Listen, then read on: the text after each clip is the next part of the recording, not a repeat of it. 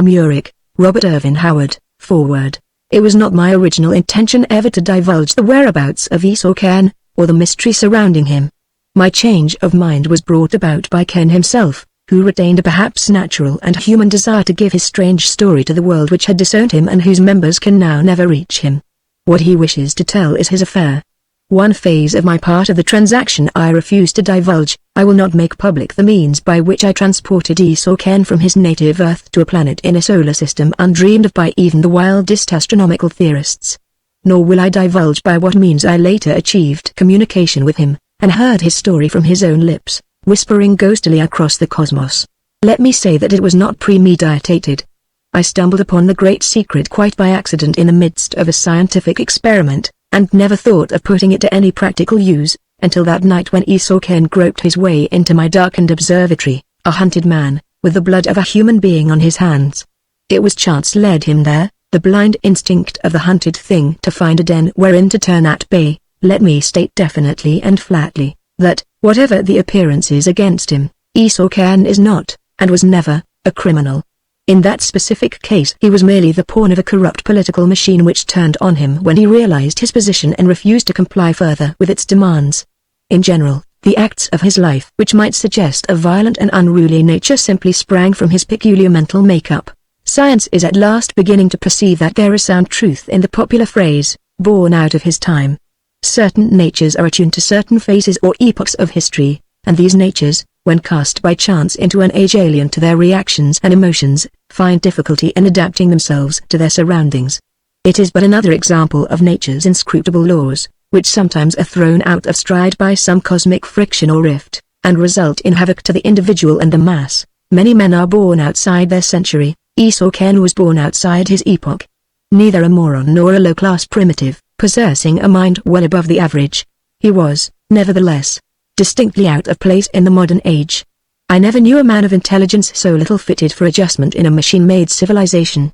Let it be noted that I speak of him in the past tense. Esau Ken lives, as far as the cosmos is concerned, as far as the earth is concerned. He is dead, for he will never again set foot upon it. He was of a restless mold, impatient of restraint and resentful of authority.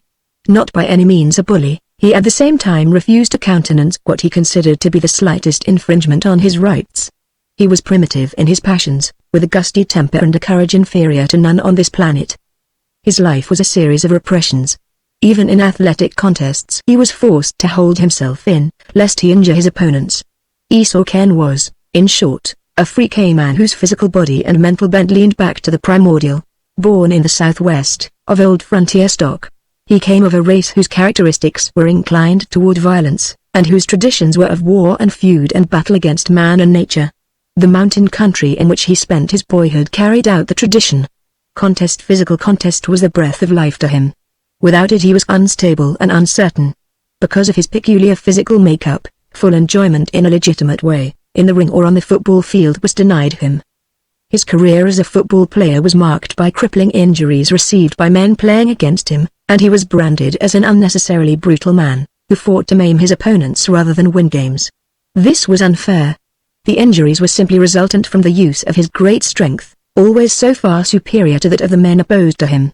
Ken was not a great sluggish lethargic giant as so many powerful men are. He was vibrant with fierce life, ablaze with dynamic energy.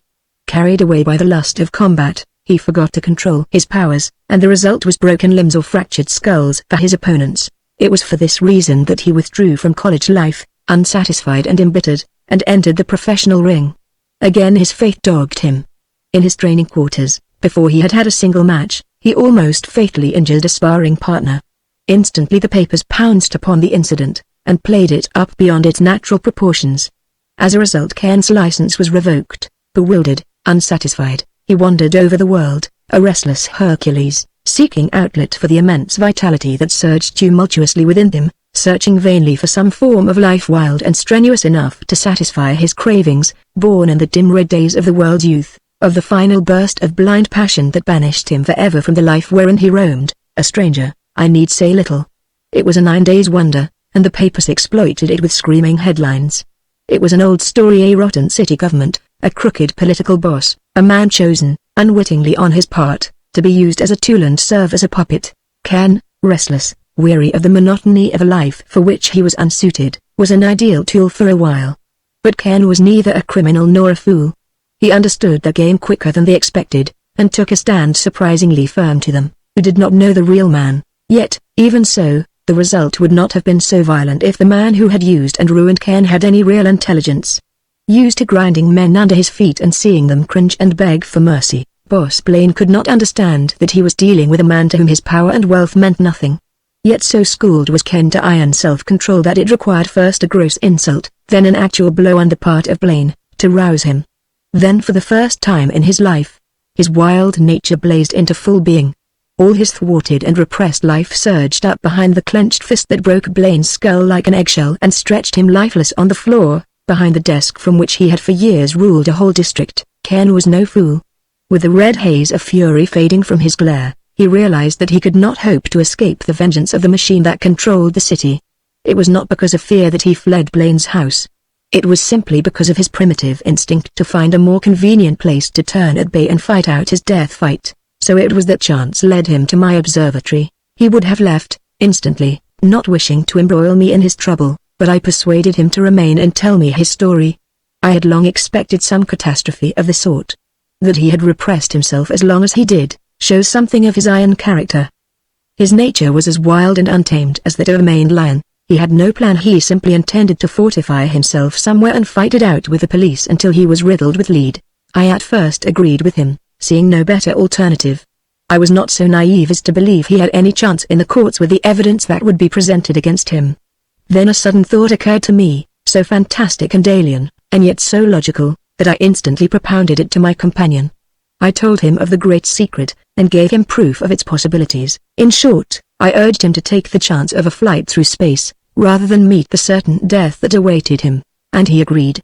There was no place in the universe which would support human life. But I had looked beyond the knowledge of men, in universes beyond universes. And I chose the only planet I knew on which a human being could exist, the wild, primitive, and strange planet I named. Ken understood the risks and uncertainties as well as I. But he was utterly fearless and the thing was done.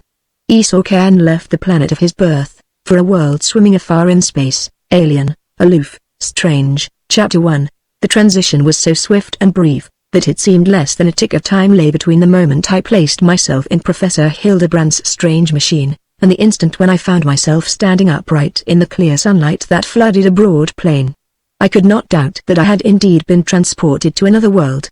The landscape was not so grotesque and fantastic as I might have supposed, but it was indisputably alien to anything existing on the earth. But before I gave much heed to my surroundings, I examined my own person to learn if I had survived that awful flight without injury. Apparently I had. My various parts functioned with their accustomed vigor. But I was naked. Hildebrand had told me that inorganic substance could not survive the transmutation. Only vibrant, living matter could pass unchanged through the unthinkable gulfs which lie between the planets. I was grateful that I had not fallen into a land of ice and snow.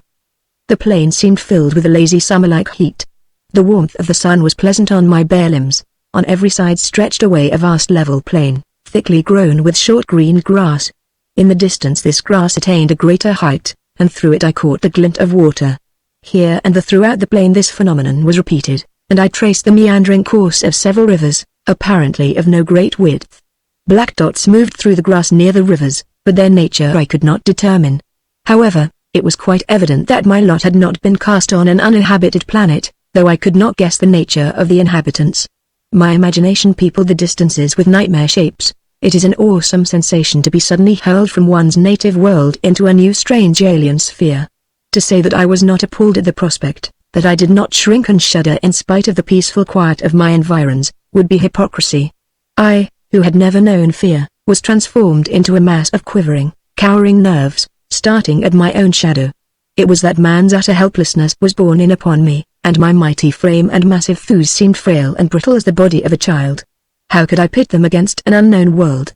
In that instant I would gladly have returned to earth and the gallows that awaited me, rather than face the nameless terrors with which imagination peopled my new-found world. But I was soon to learn that those thews I now despised were capable of carrying me through greater perils than I dreamed. A slight sound behind me brought me around to stare amazedly at the first inhabitant I was to encounter. And the sight, awesome and menacing as it was, yet drove the ice from my veins and brought back some of my dwindling courage. The tangible and material can never be as grisly as the unknown, however perilous. At my first startled glance I thought it was a gorilla which stood before me. Even with the thought I realized that it was a man, but such a man as neither I nor any other Earthman had ever looked upon. He was not much taller than I, but broader and heavier, with a great spread of shoulders, and thick limbs knotted with muscles. He wore a loincloth of some silk-like material girdled with a broad belt which supported a long knife in a leather sheath. High-strapped sandals were on his feet. These details I took in at a glance, my attention being instantly fixed in fascination on his face. Such a countenance it is difficult to imagine or describe. The head was set squarely between the massive shoulders, the neck so squat as to be scarcely apparent. The jaw was square and powerful, and as the wide thin lips lifted in a smile, I glimpsed brutal tusk-like teeth. A short bristly beard masked the jaw, set off by fierce, up-curving moustaches. The nose was almost rudimentary, with wide flaring nostrils. The eyes were small, bloodshot, and an icy grey in color. From the thick black brows the forehead, low and receding, sloped back into a tangle of coarse, bushy hair. The ears were small and very close set. The mane and beard were very blue-black, and the creature's limbs and body were almost covered with hair of the same hue. He was not, indeed, as hairy as an ape, but he was hairier than any human being I had ever seen. I instantly realized that the being, hostile or not, was a formidable figure. He fairly emanated strength, hard, raw, brutal power. There was not an ounce of surplus flesh on him. His frame was massive, with heavy bones. His hairy skin rippled with muscles that looked iron hard. Yet it was not altogether his body that spoke of dangerous power. His look, his carriage, his whole manner reflected a terrible physical might backed by a cruel and implacable mind. As I met the blaze of his bloodshot eyes, I felt a wave of corresponding anger. The stranger's attitude was arrogant and provocative beyond description. I felt my muscles tense and harden instinctively, but for an instant my resentment was submerged by the amazement with which I heard him speak in perfect English. "Thak. What manner of man are you?" His voice was harsh, grating and insulting. There was nothing subdued or restrained about him. Here were the naked primitive instincts and manners, unmodified. Again I felt the old red fury rising in me, but I fought it down. "I am Isokan," I answered shortly, and halted, at a loss how to explain my presence on his planet. His arrogant eyes roved contemptuously over my hairless limbs and smooth face, and when he spoke, it was with unbearable scorn. "By Thak, are you a man or a woman?" My answer was a smash of my clenched fist that sent him rolling on the sward. The act was instinctive. Again my primitive wrath had betrayed me. But I had no time for self-reproach. With a scream of bestial rage my enemy sprang up and rushed at me, roaring and frothing. I met him breast to breast, as reckless in my wrath as he, and in an instant was fighting for my life. I, who had always had to restrain and hold down my strength lest I injure my fellow men, for the first time in my life found myself in the clutches of a man stronger than myself. This I realized in the first instant of impact, and it was only by the most desperate efforts that I fought clear of his crushing embrace. The fight was short and deadly. The only thing that saved me was the fact that my antagonist knew nothing of boxing. He could and did strike powerful blows with his clenched fists, but they were clumsy, ill-timed and erratic. Thrice I mauled my way out of grapples that would have ended with the snapping of my spine. He had no knack of avoiding blows. No man on earth could have survived the terrible battering I gave him. Yet he incessantly surged in on me, his mighty hands spread to drag me down. His nails were almost like talons, and I was quickly bleeding from a score of places where they had torn the skin. Why he did not draw his dagger I could not understand, unless it was because he considered himself capable of crushing me with his bare hands, which proved to be the case. At last, half blinded by my smashes, blood gushing from his split ears and splintered teeth, he did reach for his weapon, and the move won the fight for me. Breaking out of a half-clinch, he straightened out of his defensive crouch and drew his dagger. And as he did so, I hooked my left into his belly with all the might of my heavy shoulders and powerfully driving legs behind it. The breath went out of him in an explosive gasp, and my fist sank to the wrist in his belly. He swayed, his mouth flying open, and I smashed my right to his sagging jaw. The punch started at my hip, and carried every ounce of my weight and strength. He went down like a slaughtered ox and lay without twitching, blood spreading out over his beard. That last smash had torn his lip open from the corner of his mouth to the rim of his chin, and must surely have fractured his jawbone as well. Panting from the fury of the bout, my muscles aching from his crushing grasp, I worked my raw, skinned knuckles, and stared down at my victim, wondering if I had sealed my doom. Surely, I could expect nothing now but hostility from the people of. Well, I thought, as well be hanged for a sheep as a goat. Stooping, I despoiled my adversary of his single garment, belt and weapon, and transferred them to my own frame. This done, I felt some slight renewal of confidence. At least I was partly clothed and armed. I examined the dagger with much interest. A more murderous weapon I have never seen. The blade was perhaps 19 inches in length, double-edged, and sharp as a razor. It was broad at the haft, tapering to a diamond point. The guard and pommel were of silver, the hilt covered with a substance somewhat like shagreen. The blade was indisputably steel, but of a quality I had never before encountered. The whole was a triumph of the weapon maker's art, and seemed to indicate a high order of culture. From my admiration of my newly acquired weapon, I turned again to my victim, who was beginning to show signs of returning consciousness. Instinct caused me to sweep the grasslands, and in the distance, to the south, I saw a group of figures moving toward me. They were surely men, and armed men. I caught the flash of the sunlight on steel. Perhaps they were of the tribe of my adversary. If they found me standing over their senseless comrade, wearing the spoils of conquest, their attitude toward me was not hard to visualize. I cast my eyes about for some avenue of escape or refuge, and saw that the plain, some distance away, ran up into low green-clad foothills. Beyond these in turn, I saw larger hills, marching up and up in serried ranges. Another glance showed the distant figures to have vanished among the tall grass along one of the river courses, which they must cross before they reached the spot where I stood, waiting for no more. I turned and ran swiftly toward the hills. I did not lessen my pace until I reached the foot of the first foothills, where I ventured to look back, my breath coming in gasps, and my heart pounding suffocating me from my exertions. I could see my antagonist, a small shape in the vastness of the plain. Further on, the group I was seeking to avoid had come into the open and were hastening toward him. I hurried up the low slope, drenched with sweat and trembling with fatigue. At the crest I looked back once more, to see the figures clustered about my vanquished opponent. Then I went down the opposite slope quickly, and saw them no more. An hour's journeying brought me into as rugged a country as I have ever seen. On all sides rose steep slopes, littered with loose boulders which threatened to roll down upon the wayfarer. Bare stone cliffs, reddish in color, were much in evidence. There was little vegetation, except for low stunted trees, of which the spread of their branches was equal to the height of the trunk, and several varieties of thorny bushes, upon some of which grew nuts of peculiar shape and color. I broke open several of these, finding the kernel to be rich and meaty in appearance, but I dared not eat it, although I was feeling the bite of hunger. My thirst bothered me more than my hunger, and this at least I was able to satisfy, although the satisfying nearly cost me my life. I clambered down a precipitous steep and entered a narrow valley, enclosed by lofty cliffs, at the foot of which the nut-bearing bushes grew in great abundance. In the middle of the valley lay a broad pool, apparently fed by a spring.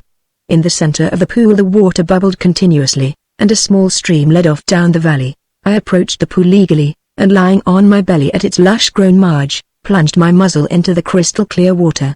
It, too, might be lethal for an earthman, for all I knew, but I was so maddened with thirst that I risked it. It had an unusual tang, a quality I have always found present in water, but it was deliciously cold and satisfying. So pleasant it was to my parched lips that after I had satisfied my thirst, I lay there enjoying the sensation of tranquility. That was a mistake. Eat quickly, drink quickly, sleep lightly, and linger not over anything. Those are the first rules of the wild, and his life is not long who fails to observe them.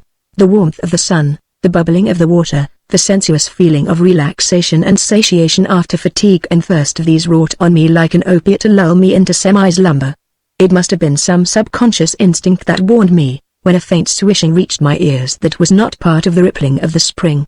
Even before my mind translated the sound as the passing of a heavy body through the tall grass, I whirled on my side, snatching at my poniard. Simultaneously my ears were stunned with a deafening roar. There was a rushing through the air, and a giant form crashed down where I had lain an instant before, so close to me that its outspread talons raked my thigh. I had no time to tell the nature of my attacker. I had only a dazed impression that it was huge, supple, and cat-like.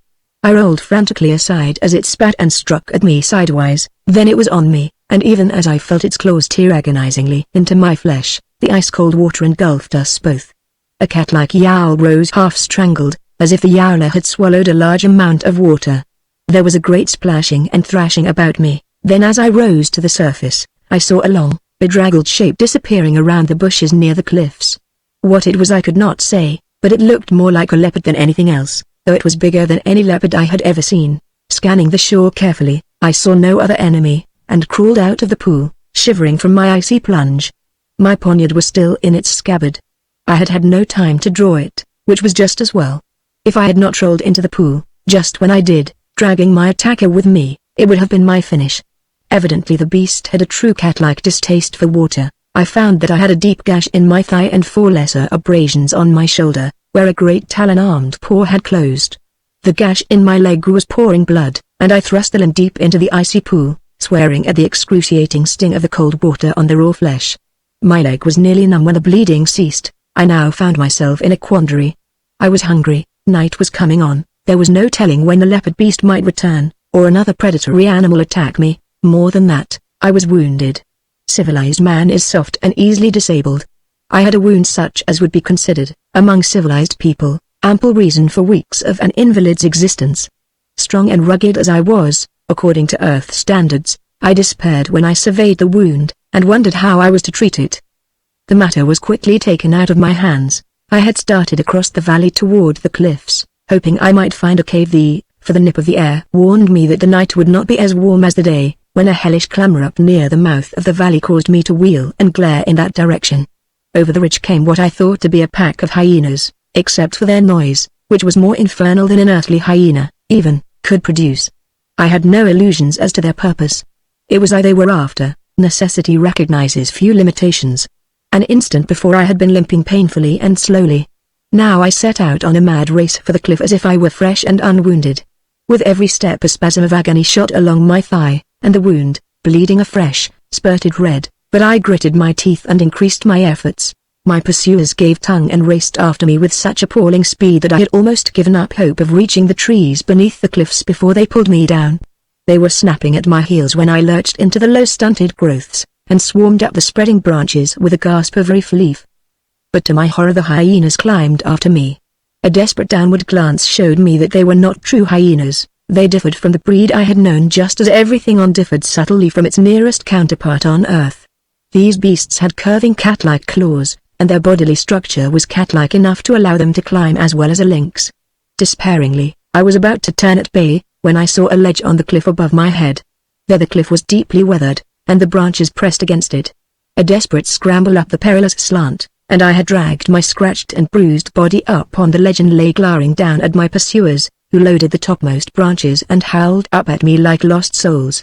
Evidently their climbing ability did not include cliffs, because after one attempt, in which one sprang up toward the ledge, clawed frantically for an instant on the sloping stone wall, and then fell off with an awful shriek, they made no effort to reach me, neither did they abandon their post.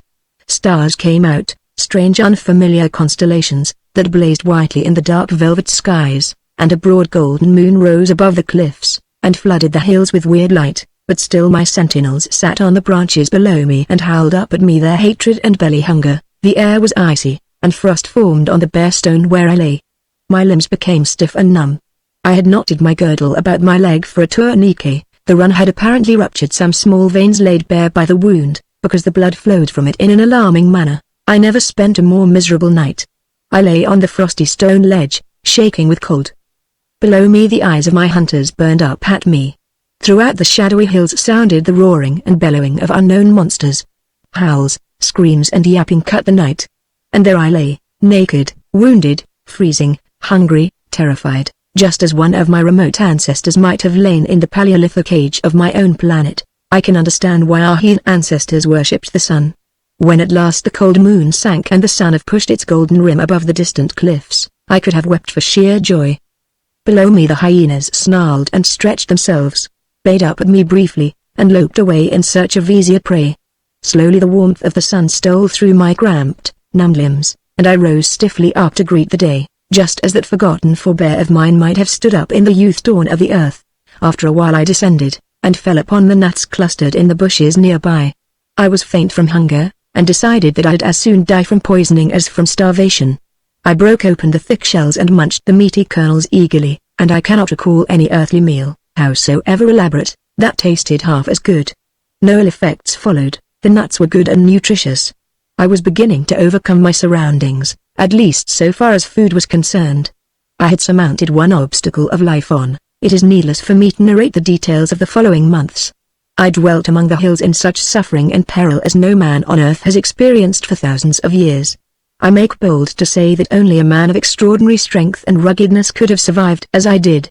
I did more than survive.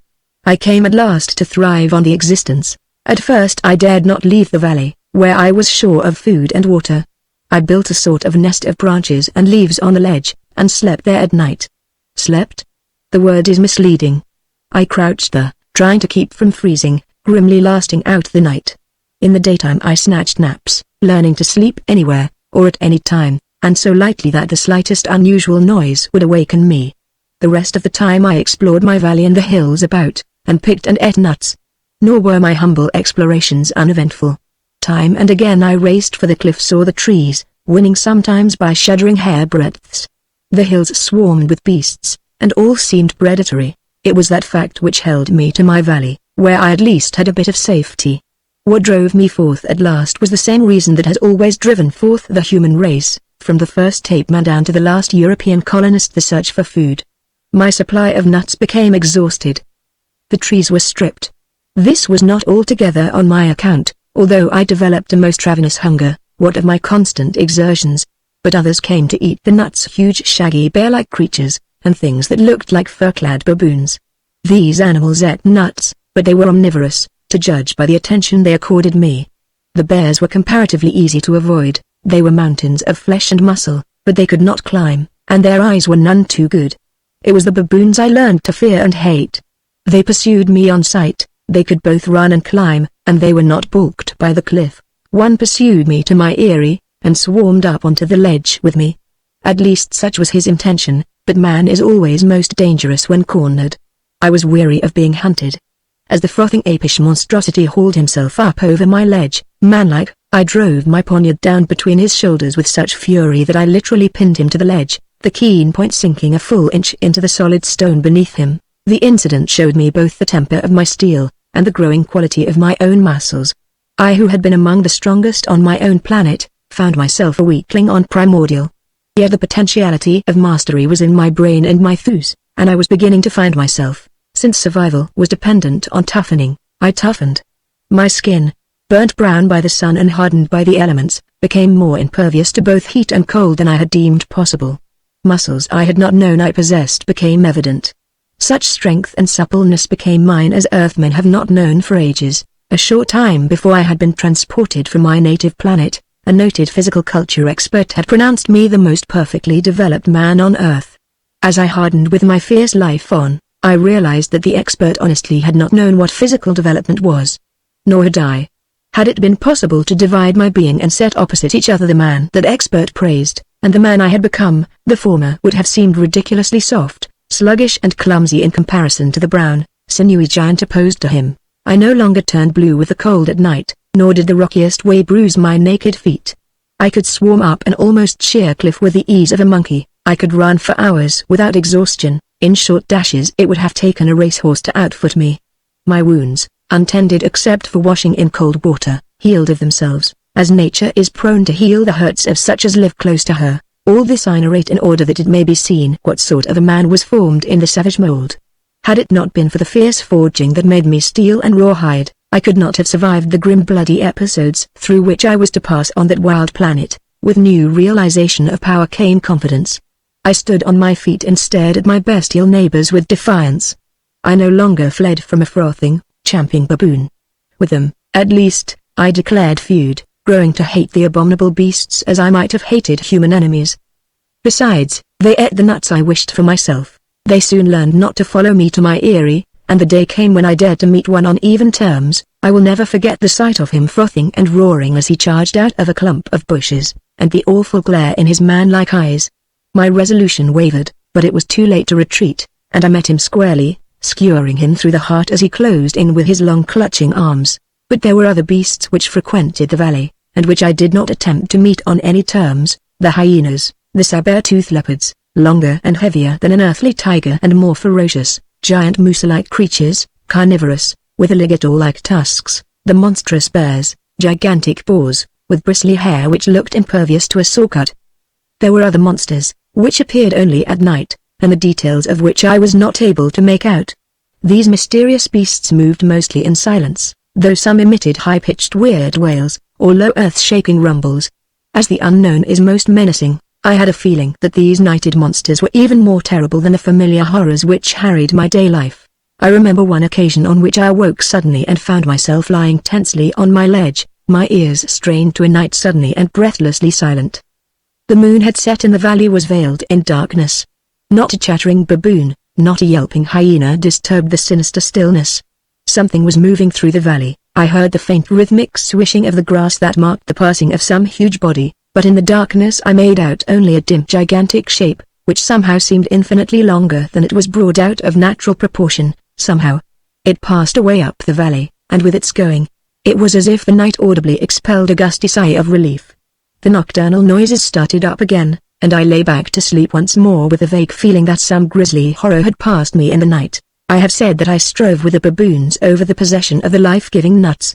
What of my own appetite and those of the beasts? There came a time when I was forced to leave my valley and seek far afield in search of nutriment.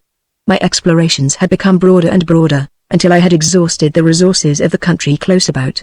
So I set forth at random through the hills in a southerly and easterly direction. Of my wanderings I will deal briefly. For many weeks I roamed through the hills, starving, feasting, threatened by savage beasts sleeping in trees or perilously on tall rocks when night fell. I fled, I fought, I slew, I suffered wounds. Oh, I can tell you my life was neither dull nor uneventful. I was living the life of the most primitive savage. I had neither companionship, books, clothing, nor any of the things which go to make up civilization. According to the cultured viewpoint, I should have been most miserable. I was not. I reveled in my existence. My being grew and expanded.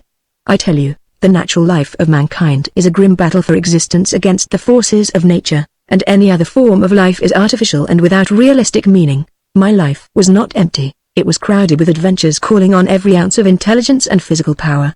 When I swung down from my chosen eyrie at dawn, I knew that I would see the sunset only through my personal craft and strength and speed. I came to read the meaning of every waving grass tuft, each masking bush, each towering boulder. On every hand lurked death in 1,000 forms. My vigilance could not be relaxed, even in sleep. When I closed my eyes at night it was with no assurance that I would open them at dawn. I was fully alive. That phrase has more meaning than appears on the surface. The average civilized man is never fully alive. He is burdened with masses of atrophied tissue and useless matter. Life flickers feebly in him, his senses are dull and torpid. In developing his intellect he has sacrificed far more than he realizes. I realized that I, too, had been partly dead on my native planet. But now I was alive in every sense of the word. I tingled and burned and stung with life to the fingertips and the ends of my toes. Every sinew, vein, and springy bone was vibrant with the dynamic flood of singing, pulsing, humming life. My time was too much occupied with food getting and preserving my skin to allow the developing of the morbid and intricate complexes and inhibitions which torment the civilized individual. To those highly complex persons who would complain that the psychology of such a life is oversimple, I can but reply that in my life at that time, violent and continual action and the necessity of action crowded out most of the gropings and soul-searchings common to those whose safety and daily meals are assured them by the toil of others. My life was primitively simple. I dwelt altogether in the present.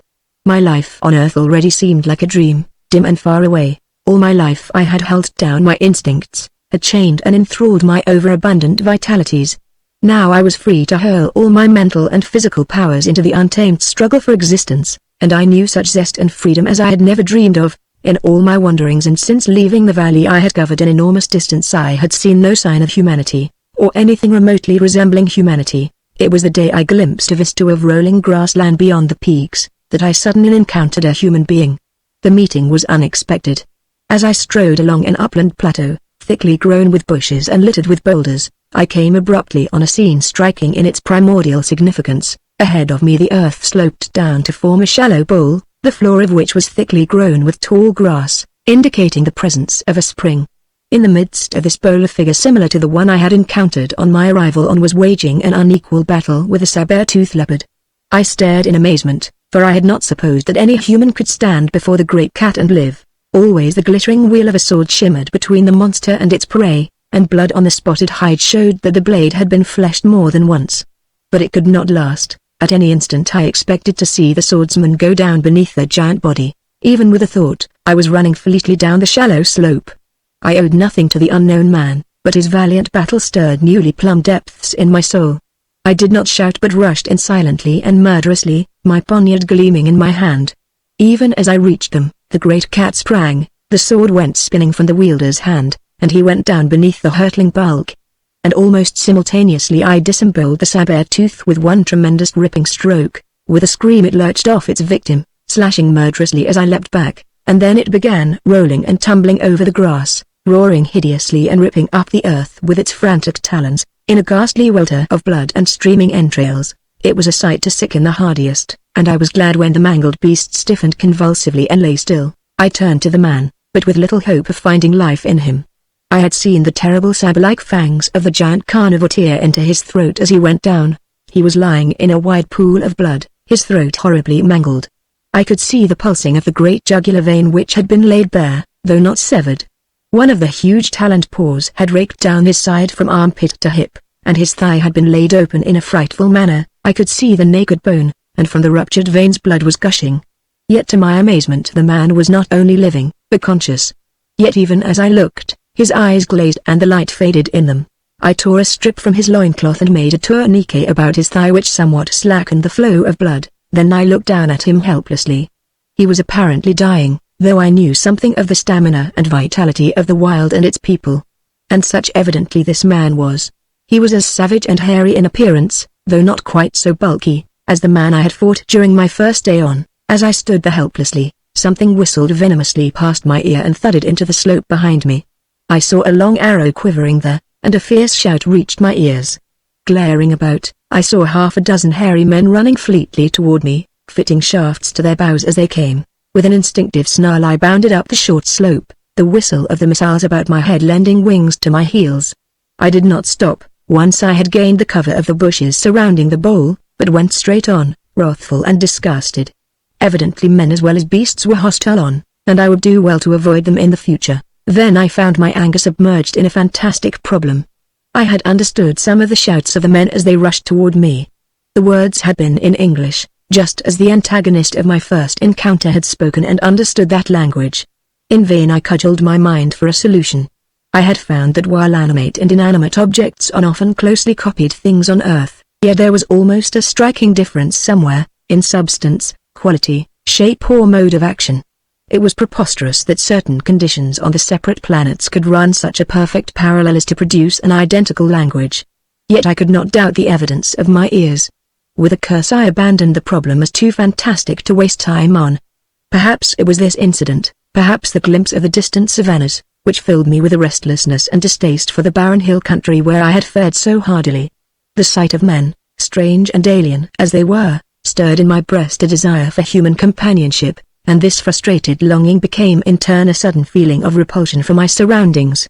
I did not hope to meet friendly humans on the plains, but I determined to try my chances upon them, nevertheless, though what perils I might meet there I could not know. Before I left the hills some whim caused me to scrape from my face my heavy growth and trim my shaggy hair with my poniard, which had lost none of its razor edge. Why I did this I cannot say, unless it was the natural instinct of a man setting forth into new country to look his best. The next morning I descended into the grassy plains, which swept eastward and southward as far as sight could reach. I continued eastward and covered many miles that day, without any unusual incident. I encountered several small winding rivers, along whose margins the grass stood taller than my head. Among this grass I heard the snorting and thrashing of heavy animals of some sort, and gave them a wide berth, for which caution I was later thankful. The rivers were thronged in many cases with gaily colored birds of many shapes and hues, some silent, others continually giving forth strident cries as they wheeled above the waters or dipped down to snatch their prey from its depths. Further out on the plain I came upon herds of grazing animals, small deer-like creatures, and a curious animal that looked like a pot-bellied pig with abnormally long hind legs, and that progressed in enormous bounds, after the fashion of a kangaroo. It was a most ludicrous sight, and I laughed until my belly ached. Later I reflected that it was the first time I had laughed outside of a few short barks of savage satisfaction at the discomfiture of an enemy since I had set foot on. That night I slept in the tall grass not far from a watercourse, and might have been made the prey of any wandering meat-eater. But fortune was with me that night. All across the plains sounded the thunderous roaring of stalking monsters, but none came near my frail retreat. The night was warm and pleasant, strikingly in contrast with the nights in the chill grim hills. The next day a momentous thing occurred. I had had no meat on, except when ravenous hunger had driven me to eat raw flesh. I had searched in vain for some stone that would strike a spark. The rocks were of a peculiar nature, unknown to earth. But that morning on the plains, I found a bit of greenish-looking stone lying in the grass, and experiments showed that it had some of the qualities of flint. Patient effort, in which I clinked my poniard against the stone, rewarded me with a spark of fire in the dry grass, which I soon fanned to a blaze and had some difficulty in extinguishing. That night I surrounded myself with a ring of fire which I fed with dry grass and stalked plants which burned slowly, and I felt comparatively safe, though huge forms moved about me in the darkness, and I caught the stealthy pad of great paws, and the glimmer of wicked eyes. On my journey across the plains I subsisted on fruit I found growing on green stalks, which I saw the birds eating. It was pleasant to the taste, though lacking in the nutritive qualities of the nuts in the hills. I looked longingly at the scampering deer-like animals, now that I had the means of cooking their flesh, but saw no way of securing them, and so for days I wandered aimlessly across those vast plains, until I came in sight of a massive walled city. I sighted it just at nightfall, and eager though I was to investigate it further, I made my camp and waited for morning. I wondered if my fire would be seen by the inhabitants, and if they would send out a party to discover my nature and purpose. With the fall of night I could no longer make it out, but the last waning light had shown it plainly, rising stark and somber against the eastern sky. At that distance no evidence of life was visible, but I had a dim impression of huge walls and massive towers, all of a greenish tint. I lay within my circle of fire, while great sinuous bodies rustled through the grass and fierce eyes glared at me, and my imagination was at work as I strove to visualize the possible inhabitants of that mysterious city. Would they be of the same race as the hairy ferocious troglodytes I had encountered? I doubted it, for it hardly seemed possible that these primitive creatures would be capable of rearing such a structure. Perhaps there I would find a highly developed type of cultured man. Perhaps here imaginings too dark and shadowy for description whispered at the back of my consciousness. Then the moon rose behind the city, etching its massive outlines in the weird golden glow. It looked black and somber in the moonlight. There was something distinctly brutish and forbidding about its contours. As I sank into slumber I reflected that if Apeman could build a city, it would surely resemble that Colossus in the Moon. Chapter 2. Dawn found me on my way across the plain.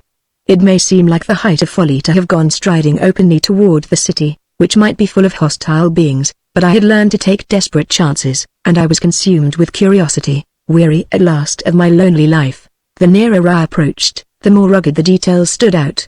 There was more of the fortress than the city about the walls, which, with the tower that loomed behind and above them, seemed to have been built of huge blocks of greenish stone, very roughly cut. There was no apparent attempt at smoothing, polishing, or otherwise adorning this stone. The whole appearance was rude and savage, suggesting a wild fierce people heaping up rocks as a defense against enemies. As yet I had seen nothing of the inhabitants. The city might have been empty of human life. But a broad road leading to the massive gate was beaten bare of grass, as if by the constant impact of many feet. There were no fields or gardens about the city, the grass waved to the foot of the walls. All during that long march across the plain to the gates, I saw nothing resembling a human being. But as I came under the shadow of the great gate, which was flanked on either hand by a massive tower, I caught a glimpse of tousled black heads moving along the squat battlements. I halted and threw back my head to hail them. The sun had just topped the towers and its glare was full in my eyes. Even as I opened my lips, there was a cracking report like a rifle shot, a jet of white smoke spurted from a tower, and a terrific impact against my head dashed me into unconsciousness. When I came to my senses it was not slowly, but quickly and clear-headedly, what with my immense recuperative powers. I was lying on a bare stone floor in a large chamber, the walls, ceiling and floor of which were composed of huge blocks of green stone. From a barred window high up in one wall sunlight poured to illuminate the room, which was without furnishing, except for a bench, crudely and massively built. A heavy chain was looped about my waist and made fast with a strange, heavy lock.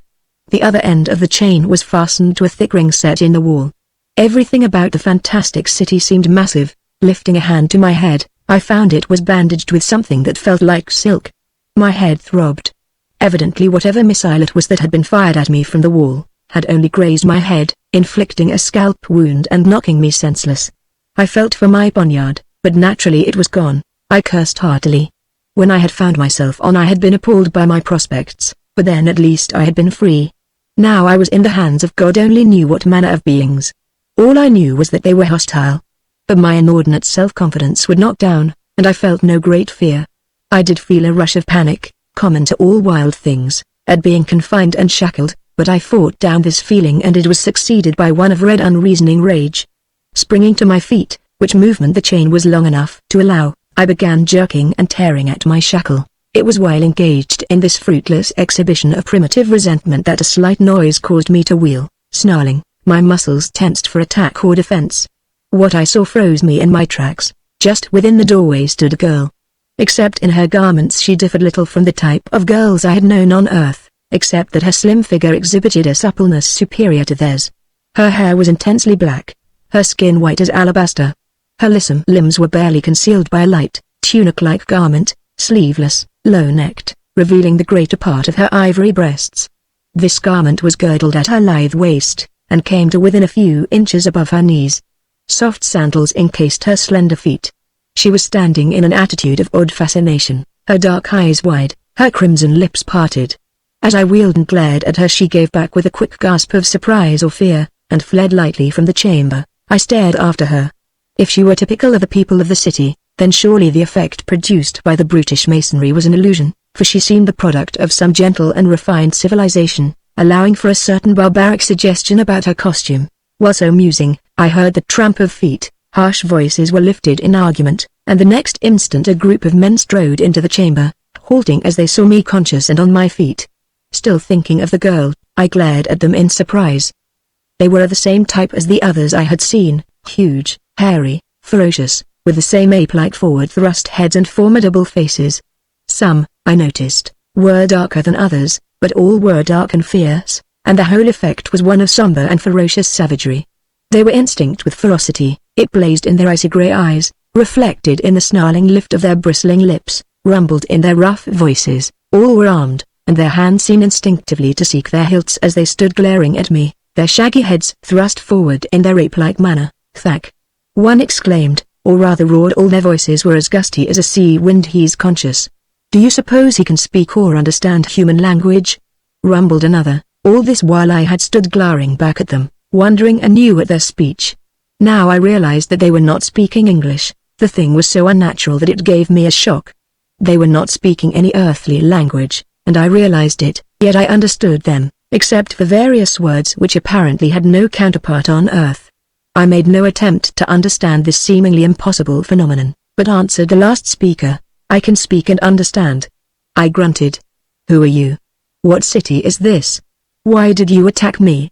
Why am I in chains?" They rumbled in amazement, with much tugging of mustaches, shaking of heads, and uncouth profanity. "He talks, by Thack," said one. "I tell you. He is from beyond the girdle, from beyond my hip," broke in another rudely. "He is a freak, a damned, smooth-skinned degenerate misfit which should not have been born, or allowed to exist. Ask him how he came by the bone crusher's poniard," requested yet another. "Did you steal this from Logger?" he demanded. "I stole nothing," I snapped, feeling like a wild beast being prodded through the bars of a cage by unfeeling and critical spectators. My rages, like all the emotions on that wild planet, were without restraint. "I took that poniard from the man who carried it, and I took it in a fair fight," I added. "Did you slay him?" they demanded unbelievingly. "No," I growled. "We fought with our bare hands, until he tried to knife me. Then I knocked him senseless." A roar greeted my words.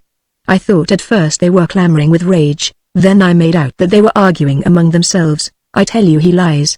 One bull's bellow rose above the tumult. "We all know that Logger the Bone Crusher is not the man to be thrashed and stripped by a smooth-skinned hairless brown man like this. Gore the Bear might be a match for Logger.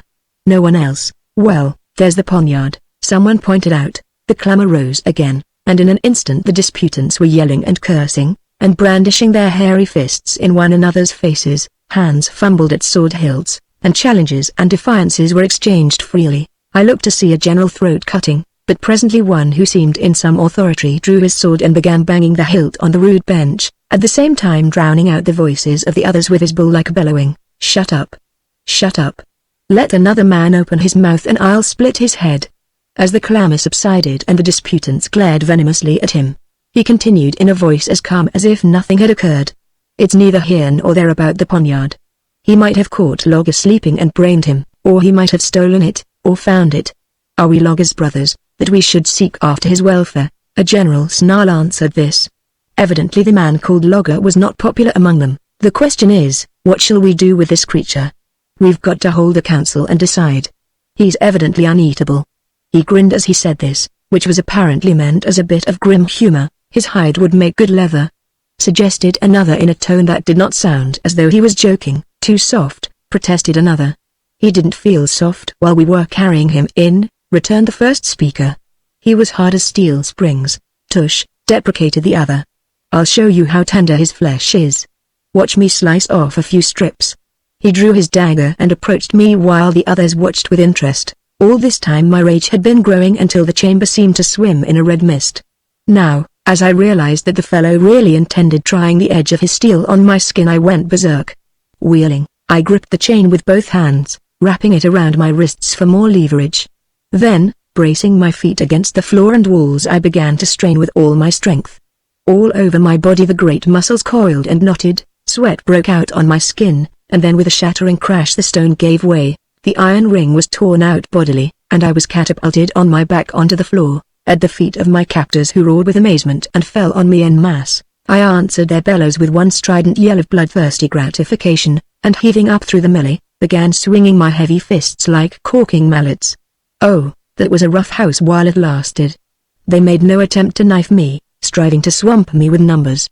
We rolled from one side of the chamber to the other, a gasping, thrashing, cursing, hammering mass, while with the yells, howls, earnest profanity, and impact of heavy bodies, it was a perfect bedlam.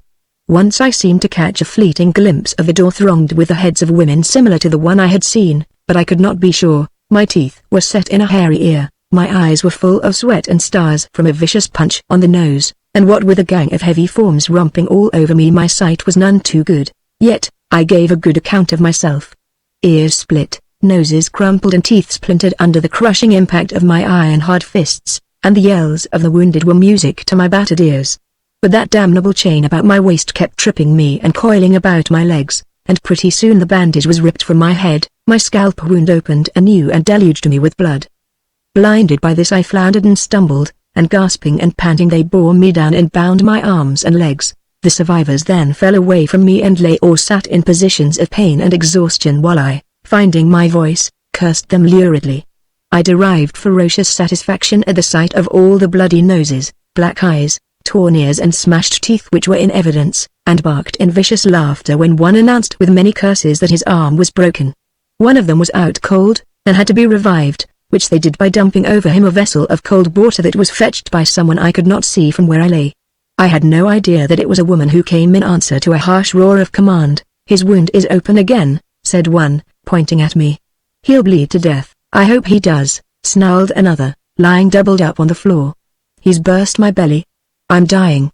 Get me some wine." "If you're dying you don't need wine," brutally answered the one who seemed a chief, as he spat out bits of splintered teeth. "Tie up his wound, Akra." Akra limped over to me with no great enthusiasm and bent down. "Hold your damnable head still," he growled. "Keep off." I snarled. "I'll have nothing from you. Touch me at your peril." He exasperatedly grabbed my face in his broad hand and shoved me violently down. That was a mistake. My jaws locked on his thumb, evoking a near-splitting howl, and it was only with the aid of his comrades that he extricated the mangled member. Maddened by the pain, he howled wordlessly, then suddenly gave me a terrific kick in the temple, driving my wounded head with great violence back against the massive bench leg. Once again I lost consciousness. When I came to myself again I was once more bandaged, shackled by the wrists and ankles, and made fast to a fresh ring, newly set in the stone, and apparently more firmly fixed than the other had been. It was night. Through the window I glimpsed the star-dotted sky. A torch which burned with a peculiar white flame was thrust into a niche in the wall, and a man sat on the bench, elbows on knees and chin on fists, regarding me intently. On the bench near him stood a huge gold vessel, I doubted if you'd come to after that last crack, he said at last. It would take more than that to finish me, I snarled. You are a pack of cursed weaklings. But for my wound and that infernal chain, I'd have bested the whole mob of you. My insults seemed to interest rather than anger him. He absently fingered a large bump on his head on which blood was thickly clotted, and asked, Who are you? Whence do you come? None of your business, I snapped. He shrugged his shoulders, and lifting the vessel in one hand drew his dagger with the other. In Koth none goes hungry, he said. I'm going to place this food near your hand and you can eat. But I warn you, if you try to strike or bite me, I'll stab you. I merely snarled truculently, and he bent and set down the bowl, hastily withdrawing. I found the food to be a kind of stew, satisfying both thirst and hunger. Having eaten I felt in somewhat better mood, and my guard renewed his questions. I answered, My name is Esau Ken. I'm an American, from the planet Earth. He mulled over my statements for a space, then asked, Are these places beyond the girdle? I don't understand you, I answered. He shook his head. Nor I you. But if you do not know of the girdle, you cannot be from beyond it. Doubtless it is all fable, anyway. But whence did you come when we saw you approaching across the plain? Was that your fire we glimpsed from the towers last night? I suppose so, I replied. For many months I have lived in the hills to the west. It was only a few weeks ago that I descended into the plains. He stared and stared at me. In the hills? Alone, and with only a poniard? Well, what about it? I demanded. He shook his head as if in doubt or wonder. A few hours ago I would have called you a liar. Now I am not sure. What is the name of this city? I asked. Koth, of the Kothan tribe. Our chief is Kossuth's Skull Splitter. I am Thab the Swift. I am detailed to guard you while the warriors hold council. What's the nature of their council? I inquired. They discuss what shall be done with you, and they have been arguing since sunset, and are no nearer a solution than before. What is their disagreement? Well, he answered. Some want to hang you, and some want to shoot you. I don't suppose it's occurred to them that they might let me go, I suggested with some bitterness. He gave me a cold look. Don't be a fool, he said reprovingly. At that moment a light step sounded outside, and the girl I had seen before tiptoed into the chamber. Thab eyed her disapprovingly. What are you doing here, Alpha? He demanded. I came to look again at the stranger, she answered in a soft musical voice. I never saw a man like him. His skin is nearly as smooth as mine, and he has no hair on his countenance. How strange are his eyes. Whence does he come? From the hills, he says, grunted Thab. Her eyes widened. Why, none dwells in the hills, except wild beasts. Can it be that he is some sort of animal? They say he speaks and understands speech, so he does, growled Thab, fingering his bruises. He also knocks out men's brains with his naked fists, which are harder and heavier than maces. Get away from there, he's a rampaging devil. If he gets his hands on you he won't leave enough of you for the vultures to pick. I won't get near him, she assured him. But, Thab, he does not look so terrible. See, there is no anger in the gaze he fixes on me. What will be done with him? The tribe will decide, he answered. Probably let him fight a saber-toothed leopard barehanded. She clasped her own hands with more human feeling than I had yet seen shown on. Oh, Thab, why? He has done no harm, he came alone and with empty hands. Their warriors shot him down without warning and now. He glanced at her in irritation. If I told your father you were pleading for a captive, evidently the threat carried weight. She visibly wilted. Don't tell him, she pleaded. Then she flared up again. Whatever you say, it's beastly. If my father whips me until the blood runs over my heels, I'll still say so, and so saying, she ran quickly out of the chamber. Who is that girl? I asked. Alpha, the daughter of Zal the Thrower. Who is he? One of those you battled so viciously a short time ago. You mean to tell me a girl like that is the daughter of a man? Like words failed me. What's wrong with her? He demanded. She differs none from the rest of our women. You mean all the women look like her, and all the men look like you? Certainly allowing for their individual characteristics. Is it otherwise among your people? That is, if you are not a solitary freak. Well, I began in bewilderment, when another warrior appeared in the door, saying, I'm to relieve you, Thab. Their warriors have decided to leave the matter to Kossuth when he returns on the morrow. Thab departed and the other seated himself on the bench. I made no attempt to talk to him. My head was swimming with the contradictory phenomena I had heard and observed, and I felt the need of sleep. I soon sank into dreamless slumber. Doubtless my wits were still addled from the battering I had received. Otherwise I would have snapped awake when I felt something touch my hair. As it was, I woke only partly. From under drooping lids I glimpsed, as in a dream, a girlish face bent close to mine, dark eyes wide with frightened fascination, red lips parted. The fragrance of her foamy black hair was in my nostrils. She timidly touched my face, then drew back with a quick soft intake of breath, as if frightened by her action. The guard snored on the bench. The torch had burned to a stub that cast a weird dull glow over the chamber. Outside, the moon had set. This much I vaguely realized before I sank back into slumber again, to be haunted by a dim beautiful face that shimmered through my dreams. Chapter 3. I awoke again in the cold grey light of dawn, at a time when the condemned meet their executioners. A group of men stood over me, and one I knew was Kossuth the Skull Splitter. He was taller than most, and lean, almost gaunt in comparison to the others. This circumstance made his broad shoulders seem abnormally huge. His face and body were seamed with old scars. He was very dark, and apparently old, an impressive and terrible image of somber savagery. He stood looking down at me, fingering the hilt of his great sword. His gaze was gloomy and detached. "They say you claim to have beaten Logger of Thurga in open fight," he said at last, and his voice was cavernous and ghostly in a manner I cannot describe. I did not reply, but lay staring up at him, partly in fascination at his strange and menacing appearance, partly in the anger that seemed generally to be with me during those times. "Why do you not answer?" he rumbled. "Because I'm weary of being called a liar," I snarled. "Why did you come to Koth?" "Because I was tired of living alone among wild beasts. I was a fool. I thought I would find human beings whose company was preferable to the leopards and baboons. I find I was wrong." He tugged his bristling moustaches. "Men say you fight like a mad leopard. Thab says that you did not come to the gates as an enemy comes. I love brave men. But what can we do? If we free you, you will hate us because of what has passed, and your hate is not likely to be loosed. Why not take me into the tribe?" I remarked, at random. He shook his head.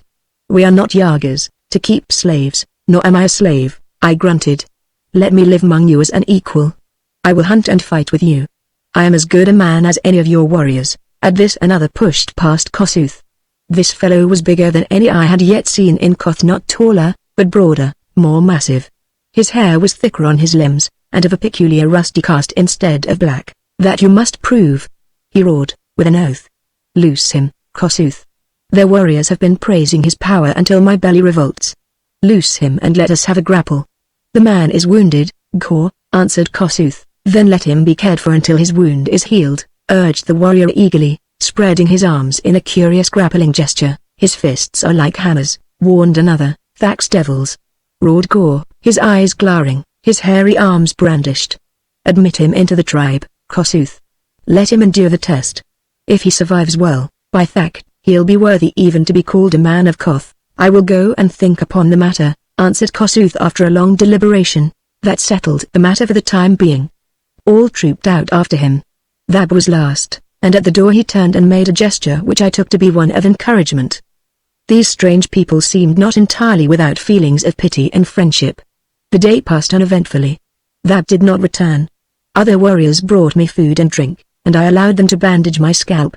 With more human treatment, the wild beast fury in me had been subordinated to my human reason. But that fury lurked close to the surface of my soul, ready to blaze into ferocious life at the slightest encroachment. I did not see the girl Alpha, though I heard light footsteps outside the chamber several times, whether hers or another's I could not know. About nightfall a group of warriors came into the room and announced that I was to be taken to the council, where Kossuth would listen to all arguments and decide my fate. I was surprised to learn that arguments would be presented on my behalf. They got my promise not to attack them, and loosed me from the chain that bound me to the wall, but they did not remove the shackles on my wrists and ankles. I was escorted out of the chamber into a vast hall, lighted by white fire torches. There were no hangings or furnishings, nor any sort of ornamentation, just an almost oppressive sense of massive architecture. We traversed several halls, all equally huge and windy, with rugged walls and lofty ceilings, and came at last into a vast circular space, roofed with a dome. Against the back wall a stone throne stood on a block-like dais, and on the throne sat old Kossuth in gloomy majesty, clad in a spotted leopard skin. Before him in a vast three-quarters circle sat the tribe, the men cross-legged on skins spread on the stone floor, and behind them the women and children seated on fur-covered benches. It was a strange concourse. The contrast was startling between the hairy males and the slender, white-skinned, dainty women. The men were clad in loincloths and high-strapped sandals, some had thrown panther skins over their massive shoulders. The women were dressed similar to the girl Altha, whom I saw sitting with the others. They wore soft sandals or none, and scanty tunics girdled about their waists. That was all. The difference of the sexes was carried out down to the smallest babies. The girl children were quiet, dainty and pretty. The young males looked even more like monkeys than did their elders. I was told to take my seat on a block of stone in front and somewhat to the side of the dais. Sitting among the warriors I saw Gore, squirming impatiently as he unconsciously flexed his thick biceps. As soon as I had taken my seat, the proceedings went forward. Kossuth simply announced that he would hear the arguments, and pointed out a man to represent me, at which I was again surprised, but this apparently was a regular custom among these people. The man chosen was the lesser chief who had commanded the warriors I had battled in the cell, and they called him Gutchluk Tigeruth. He eyed me venomously as he limped forward with no great enthusiasm, bearing the marks of our encounter. He laid his sword and dagger on the dais, and the foremost warriors did likewise. Then he glared at the rest truculently, and Kossuth called for arguments to show why Isoken he made a marvelous jumble of the pronunciation should not be taken into the tribe. Apparently the reasons were legion. Half a dozen warriors sprang up and began shouting at the top of their voice, while Gutchluk dutifully strove to answer them. I felt already doomed. But the game was not played out, or even well begun. At first Gutchluk went at it only half-heartedly, but opposition heated him to his talk. His eyes blazed, his jaw jutted, and he began to roar and bellow with the best of them. From the arguments he presented, or rather thundered, one would have thought he and I were lifelong friends. No particular person was designated to protest against me. Everybody who wished took a hand.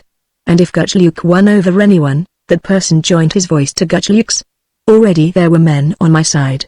Vab's shout and Gore's bellow vied with my attorney's roar, and soon others took up my defense. That debate is impossible for an Earthman to conceive of, without having witnessed it. It was sheer bedlam, with from 3 voices to 500 voices clamoring at once. How Kossuth sifted any sense out of it, I cannot even guess. But he brooded somberly above the tumult, like a grim god over the paltry aspirations of mankind. There was wisdom in the discarding of weapons. Dispute frequently became biting, and criticisms of ancestors and personal habits entered into it. Hands clutched at empty belts and mustaches bristled belligerently. Occasionally Kossuth lifted his weird voice across the clamor and restored a semblance of order. My attempts to follow the arguments were vain. My opponents went into matters seemingly utterly irrelevant, and were met by rebuttals just as illogical.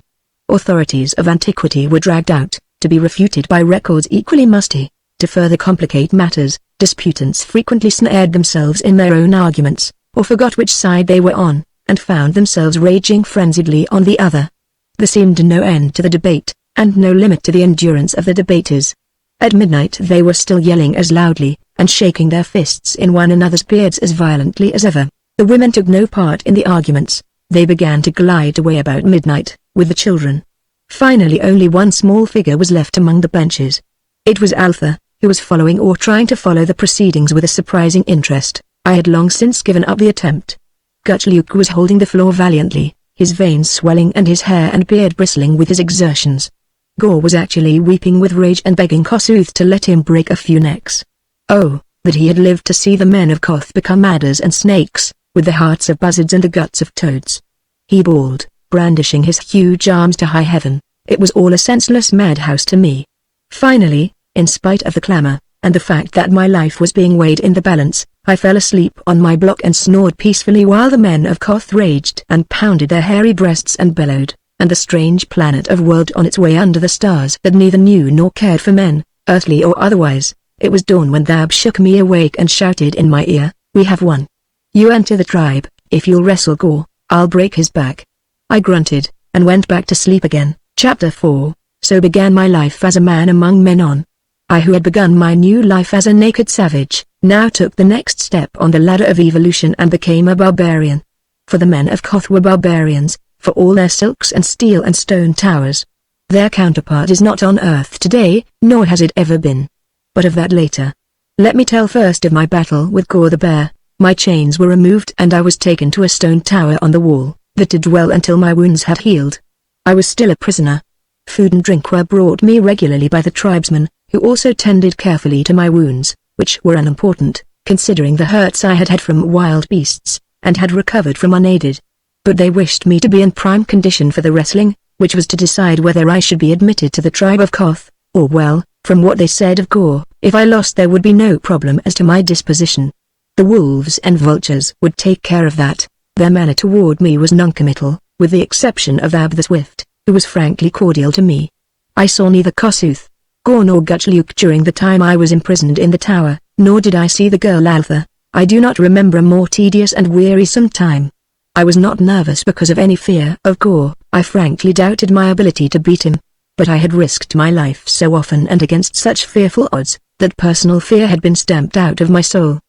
But for months I had lived like a mountain panther, and now to be caged up in a stone tower, where my movements were limited, bounded and restricted, it was intolerable, and if I had been forced to put up with it a day longer, I would have lost control of myself, and either fought my way to freedom or perished in the attempt. As it was, all the constrained energy in me was pent up almost to the snapping point, giving me a terrific store of nervous power which stood me in good stead in my battle. There is no man on earth equal in sheer strength to any man of Koth. They lived barbaric lives, filled with continuous peril and warfare against foes human and bestial. But after all, they lived the lives of men, and I had been living the life of a wild beast. As I paced my tower chamber, I thought of a certain great wrestling champion of Europe with whom I had once contested in a friendly private bout, and who pronounced me the strongest man he had ever encountered. Could he have seen me now, in the Tower of Koth?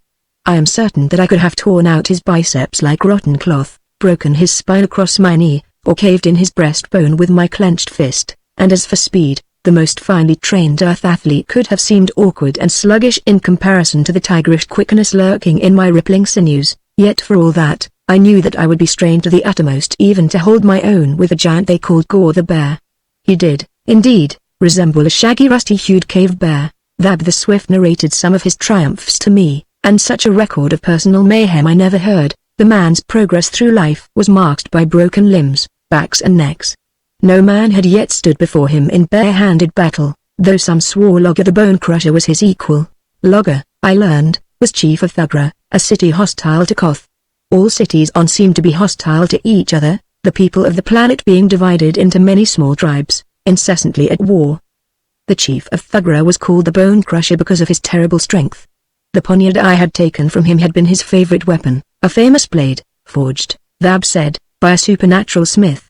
Thab called this being a Gorka, and I found in tales concerning the creature an analogy to the dwarfish metalworkers of the ancient Germanic myths of my own world. Thab told me much concerning his people and his planet, but of these things I will deal later. At last Kossuth came, found my wounds completely cured, eyed my bronzed sinews with a shadow of respect in his cold brooding eyes, and pronounced me fit for battle. Night had fallen when I was led into the streets of Koth. I looked with wonder at the giant's walls towering above me, dwarfing their human inhabitants. Everything in Koth was built on a heroic scale. Neither the walls nor the edifices were unusually high, in comparison to their bulk, but they were so massive. My guides led me to a sort of amphitheater near the outer wall. It was an oval space surrounded by huge stone blocks, rising tier upon tier, and forming seats for the spectators. The open space in the center was hard ground, covered with short grass. A sort of bulwark was formed about it out of woven leather thongs, apparently to keep the contestants from dashing their heads against the surrounding stones. Torches lighted the scene. The spectators were already there, the men occupying the lower blocks, the women and children the upper. My gaze roved over the sea of faces, hairy or smooth, until it rested on one I recognized, and I felt a strange throb of pleasure at the sight of Altha sitting there watching me with her intent dark eyes. Thab indicated for me to enter the arena, and I did so, thinking of the old-time bare-knuckled bouts of my own planet, which were fought in crude rings pitched, like this, on the naked earth. Thab and the other warriors who had escorted me remained outside. Above us brooded old Kossuth on a carven stone elevated above the first tier, and covered with leopard skins. I glanced beyond him to that dusky star-filled sky whose strange beauty never failed to fascinate me, and I laughed at the fantasy of it all where I, Isorkan, was to earn by sweat and blood my right to exist on this alien world, the existence of which was undreamed by the people of my own planet. I saw a group of warriors approaching from the other side, a giant form looming among them. Gore the Bear glared at me across the ring, his hairy paws grasping the thongs, then with a roar he vaulted over them and stood before me, an image of truculence incarnate, angry because I had chanced to reach the ring before him. On his rude throne above us, old Kossuth lifted a spear and cast it earthward. Our eyes followed its flight, and as it sheathed its shining blade in the turf outside the ring, we hurled our slabs at each other, iron masses of bone and thew, vibrant with fierce life and the lust to destroy. We were each naked except for a sort of leather loinclout, which was more brace than garment. The rules of the match were simple. We were not to strike with our fists or open hands, knees or elbows, kick, bite or gouge. Outside of that, anything went. At the first impact of his hairy body against mine, I realized that Gore was stronger than Logger. Without my best natural weapons, my fist Gore had the advantage. He was a hairy mountain of iron muscle, and he moved with the quickness of a huge cat. Accustomed to such fighting, he knew tricks of which I was ignorant. Lastly, his bullet head was set so squarely on his shoulders that it was practically impossible to strangle the thick squat neck of his. What saved me was the wild life I had lived, which had toughened me as no man, living as a man, can be toughened. Mine was the superior quickness, and ultimately, the superior endurance. There is little to be said of that fight. Time ceased to be composed of intervals of change, and merged into a blind mist of tearing, snarling eternity. There was no sound except our panting gasps, the guttering of the torches in the light wind, and the impact of our feet on the turf, of our hard bodies against each other. We were too evenly matched for either to gain a quick advantage. There was no pinning of shoulders, as in an earthly wrestling match. The fight would continue until one or both of the contestants were dead or senseless. When I think of our endurance and stamina, I stand appalled. At midnight we were still rending and tearing at each other. The whole world was swimming red when I broke free out of a murderous grapple. My whole frame was a throb of wrenched, twisted agony. Some of my muscles were numbed and useless. Blood poured from my nose and mouth. I was half blind and dizzy from the impact of my head against the hard earth. My legs trembled and my breath came in great gulps. But I saw that Gore was in no better case. He too bled at the nose and mouth, and more, blood trickled from his ears. He reeled as he faced me, and his hairy chest heaved spasmodically. He spat out a mouthful of blood, and with a roar that was more a gasp, he hurled himself at me again. And stealing my ebbing strength for one last effort, I caught his outstretched wrist, wheeled, ducking low and bringing his arm over my shoulder, and heaved with all my last ounce of power. The impetus of his rush helped my throw. He whirled headlong over my back and crashed to the turf on his neck and shoulder, slumped over and lay still. An instant I stood swaying above him, while a sudden deep-throated roar rose from the people of Koth, and then a rush of darkness blotted out the stars and the flickering torches, and I fell senseless across the still body of my antagonist. Later they told me that they thought both Gore and I were dead. They worked over us for hours. How our hearts resisted the terrible strain of our exertions is a matter of wonder to me. Men said it was by far the longest fight ever waged in the arena. Gore was badly hurt, even for a Kothin. That last fall had broken his shoulder bone and fractured his skull, to say nothing of the minor injuries he had received before the climax. 3 of my ribs were broken, and my joints, limbs and muscles so twisted and wrenched that for days I was unable even to rise from my couch. The men of Koth treated our wounds and bruises with all their skill, which far transcends that of the earth, but in the main it was our remarkable primitive vitality that put us back on our feet. When a creature of the wild is wounded, he generally either dies quickly or recovers quickly. I asked Thab if Gore would hate me for his defeat, and Thab was at a loss. Gore had never been defeated before. But my mind was soon put to rest on this score. 7 brawny warriors entered the chamber in which I had been placed, bearing a litter on which lay my late foe, wrapped in so many bandages he was scarcely recognizable. But his bellowing voice was familiar. He had forced his friends to bring him to see me as soon as he was able to stir on his couch. He held no malice. In his great, simple, primitive heart there was only admiration for the man who had given him his first defeat. He recounted our Homeric struggle with a gusto that made the roof reverberate, and roared his impatient eagerness for us to fare forth and do battle together against the foes of Koth. He was borne back to his own chamber, still bellowing his admiration and gory plans for the future, and I experienced a warm glow in my heart for this great-hearted child of nature, who was far more of a man than many sophisticated scions of civilization that I had met. And so I, Esau Cairn, took the step from savagery to barbarism. In the vast domed council hall before the assembled tribesmen, as soon as I was able, I stood before the throne of Kossuth's skull splitter, and he cut the mysterious symbol of Koth above my head with his sword. Then with his own hands he buckled on me the harness of a warrior, the broad leather belt with the iron buckle, supporting my poniard, and a long straight sword with a broad silver guard. Then the warriors filed past me, And each chief placed his palm against mine, and spoke his name, and I repeated it, and he repeated the name they had given me, Iron Hand. That part was most wearisome, for there were some 4,000 warriors, and 400 of these were chiefs of various rank. But it was part of the ritual of initiation, and when it was over I was as much a Kothin as if I had been born into the tribe, in the tower chamber, pacing like a caged tiger while Thab talked, and later as a member of the tribe, I learned all that the people of Koth knew of their strange planet. They and their kind, they said, were the only true humans on, though there was a mysterious race of beings dwelling far to the south called Yagas. The Kothans called themselves Gras, which applied to all cast in their mold, and meant no more than man does on earth. There were many tribes of Gras, each dwelling in its separate city, each of which was a counterpart of Koth. No tribe numbered more than 4,000 or 5,000 fighting men, with the appropriate number of women and children. No man of Koth had ever circled the globe, but they ranged far in their hunts and raids, and legends had been handed down concerning their world which, naturally, they called by a name simply corresponding to the word Earth, though after a while some of them took up my habit of speaking of the planet as. Far to the north there was a land of ice and snow, uninhabited by human beings, though men spoke of weird cries shuddering by night from the ice crags, and of shadows falling across the snow. A lesser distance to the south rose a barrier no man had ever passed, a gigantic wall of rock which legend said girdled the planet. It was called, therefore, the girdle. What lay beyond that girdle, none knew.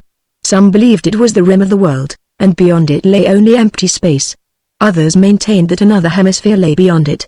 They believed, as seemed to me most logical, that the girdle separated the northern and southern halves of the world, and that the southern hemisphere was inhabited by men and animals, though the exponents of their theory could give no proof, and were generally scoffed at as over-imaginative romanticists. At any rate, the cities of the Garas dotted the vast expanse that lay between the girdle and the land of ice. The northern hemisphere possessed no great body of water. There were rivers, great plains, a few scattered lakes, occasional stretches of dark, thick forests, long ranges of barren hills, and a few mountains. The larger rivers ran southward, to plunge into chasms in the girdle. The cities of the Garas were invariably built on the open plains, and always far apart. Their architecture was the result of the peculiar evolution of their builders. They were, basically, fortresses of rocks heaped up for defense. They reflected the nature of their builders, being rude, stalwart, massive, despising gaudy show and ornamentation, and knowing nothing of the arts. In many ways the Garas are like the men of Earth, in other ways bafflingly different. Some of the lines on which they have evolved are so alien to earthly evolution that I find it difficult to explain their ways and their development. Specifically, Koth, and what is said of Koth can be said of every other Gara city. The men of Koth are skilled in war, they hunt, and weapon making. The latter science is taught to each male child, but now seldom used. It is seldom found necessary to manufacture new arms, because of the durability of the material used. Weapons are handed down from generation to generation, or captured from enemies. Metal is used only for weapons, in building, and for clasps and buckles on garments. No ornaments are worn, either by men or women, and there are no such things as coins. There is no medium of exchange. No trade between cities exists, and such business as goes on within the city is a matter of barter. The only cloth worn is a kind of silk, made from the fiber of a curious plant grown within the city walls. Other plants furnish wine, fruit, and seasonings. Fresh meat, the principal food of the Garas, is furnished by hunting, a pastime at once a sport and an occupation. The folk of Koth, then, are highly skilled in metalworking, in silk weaving, and in their peculiar form of agriculture. They have a written language, a simple hieroglyphic form, scrawled on leaves like papyrus, with a dagger-like pen dipped in the crimson juice of a curious blossom, but few except the chiefs can read or write. Literature they have none, they know nothing of painting, sculpturing, or the higher learning. They have evolved to the point of culture needful for the necessities of life, and they progress no further. Seemingly defying laws we on earth have come to regard as immutable, they remain stationary, neither advancing nor retrogressing, like most barbaric people. They have a form of rude poetry, dealing almost exclusively with battle, mayhem and rapine. They have no bards or minstrels, but every man of the tribe knows the popular ballads of his clan, and after a few jacks a vale is prone to bellow them forth in a voice fit to burst one's eardrums. These songs are never written down, and there is no written history. As a result, events of antiquity are hazy, and mixed with improbable legends. No one knows how old is the city of Koth. Its gigantic stones are impervious to the elements, and might have stood the 10 years or 10,000 years. I am of the opinion that the city is at least 15,000 years old. The Goras are an ancient race, in spite of their exuberant barbarism which gives them the atmosphere of a new young people. Of the evolution of the race from whatever beast was their common ancestor, of their racial splittings off and tribal drifts, of their development to their present condition, nothing whatever is known. The Goras themselves have no idea of evolution. They suppose that, like eternity, their race is without beginning and without end, that they have always been exactly as they are now. They have no legends to explain their creation. I have devoted most of my remarks to the men of Koth. The women of Koth are no less worthy of detailed comment. I found the difference in the appearance of the sexes not so inexplicable after all. It is simply the result of natural evolution, and its roots lie in a fierce tenderness on the part of the Gora males for their women. It was to protect their women that they first, I am certain, built those brutish heaps of stone and dwelt among them, for the innate nature of the Gora male is definitely nomadic. The woman, carefully guarded and shielded both from danger and from the hard work that is the natural portion of the women of earthly barbarians, evolved by natural process into the type I have described. The men, on the other hand, lead incredibly active and strenuous lives. Their existence has been a savage battle for survival, ever since the first tape stood upright on. And they have evolved into a special type to fit their needs. Their peculiar appearance is not a result of degeneration or underdevelopment. They are, indeed, a highly specialized type, finely adapted to the wild life they follow. As the men assume all risks and responsibility, they naturally assume all authority. The Gora woman has no say whatever in the government of the city and tribe, and her mate's authority over her is absolute, with the exception that she has the right to appeal to the council and chief in case of oppression. Her scope is narrow. Few women ever set foot outside the city in which they are born, unless they are carried off in a raid, yet her lot is not so unhappy as it might seem. I have said that one of the characteristics of the Gora male is a savage tenderness for his women. Mistreatment of a woman is very rare, not tolerated by the tribe. Monogamy is the rule. The Goras are not given to hand-kissing and pretty compliments, and the other superficial adjuncts of chivalry, but there is justice and a rough kindness in their dealing with women, somewhat similar to the attitude of the American frontiersman. The duties of the Gora women are few, concerned mainly with childbearing and child-rearing. They do no work heavier than the manufacturing of silk from the silk plants. They are musically inclined, and play on a small, stringed affair, resembling a lute, and they sing. They are quicker-witted, and of much more sensitive mind than the men. They are witty, merry, affectionate, playful and docile. They have their own amusements, and time does not seem to drag for them. The average woman could not be persuaded to set foot outside the city walls. They well know the perils that hem the cities in, and they are content in the protection of their ferocious mates and masters. The men are, as I have said, in many ways like barbaric peoples on earth. In some respects they resemble, I imagine, the ancient Vikings. They are honest, scorning theft and deceit. They delight in war and the hunt, but are not wantonly cruel, except when maddened by rage or bloodlust. Then they can be screaming fiends. They are blunt in speech, rough in their manners, easily angered, but as easily pacified, except when confronted by an hereditary enemy. They have a definite, though crude, sense of humor, a ferocious love for tribe and city, and a passion for personal freedom. Their weapons consist of swords, daggers, spears, and a firearm something like a carbine, a single-shot, breech-loading weapon of no great range. The combustible material is not powder, as we know it. Its counterpart is not found on Earth. It possesses both percussion and explosive qualities.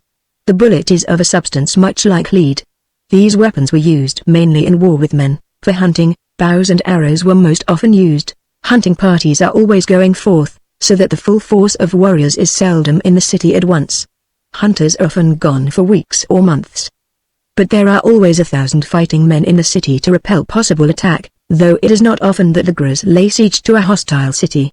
Those cities are difficult to storm, and it is impossible to starve out the inhabitants, since they produce so much of their food supply within the walls, and in each city is an unfailing spring of pure water.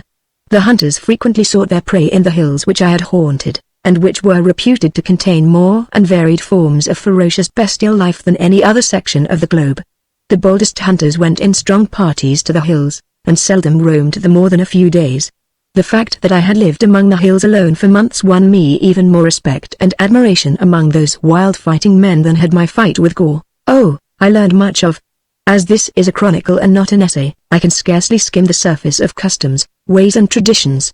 I learned all they could tell me, and I learned much more, The Gurus were not first on Almuric, though they considered themselves to be.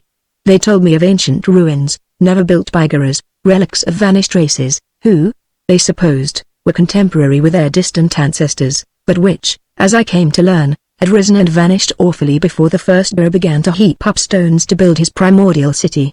And how I learned what no Guru knew, is part of this strange narrative, but they spoke of strange unhuman beings or survivals.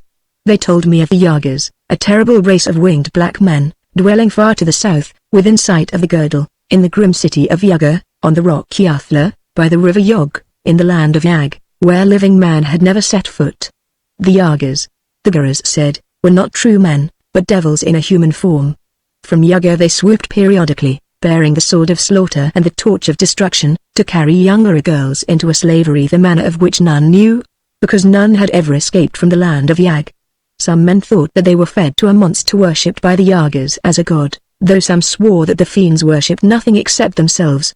This was known. Their ruler was a black queen, named Yasmina, and for more than 1,000 years she had reigned on the grim rock of Yathla, her shadow falling across the world to make men shudder. The Gurus told me other things weird and terrible, of dog-headed monstrosities skulking beneath the ruins of nameless cities, of earth-shaking colossals stalking through the night, of fires flitting like flaming bats through the shadowy skies, of things that haunted midnight forests, crawling, squamous things that were never seen, but which tracked men down in the dank depths. They told me of great bats whose laughter drove men mad, and of gaunt shapes shambling hideously through the dusk of the hills. They told me of such things as do not even haunt the dreams of men on my native planet. For life has taken strange shapes on, and natural life is not the only life there. But the nightmares told to me and the nightmares seen by me unfold in their place, and I have already lingered too long in my narrative. Be patient a little, because events move swiftly on, and my chronicle moves no less swiftly when well underway. For months I dwelt in Koth, fitting into the life of hunting, feasting, ale guzzling, and brawling, as if I had been born into it. The life was not restrained and bound down, as it is on earth. As yet no tribal war had tested my powers, but there was fighting enough in the city with naked hands, in friendly bouts, and drunken brawls, when the fighting men dashed down their foaming jacks and bellowed their challenges across the ale-stained boards. I reveled in my new existence. Here, as in the hills, I threw my full powers unleashed into life, and here, unlike as in the hills, I had human companionship, of a sort that suited my particular makeup. I felt no need of art, literature or intellectuality. I hunted, I gorged, I guzzled, I fought, I spread my massive arms and clutched at life like a glutton. And in my brawling and reveling I all but forgot the slender figure which had sat so patiently in the council chamber beneath the great dome. Chapter 5. I had wandered far in my hunting. Alone I had spent several nights on the plains. Now I was returning leisurely, but I was still many miles from Koth, whose massive towers I could not yet glimpse across the waving savannas. I cannot say what my thoughts were as I swung along, my carbine in the crook of my arm, but they were likely concerned with spores in the water's edge, crushed down grass marking the passing of some large animal, or the scents borne on the light wind. Whatever my thoughts may have been, they were interrupted by a shrill cry. Wheeling, I saw a slim white figure racing across the grassy level toward me. Behind her, gaining with every stride, came one of those giant carnivorous birds which are among the most dangerous of all the grisly denizens of the grasslands. They tower 10 feet in height and somewhat resemble an ostrich except for the beak, which is a huge curving weapon, 3 feet in length, pointed and edged like a scimitar. A stroke of that beak can slash a man asunder, and the great taloned feet of the monster can tear a human limb from a limb. This mountain of destruction was hurtling along behind the flying girl at appalling speed, and I knew it would overtake her long before I could hope to reach them. Cursing the necessity for depending on my none too accurate marksmanship, I lifted my carbine and took as steady an aim as possible. The girl was directly in line with the brute, and I could not risk a shot at the huge body, lest I hit her instead. I had to chance a shot at the great head that bobbed bafflingly on the long arching neck. It was more luck than skill that sent my bullet home. At the crack of the shot the giant head jerked backward as if the monster had run into an unseen wall. The stumpy wings thrashed thunderously, and staggering erratically. The brute pitched to the earth. The girl fell at the same instant, as if the same bullet had brought them both down. Running forward to bend over her, I was surprised to see Altha, daughter of Sal, looking up at me with her dark enigmatic eyes. Quickly satisfying myself that she was not injured, outside of fright and exhaustion, I turned to the Thunderbird and found it quite dead. its few brains oozing out of a hole in its narrow skull. Turning back to Altha, I scowled down at her. "What are you doing outside the city?" I demanded. "Are you quite mad, to venture so far into the wilderness alone?" She made no reply, but I sensed a hurt in her dark eyes, and I repented the roughness of my speech. I dropped down on one knee beside her. "You are a strange girl, Altha," I said. "You are not like the other women of Koth. Folks say you are willful and rebellious, without reason. I do not understand you. Why should you risk your life like this? What will you do now?" she demanded. "Why, take you back to the city, of course." Her eyes smoldered with a curious sullenness. "You will take me back, and my father will whip me. But I will run away again and again and again." "But why should you run away?" I asked in bewilderment. "There is nowhere for you to go. Some beast will devour you." "So," she answered. "Perhaps it is my wish to be devoured." "Then why did you run from the Thunderbird?" "The instinct to live is hard to conquer," she admitted. "But why should you wish to die?" I expostulated. "The women of Koth are happy, and you have as much as any." She looked away from me, out across the broad plains. "To eat, drink and sleep is not all," she answered in a strange voice. "The beasts do that." I ran my fingers through my thick hair in perplexity. I had heard similar sentiments voiced in many different ways on Earth, but it was the first time I had ever heard them from the lips of an inhabitant on. Altha continued in a low detached voice, almost as if she were speaking to herself rather than to me. "Life is too hard for me. I do not fit, somehow, as the others do. I bruise myself on its rough edges. I look for something that is not and never was." Uneasy at her strange words, I caught her heavy locks in my hands and forced back her head to look into her face. Her enigmatic eyes met mine with a strange glimmer in them such as I had never seen. "It was hard before you came," she said. "It is harder now." Startled, I released her, and she turned her head away. "Why should I make it harder?" I asked bewilderedly. "What constitutes life?" she countered. "Is the life we live all there is? Is there nothing outside and beyond our material aspirations?" I scratched my head in added perplexity. "Why," I said, "on Earth I met many people who were always following some nebulous dream or ideal, but I never observed that they were happy. On my planet there is much grasping and groping for unseen things, but I never knew there was such full content as I have known on." "I thought you different," she said, still looking away from me. "When I saw you lying wounded and in chains, with your smooth skin and strange eyes, I thought you were more gentle than other men. But you are as rough and fierce as the rest. You spend your days and nights in slaying beasts, fighting men, and in riotous wassail." "But they all do," I protested. She nodded. "And so I do not fit in life, and were better dead." I felt unreasonably ashamed. It had occurred to me that an Earth woman would find life on intolerably crude and narrow, but it seemed beyond reason that a native woman would have such feelings. If the other women I had seen desired more superficial gentleness on the part of their men, they had not made it known. They seemed content with shelter and protection, and cheerfully resigned to the rough manners of the males. I sought for words but found none, unskilled as I was in polite discourse. I suddenly felt my roughness, crudity and raw barbarism, and stood abashed. "I'll take you back to Koth," I said helplessly. She shrugged her shapely shoulders. "And you can watch my father whip me, if you will." At that I found my tongue. "He won't whip you," I retorted angrily. "Let him lay a hand on you, and I'll break his back." She looked up at me quickly, with eyes widened in sudden interest. My arm had found its way about her slim form, and I was glaring into her eyes, with my face very close to hers. Her lips parted, and had that breathless instant lasted a little longer, I know not what would have happened. But suddenly the color went from her face, and from her parted lips rang a terrible scream. Her gaze was fixed on something beyond and above me, and the thrash of wings suddenly filled the air. I wheeled on one knee, to see the air above me thronged with dark shapes. The Yagas. The winged men afar. I had half believed them a myth, yet here they were in all their mysterious terror. I had but a glance as I reared up, clubbing my empty carbine. I saw that they were tall and rangy in build, sinewy and powerful, with ebon skins. They seemed made like ordinary men, except for the great leathery bat-like wings which grew from their shoulders. They were naked except for loincloths, and were armed with short curved blades. I rose on my toes as the first swooped in, scimitar lifted, and met him with a swing of my carbine that broke off the stock and crushed his narrow skull like an eggshell. The next instant they were whirling and thrashing about me, their curved blades licking at me like jets of lightning from all sides, the very number of their broad wings hampering them. Whirling the carbine barrel in a wheel about me, I broke and beat back the flickering blades. and in a furious exchange of strokes, caught another glancing blow on the head that stretched him senseless at my feet. Then a wild despairing cry rang out behind me, and abruptly the rush slackened. The whole pack was in the air, racing southward, and I stood frozen. In the arms of one of them writhed and shrieked a slender white figure, stretching out imploring arms to me. Alpha. They had snatched her up from behind my back, and were carrying her away to whatever doom awaited her in that black citadel of mystery far to the south.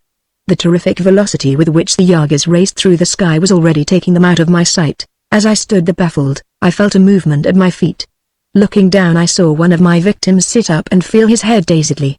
I vengefully lifted my carbine barrel to dash out his brains. Then a sudden thought struck me, inspired by the ease with which Alpha's captor had carried both his weight and hers in the air. Drawing my poniard, I dragged my captive to his feet. Standing erect, he was taller than I, with shoulders equally broad, though his limbs were lean and wiry rather than massive. His dark eyes, which slanted slightly, regarded me with the unblinking stare of a venomous serpent. The Gurus had told me the Yagas spoke a tongue similar to their own. "You are going to carry me through the air in pursuit of your companions," I said. He shrugged his shoulders and spoke in a peculiarly harsh voice. "I cannot carry your weight." "Then that's too bad for you," I answered grimly, and whirling him about, I leapt upon his back, locking my legs about his waist. My left arm was hooked about his neck, the poniard in my right hand pricked his side. He had kept his feet under the impact of my bulk, spreading his great wings. "Take the air." I snarled in his ear, sinking the dagger point into his flesh. "Fly, damn you, or I'll cut your heart out." His wings began to thrash the air, and we rose slowly from the earth.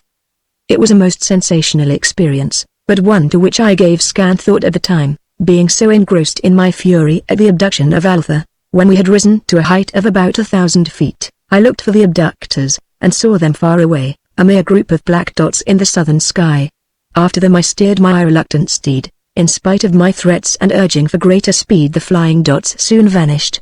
Still I kept on due southward, feeling that even if I failed to overtake them, I would eventually come to the great dusky rock where legend placed their habitation. Inspired by my poniard, my bearer made good time, considering the burden he was carrying. For hours we sped over the savannas, and by the middle of the afternoon, the landscape changed. We were flying over a forest, the first I had seen on. The trees seemed to tower to a vast height. It was near sundown when I saw the farther limits of the forest, and in the grasslands beyond, the ruins of a city. From among these ruins smoke curled upward, and I asked my steed if his companions were cooking their evening meal there. His only answer was a snarl. We were flying low over the forest, when a sudden uproar caused me to look down. We were just passing over a narrow glade, and in it a terrific battle was taking place. A pack of hyenas had attacked a giant unicorn-like beast, as big as a bison.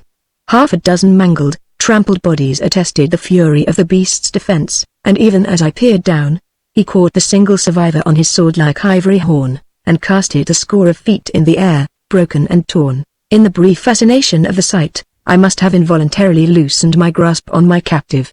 For at that instant, with a convulsive bucking heave and twist, he wrenched free and hurled me sideways.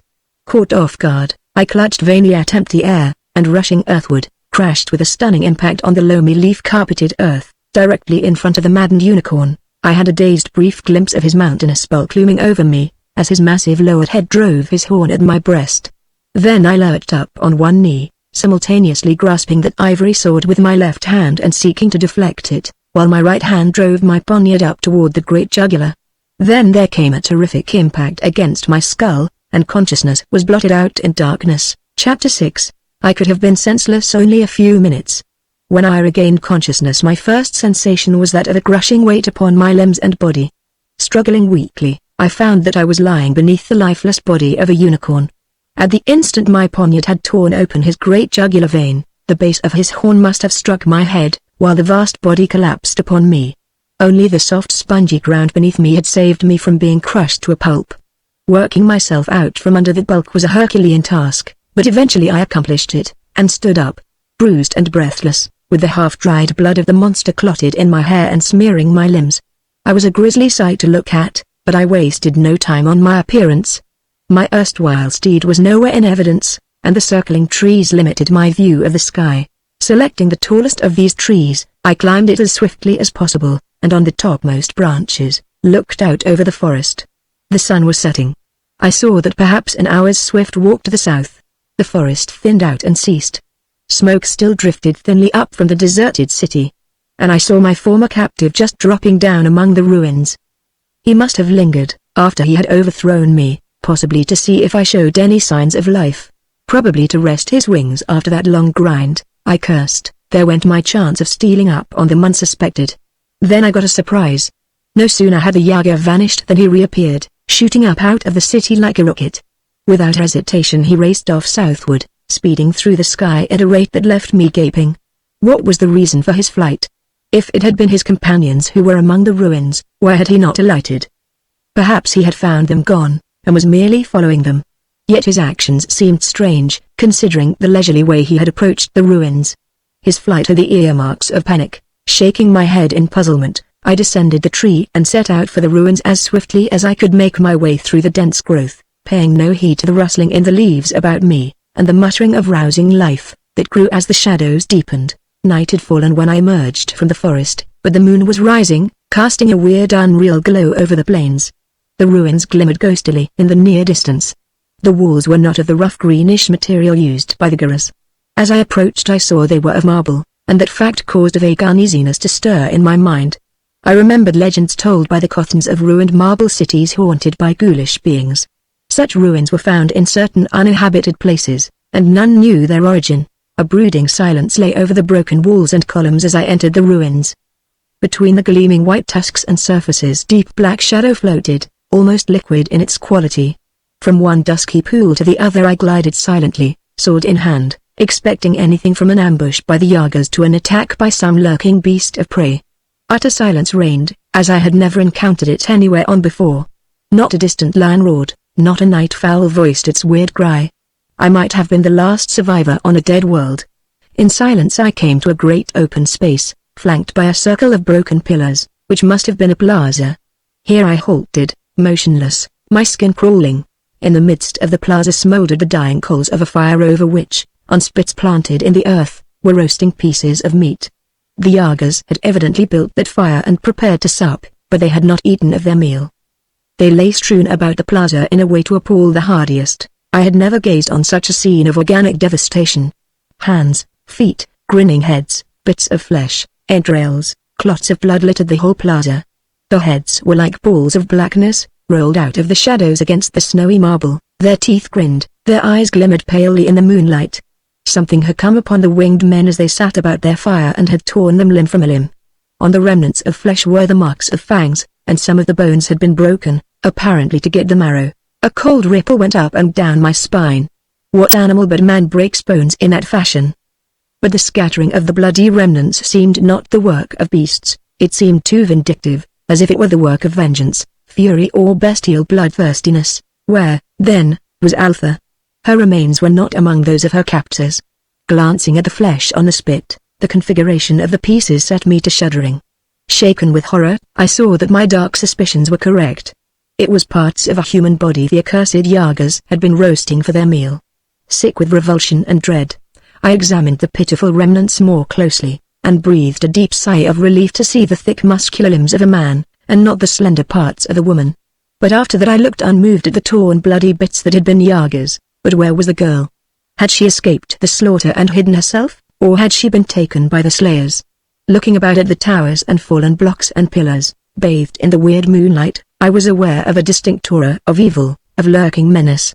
I felt the glare of hidden eyes, but I began casting about the plaza, and came upon a trail of blood drops, lying blackly in the moon, leading through a maze of drunken pillars, and for want of better occupation, I followed it. At least it might lead me to the slayers of the winged men. I passed under the shadows of leaning pillars which dwarfed my human frame with their brute massiveness, and came into a crumbling edifice, overgrown with lichen. Through the broken roof and the gaping windows the moon poured a fungus-white light that served to make the shadows blacker. But a square of moonlight fell across the entrance of a corridor, and leading into it, I saw the sprinkle of dark clotted drops on the cracked vine-grown marble.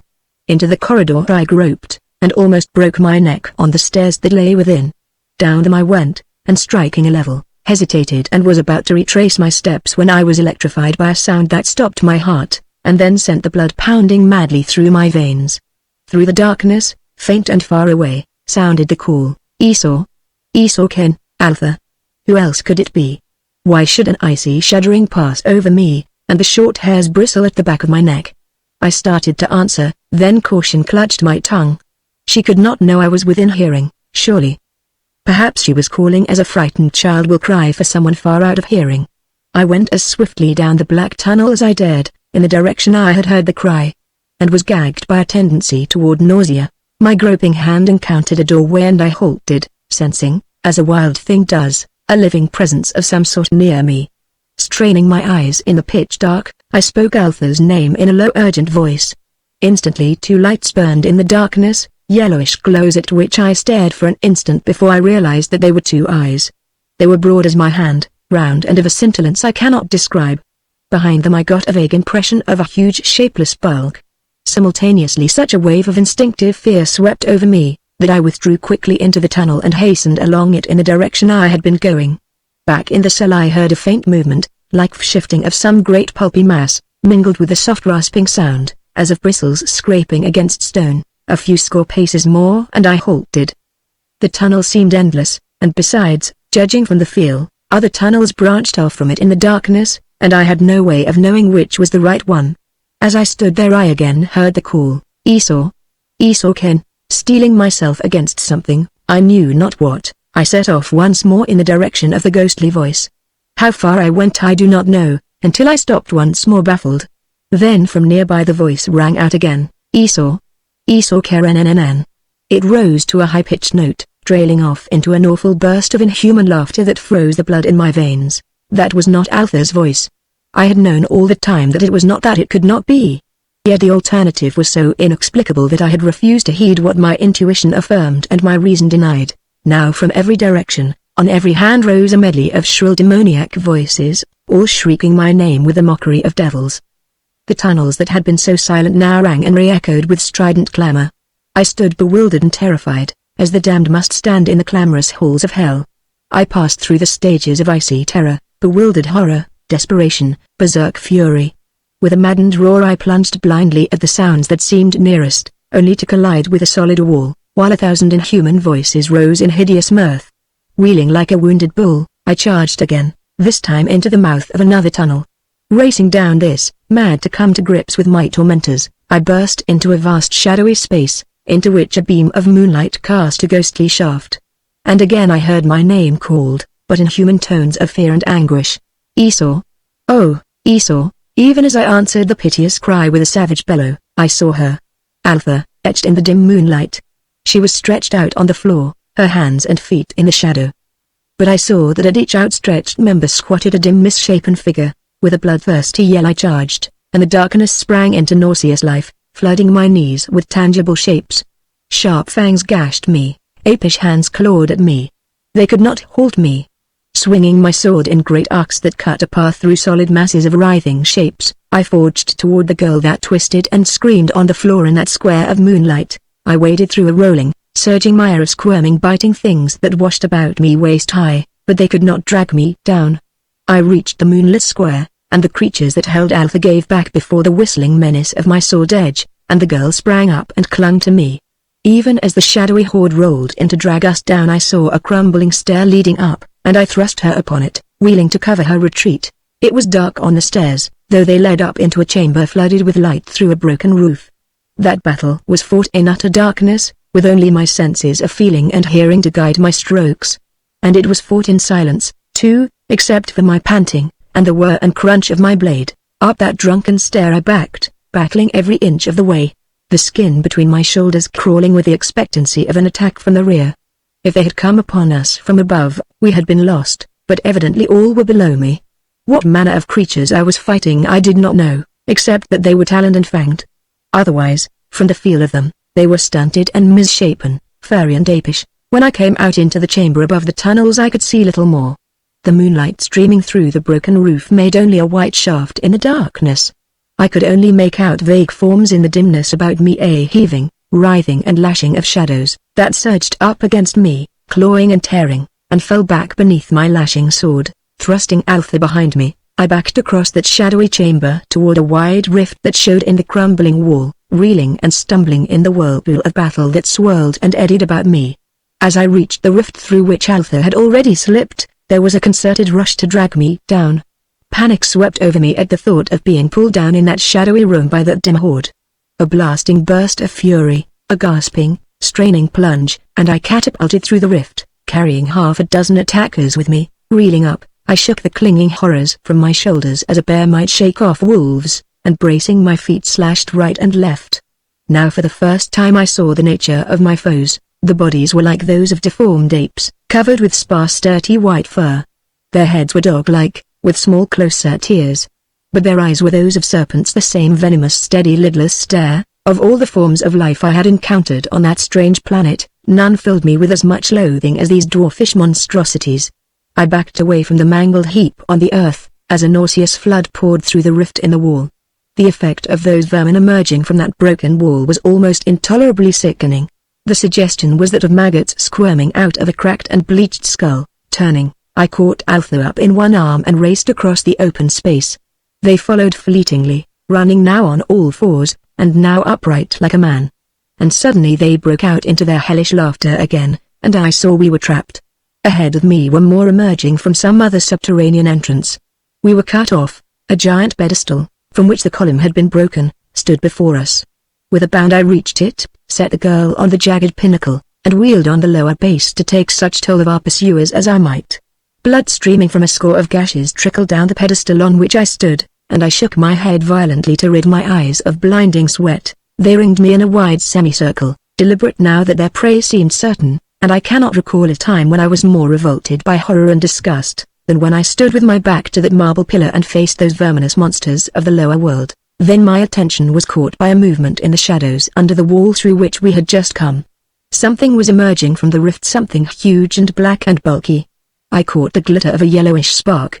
Fascinated, I watched, even while the furred devils were closing in. Now the thing had emerged entirely from the rift. I saw it crouching in the shadow of the wall, a squat mass of blackness from which glimmered a pair of yellowish lights. With a start I recognized the eyes I had seen in the subterranean cell. With a clamor of fiendish yells the furry devils rushed in, and at the same instant the unknown creature ran out into the moonlight with surprising speed and agility. I saw it plainly then, a gigantic spider, bigger than an ox. Moving with the swiftness characteristic of its breed, it was among the dog heads before the first had felt my lifted sword. An awful scream rose from its first victim, and the rest, turning, broke and fled shrieking in all directions. The monster raged among them with appalling quickness and ferocity. Its huge jaws crunched their skulls, its dripping mandibles skewered them, it crushed their bodies by its sheer weight. In an instant the place was a shambles, inhabited only by the dead and dying. Crouching among its victims, the great black hairy thing fixed its horribly intelligent eyes on me. I was the one it was trailing. I had awakened it underground, and it had followed the scent of the dried blood on my sandals. It had slaughtered the others simply because they stood in its way. As it crouched on its 8 bent legs, I saw that it differed from earthly spiders not only in size, but in the number of its eyes and the shape of its jaws. Now Alpha screamed as it ran swiftly toward me, but where the fangs and claws of 1,000 beast things were futile against the venom dripping from those black mandibles, the brain enthuse of a single man prevailed. Catching up a heavy block of masonry, I poised it for an instant, and then hurled it straight into the onrushing bulk. Full among those branching hairy legs it crushed, and a jet of nauseous green stuff gushed into the air from the torn torso. The monster, halted in his rush, writhed under the pinning stone, cast it aside and staggered toward me again, dragging broken legs, its eyes glittering hellishly. I tore another missile from the crumbling stone, and another, raining huge chunks of marble on the writhing horror until it lay still in a ghastly mess of squirming hairy black legs, entrails and blood. Then catching Alpha in my arms, I raced away through the shadows of monolith and tower and pillar, nor did I halt until the city of silence and mystery lay behind us, and we saw the moon setting across the broad waving grasslands. No word had passed between us since I had first come upon the girl in that ghoulish tunnel. Now when I looked down to speak to her I saw her dark head drooping against my arm, her white face was upturned, her eyes shut. A quick throb of fear went through me, but a swift examination showed me that she had merely fainted. That fact showed the horror of what she had been through. The women of Koth do not faint easily. I laid her at full length on the turf, and gazed at her helplessly, noting, as if for the first time, the white firmness of her slender limbs, the exquisite molding of her supple figure. Her dark hair fell in thick glossy clusters about her alabaster shoulders, A strap of her tunic, slipped down, revealed her firm, pink-tipped young breasts. I was aware of a vague unrest that was almost a pain. Alpha opened her eyes and looked up at me. Then her dark eyes flared with terror, and she cried out and clutched at me frantically. My arms closed about her instinctively, and within their iron-thawed clasp I felt the pulsating of her lithe body, the wild fluttering of her heart. "Don't be afraid." My voice sounded strange, scarcely articulate. "Nothing is going to harm you." I could feel her heart resuming its normal beat, so closely she clung to me, before her quick pants of fright ceased. But for a while she lay in my arms, looking up at me without speaking, until, embarrassed, I released her and lifted her to a sitting position on the grass. "As soon as you feel fit," I said, "we'll put more distance between us and that." I jerked my head in the direction of the distant ruins. "You are hurt," she exclaimed suddenly, tears filling her eyes. "You are bleeding."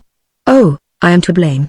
If I had not run away, she was weeping now in earnest, like any earthly girl. "Don't worry about these scratches," I answered, though privately I was wondering if the fangs of the vermin were venomous. "They are only flesh wounds." "Stop crying, will you?" She obediently stifled her sobs, and naively dried her eyes with her skirt. I did not wish to remind her of her horrible experience, but I was curious on one point. Why did the Yagis halt at the ruins? I asked. Surely they knew of the things that haunt such cities. "They were hungry," she answered with a shudder. "They had captured a youth, they dismembered him alive. But never a cry for mercy they got, only curses. Then they roasted," she gagged, smitten with nausea. "So the Yagis are cannibals?" I muttered, "No. They are devils." While they sat about the fire, the dogheads fell upon them. I did not see them until they were on us. They swarmed over the Yagis like jackals over deer. Then they dragged me into the darkness. What they meant to do, Thak only knows. I have heard, but it is too obscene to repeat. But why did they shriek my name? I marveled. "I cried it aloud in my terror," she answered. "They heard and mimicked me. When you came, they knew you." "Do not ask me how. They too are devils. This planet is infested with devils," I muttered.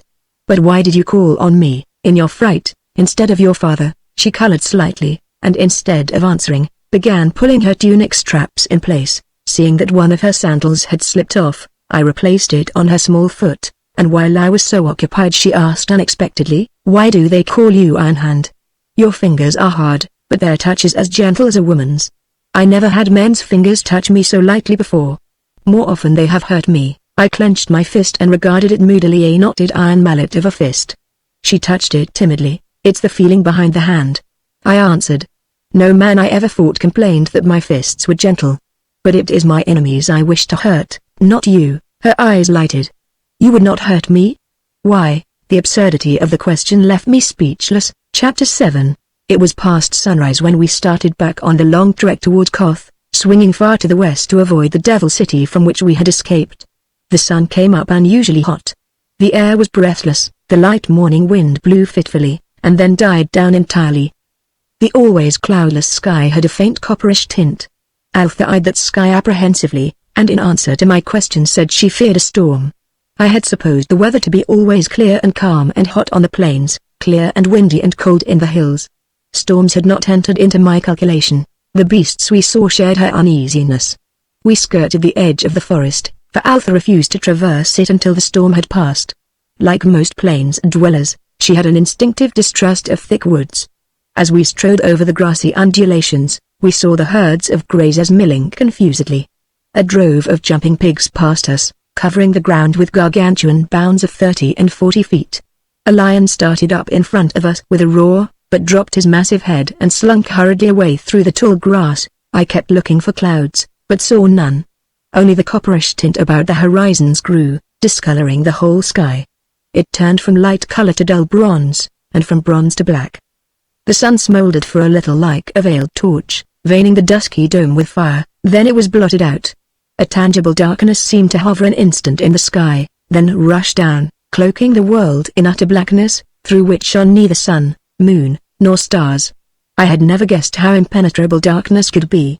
I might have been a blind, disembodied spirit wandering through unlighted space, but for the swish of the grasses under my feet, and the soft warm contact of Alpha's body against mine. I began to fear we might fall into the river, or blunder against some equally blind beast of prey. I had been making for a mass of broken boulders, such a formation as occasionally occurs on the plains. Darkness fell before we reached them, but groping on, I stumbled upon a sizable rock, and placing my back to it, drew Alpha against it and stood sheltering her with my body as well as I could. Out on the dark plains breathless silence alternated with the sounds of varied and widespread movement, rustling of grass, shuffle of padded hooves, weird lowing and low-pitched roaring. Once a vast herd of some sort swept by us, and I was thankful for the protection of the boulders that kept us from being trampled. Again all sound ceased and the silence was as complete as the darkness. Then from somewhere came a weird howling. "What's that?" I asked uneasily, unable to classify it. "The wind." She shivered, snuggling closer to me. It did not blow with a steady blast. Here and there it swept in mad fitful gusts. Like lost souls it wailed and moaned. It ripped the grasses near us, and finally a puff of it struck us squarely, knocking us off our feet and bruising us against the boulder behind us. Just that one abrupt blast, like a buffet from an unseen giant's fist. As we regained our feet I froze. Something was passing near our refuge, something mountain huge, beneath whose tread the earth trembled. Alpha caught me in a desperate clutch, and I felt the pounding of her heart. My hair prickled with nameless fear. The thing was even with us. It halted, as if sensing our presence. There was a curious leathery sound, as of the movement of great limbs.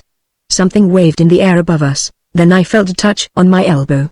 The same object touched Alpha's bare arm, and she screamed, her taut nerves snapping. Instantly our ears were deafened by an awful bellow above us, and something swept down through the darkness with a clashing of gigantic teeth. Blindly I lashed out and upward, feeling my sword edge meet tangible substance. A warm liquid spurted along my arm, and with another terrible roar, this time more of pain than rage, the invisible monster shambled away, shaking the earth with its tread, dimming the shrieking wind with its bellowing. What was it, in God's name? I panted. It was one of the blind ones, she whispered. No man has ever seen them, they dwell in the darkness of the storm. Whence they come, whither they go, none knows. But look, the darkness melts. Melts was the right word. It seemed to shred out, to tear in long streamers. The sun came out, the sky showed blue from horizon to horizon. But the earth was barred fantastically with long strips of darkness, tangible shadows floating on the plain, with broad spaces of sunlight between. The scene might have been a dream landscape of an opium eater. A hurrying deer flitted across a sunlight band and vanished abruptly in a broad streamer of black, as suddenly it flashed into light and sight again. There was no gradual shaking into darkness. The borders of the tall strips of blackness were as clear-cut and definite as ribbons of ebony on a background of gold and emerald. As far as I could see, the world was stripped and barred with those black ribbons. Sight could not pierce them, but they were thinning, dividing, vanishing, directly before one of the streamers of darkness ripped apart and disappeared, revealing the figure of a man, a hairy giant, who stood glaring at me, sword in hand, as surprised as I. Then several things happened all at once. Alpha screamed, a thugron. The stranger leapt and slashed, and his sword clanged on my lifted blade. I have only a brief chaotic memory of the next few seconds. There was a whirl of strokes and parries, a brief clanging of steel, then my sword point sank under his heart and stood out behind his back. I wrenched the blade free as he sank down, and stood glaring down at him bewilderedly. I had secretly wondered what the outcome would be when I was called upon to face a seasoned warrior with naked steel. Now it had occurred and was over with, and I was absolutely unable to remember how I had won. It had been too fast and furious for conscious thought. My fighting instincts had acted for me. A clamor of angry cries burst on me, and wheeling I saw a score of hairy warriors swarming out from among the rocks. It was too late to flee. In an instant they were on me, and I was the center of a whirling, flashing, maelstrom of swords. How I parried them even for a few seconds I cannot say. But I did, and even had the satisfaction of feeling my blade grate around another, and sever the wielder's shoulder bone. A moment later one stooped beneath my thrust and drove a spear through the calf of my leg. Maddened by the pain, I dealt him a stroke that split his skull to the chin, and then a carbine stock descended on my head. I partially parried the blow, else it had smashed my skull. But even so, it beat down on my crown with thunderous and murderous impact, and the lights went out. I came to with the impression that I was lying in a small boat which was rocking and tossing in a storm. Then I discovered that I was bound hand and foot, and being borne on a litter made of spear shafts. 2 huge warriors were bearing me between them, and they made no effort to make the traveling any easier for me.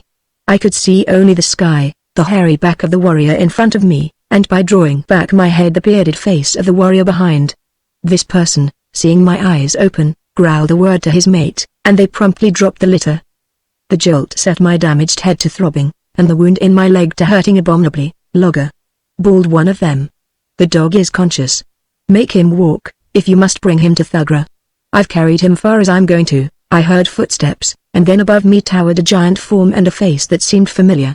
It was a fierce, brutal face, and from the corner of the snarling mouth to the rim of the square jaw, ran a livid scar. "Well, Isoken," said this individual, "we meet again." I made no reply to this obvious comment. "What?" he sneered. "Do you not remember Logger the Bone Crusher, you hairless dog?" He punctuated his remarks by a savage kick in my ribs. Somewhere there rang out a feminine shriek of protest, the sound of a scuffle, and Altha broke through the ring of warriors and fell to her knees beside me. "Beast!" she cried, her beautiful eyes blazing. "You kick him when he is helpless, when you would not dare face him in fair battle. Who let this Cothin cat loose?" roared Logger. "Thal, I told you to keep her away from this dog." "She bit my hand," snarled the big warrior, striding forward, and shaking a drop of blood from his hairy paw. "I'd as soon try to hold a spitting wildcat." "Well, haul him to his feet," directed Logger. "He walks the rest of the way, but he is wounded in the leg," wailed Altha.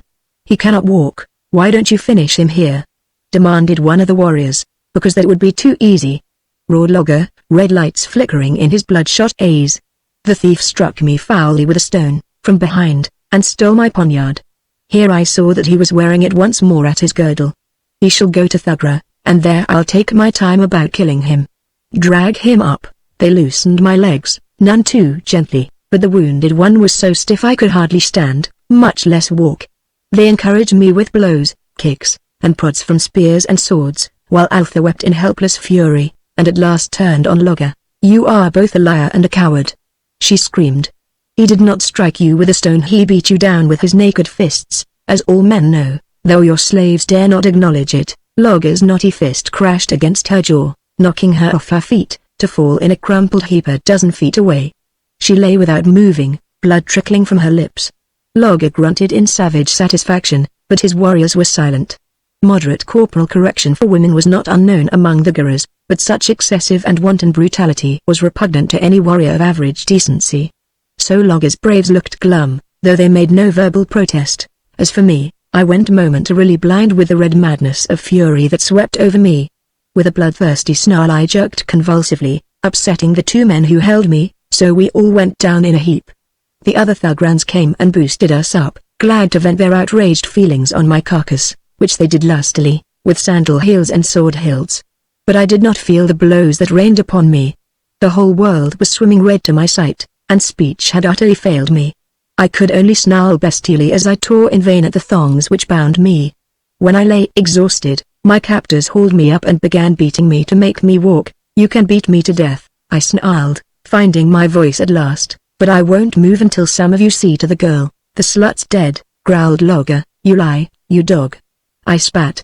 "You miserable weakling, you couldn't hit hard enough to kill a newborn babe," Logger bellowed in wordless fury, but one of the others, panting from his exertions of hammering me, stepped over to Altha, who was showing signs of life. "Let her lie," roared Logger. "Go to the devil," snarled his warrior. "I love her no more than you do, but if bringing her along will make that smooth-skinned devil walk of his own accord, I'll bring her, if I have to carry her all the way.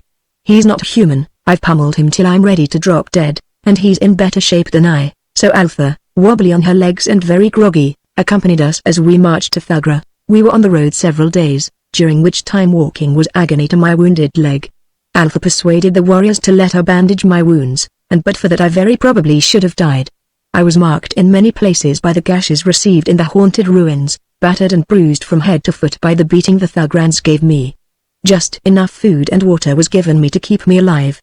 And so, dazed, weary, harassed by thirst and hunger, crippled, stumbling along over those endless rolling plains, I was even glad at last to see the walls of Thugra looming in the distance, even though I knew they spelled my doom. Altha had not been badly treated on the march, but she had been prevented from giving me aid and comfort, beyond bandaging my wounds, and all through the nights, waking from the beast-like sleep of utter exhaustion, I heard her sobbing. Among the hazy, tortured impression of that dreary trek, that stands out most clearly Altha sobbing in the night, terrible with loneliness and despair in the immensity of shadowed world and moaning darkness, And so we came to Thugra. The city was almost exactly like Koth, the same huge tower-flanked gates, massive walls built of rugged green stone, and all. The people, too, differed none in the main essentials from the Kothans. But I found that their government was more like an absolute monarchy than was Koth's. Logger was a primitive despot, and his will was the last power. He was cruel, merciless, lustful and arrogant. I will say this for him. He upheld his rule by personal strength and courage. Thrice during my captivity in Thugra I saw him kill a rebellious warrior in hand-to-hand combat, once with his naked hands against the other's sword. Despite his faults, there was force in the man, a gusty, driving, dynamic power that beat down opposition with sheer brutality. He was like a roaring wind, bending or breaking all that stood before him. Possessed of incredible vitality, he was intensely vain of his physical prowess, in which, I believe, his superiority of personality was rooted. That was why he hated me so terribly. That was why he lied to his people and told them that I struck him with a stone. That was why, too, he refused to put the matter to test. In his heart lurked fear not of any bodily harm I might do him, but fear lest I overcome him again, and discredit him in the eyes of his subjects. It was his vanity that made a beast of Logger. I was confined in a cell, chained to the wall. Logger came every day to curse and taunt me. It was evident that he wished to exhaust all mental forms of torment before he proceeded to physical torture. I did not know what had become of Altha. I had not seen her since first we entered the city. He swore that he had taken her to his palace and described to me with great detail the salacious indignities to which he swore he subjected her. I did not believe him, for I felt he would be more likely to bring her to my cell and torture her before me. But the fury into which his obscene narrations threw me could not have been much more violent if the scenes he described had been enacted before me. It was easy to see that the Thugrans did not relish Logger's humor, for they were no worse than other Gras, and all Gras possess, as a race, an innate decency in regard to women. But Logger's power was too complete for any to venture a protest. At last, however, the warrior who brought me food told me that Altha had disappeared immediately after we reached the city, and that Logger was searching for her, but unable to find her. Apparently she had either escaped from Thugra, or was hiding somewhere in the city, and so the slow days crawled by. Chapter 8. It was midnight when I awoke suddenly. The torch in my cell was flickering and guttering. The guard was gone from my door. Outside, the night was full of noise.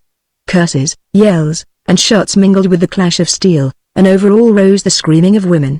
This was accompanied by a curious thrashing sound in the air above. I tore at my bonds, mad to know what was happening. There was fighting in the city, beyond the shadow of a doubt, but whether civil war or alien invasion, I could not know. Then quick light steps sounded outside, and Altha ran swiftly into my cell. Her hair was in wild disorder, her scanty garment torn, her eyes ablaze with terror. "Esau!" she cried. "Doom from the sky has fallen on Thugra. The Yagas have descended on the city by the thousands. There is fighting in the streets and on the house tops. The gutters are running red, and the streets are strewn with corpses. Look! The city is burning." Through the high-set barred windows I saw a smoldering glow. Somewhere sounded the dry crackling of flames. Altha was sobbing as she fumbled vainly at my bonds. That day Logger had begun the physical torture, and had me hauled upright and suspended from the roof by a rawhide thong bound about my wrists, my toes just touching a huge block of granite. But Logger had not been so wise. They had used a new thong of hide, and it had stretched, allowing my feet to rest on the block, in which position I had suffered no unbearable anguish, and had even fallen asleep, though naturally the attitude was not conducive to great comfort. As Altha worked futilely to free me, I asked her where she had been, and she answered that she had slipped away from Logger when we had reached the city, and that kind women, pitying her, had hidden and fed her. She had been waiting for an opportunity to aid me in escaping. "And now," she wailed, wringing her hands, "I can do nothing. I cannot untie this wretched noose. Go find a knife," I directed. "Quick!" Even as she turned, she cried out and shrank back, trembling, as a terrible figure lurched through the door. It was Logger, his mane and beard matted and singed, the hair on his great breast crisped and blackened, blood streaming from his limbs. His bloodshot eyes glared madness as he reeled toward me, lifting the poniard I had taken from him so long before. "Dog!" he croaked. "Thugra is doomed. The winged devils drop from the skies like vultures on a dead ox. I have slain until I die of weariness, yet still they come. But I remembered you. I could not rest easy in hell, knowing you still lived. Before I go forth again to die, I'll send you before me, Alpha shrieked and ran to shield me, but he was before her. Rising on his toes he caught at my girdle, lifting the poniard on high. And as he did so, I drove my knee with terrific force up against his jaw. The impact must have broken his bull neck like a twig. His shaggy head shot back between his shoulders, his bearded chin pointing straight up. He went down like a slaughtered ox, his head crashing hard on the stone floor. A low laugh sounded from the doorway. Etched in the opening stood a tall ebony shape, wings half lifted, a dripping scimitar in a crimsoned hand. Limned in the murky red glare behind him, the effect was that of a black-winged demon standing in the flame-lit door of hell. The passionless eyes regarded me enigmatically, flitted across the crumpled form on the floor, then rested on Alpha, cowering at my feet. Calling something over his shoulder, the Yaga advanced into the room, followed by a score of his kind. Many of them bore wounds, and their swords were notched and dripping. "Take them," the first comer indicated Alpha and myself. "Why the man?" demurred one. "Whoever saw a white man with blue eyes before? He will interest Yasmina. But be careful. He has the thews of a lion." One of them grasped Alpha's arm and dragged her away, struggling vainly and twisting her head to stare back at me with terrified eyes, and the others from a safe distance cast a silken net about my feet. While my limbs were so enmeshed, they seized me, bound me with silken cords that a lion could not have broken, and cut the thong by which I was suspended. Then two of them lifted me and bore me out of the cell. We emerged into a scene of frenzy in the streets. The stone walls were of course immune to flame, but the woodwork of the buildings was ablaze. Smoke rolled up in great billowing clouds, shot and veined by tongues of flame, and against this murky background black shapes twisted and contorted like figments of nightmare. Through the black clouds shot what appeared to be blazing meteors, until I saw they were winged men bearing torches.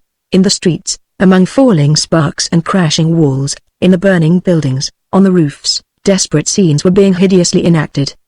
The men of Thugra were fighting with the fury of dying panthers. Any one of them was more than a match for a single Yaga, but the winged devils far outnumbered them, and their fiendish agility in the air balanced the superior strength and courage of the ape-men. Swooping down through the air, they slashed with their curved swords, soaring out of reach again before the victim could return the stroke. When 3 or 4 devils were striking thus at a single enemy, the butchery was certain and swift. The smoke did not seem to bother them as it did their human adversaries. Some, perched on points of vantage, bent bows and sent arrows singing down into the struggling masses in the streets. The killing was not all on one side. Winged bodies as well as hairy shapes lay strewn in the blood-splashed streets. Carbines cracked and more than a few flying fiends crashed earthward in a frantic thrashing of wings. Madly lashing swords found their target, and when the desperate hands of Ervin closed on a Yaga, that Yaga died horribly, but by far the greater slaughter was among the Thugrans. Blinded and half-strangled, most of their bullets and arrows went wild. Outnumbered and bewildered by the hawk-like tactics of their merciless foes, they fought vainly, were cut down or feathered with arrows.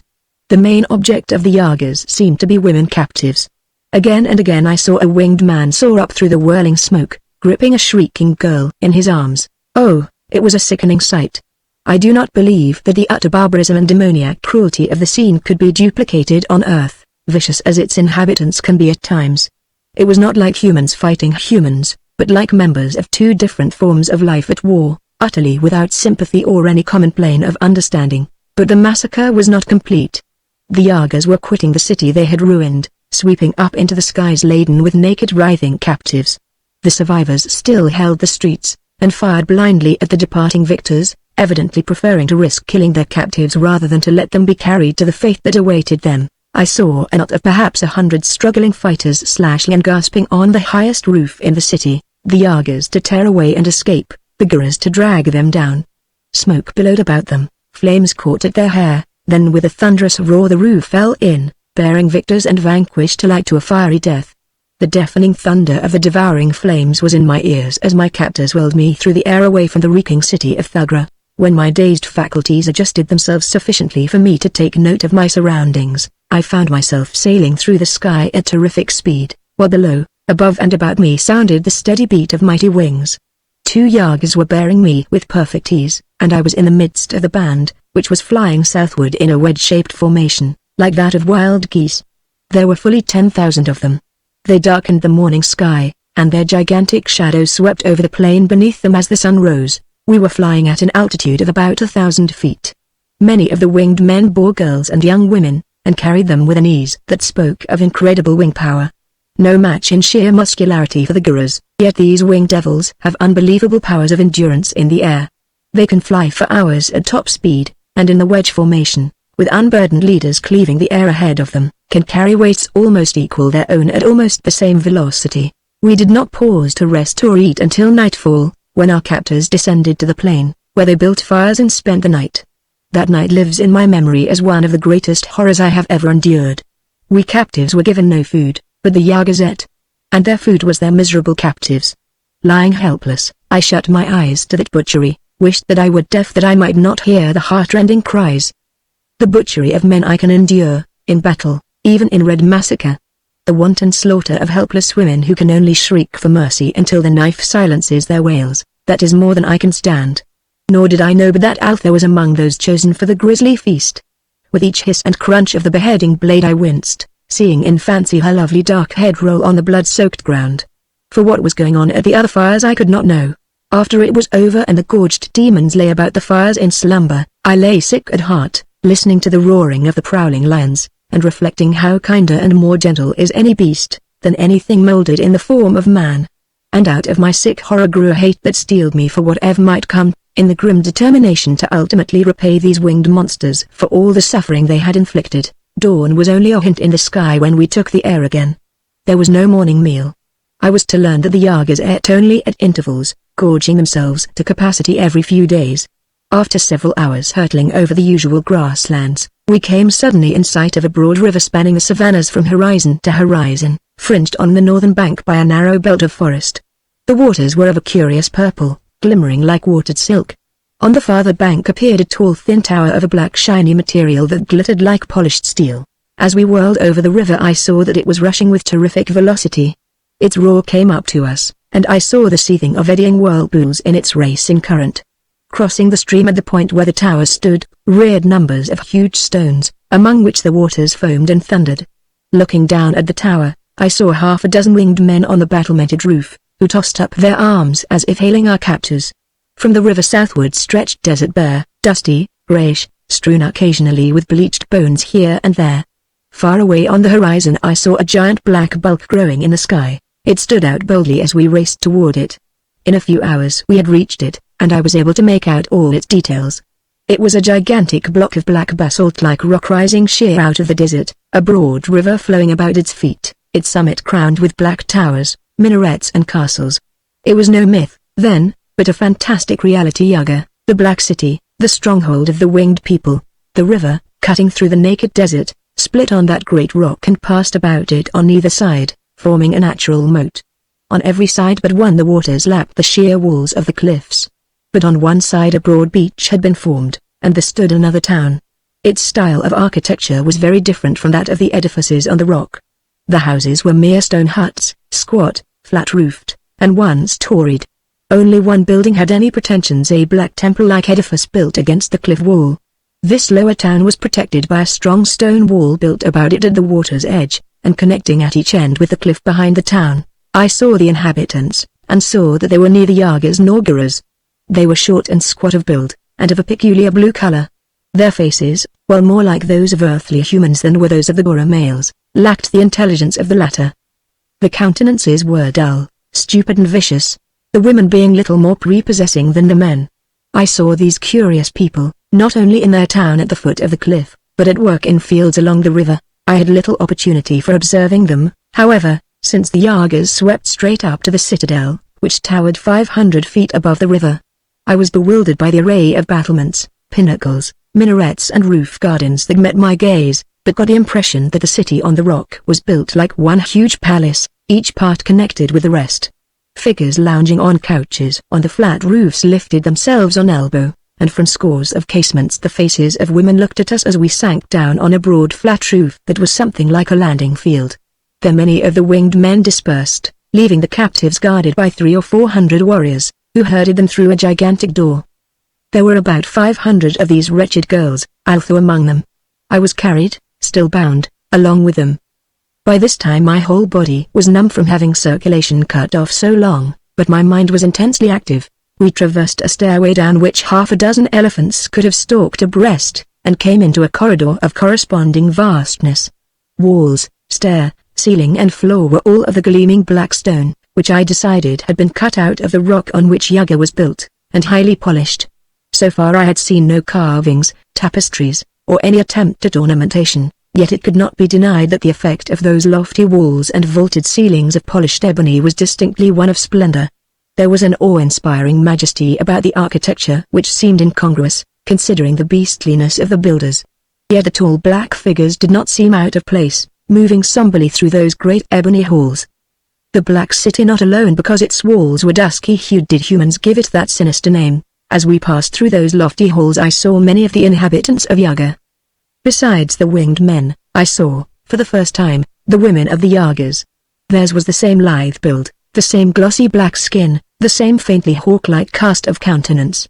But the women were not winged.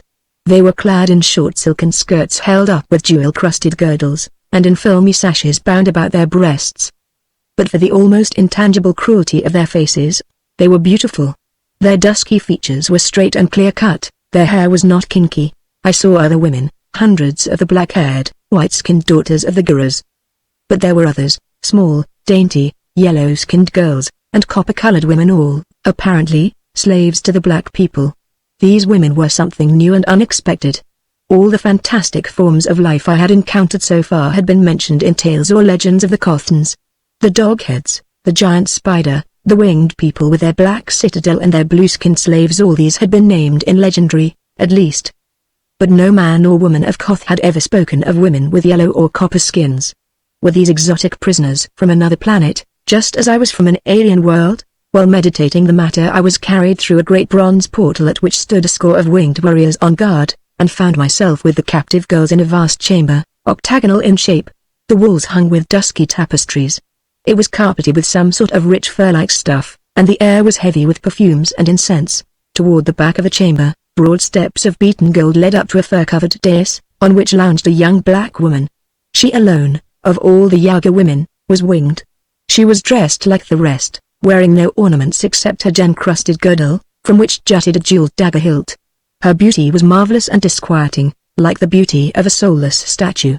I sensed that of all the inhuman denizens of Yaga, she was least human. Her brooding eyes spoke of dreams beyond the boundaries of human consciousness.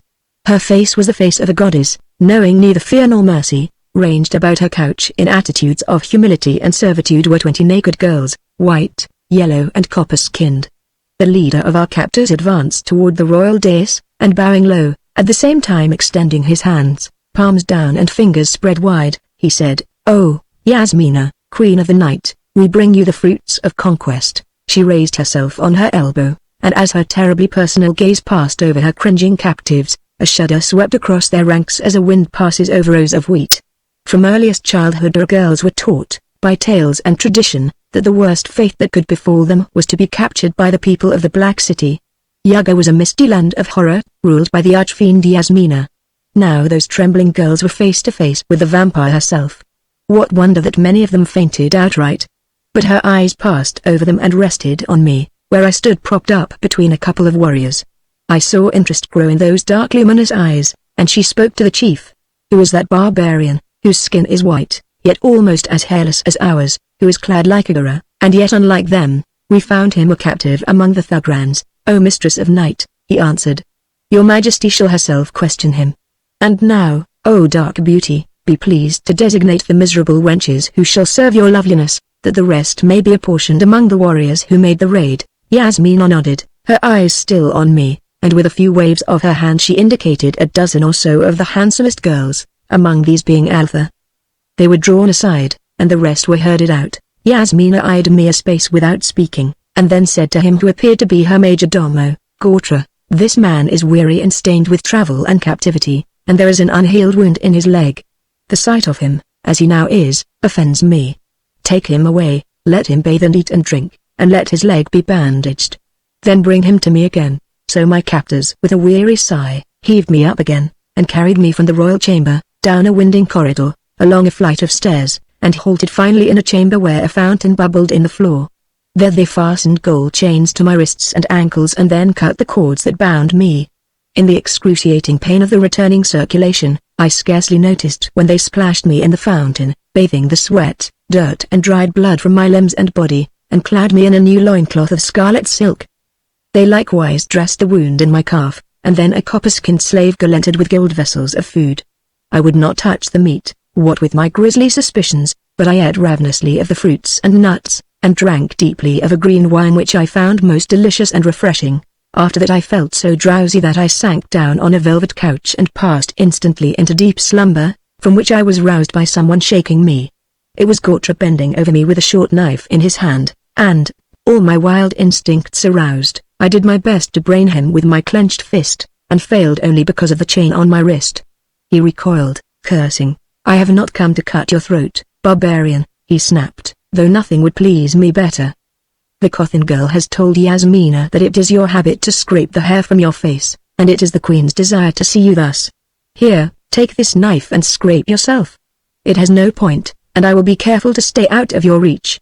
Here is a mirror, still half asleep, by which I believe the green wine was drugged, though for what reason I cannot say. I propped the silver mirror up against the wall, and went to work on my beard, which had reached no mean proportions during my captivities. It was a dry shave, but my skin is as durable as tanned leather, and the knife had an edge keener than I ever found on an earthly razor. When I had finished, Gautra grunted at my changed appearance and demanded the knife again. As there was no point in retaining it, it being useless as a weapon, I threw it at him, and immediately fell asleep again. The next time I woke naturally, and rising, took in my surroundings more minutely. The chamber was unadorned, furnished only with a couch, a small ebony table, and a fur-covered bench. There was a single door, which was closed and doubtless bolted on the outside, and one window. My chains were fastened to a gold ring in the wall behind the couch, but the strand that linked me to it was long enough to allow me to take a few steps to the fountain, and to the window. This window was barred with gold, and I looked out over flat roofs, at towers and minarets which limited my view. So far the Yagas had treated me well enough. I wondered how Altha was faring, and if the position of member of the Queen's retinue carried any special privileges or safety. Then Gautra entered again, with half a dozen warriors, and they unlocked my chain from the wall and escorted me down the corridor, up the winding stair. I was not taken back to the great throne chamber, but to a smaller room high up in a tower. This room was so littered with furs and cushions that it was almost stuffed. I was reminded of the soft, padded nest of a spider, and the black spider was lounging on a velvet couch and staring at me with avid curiosity.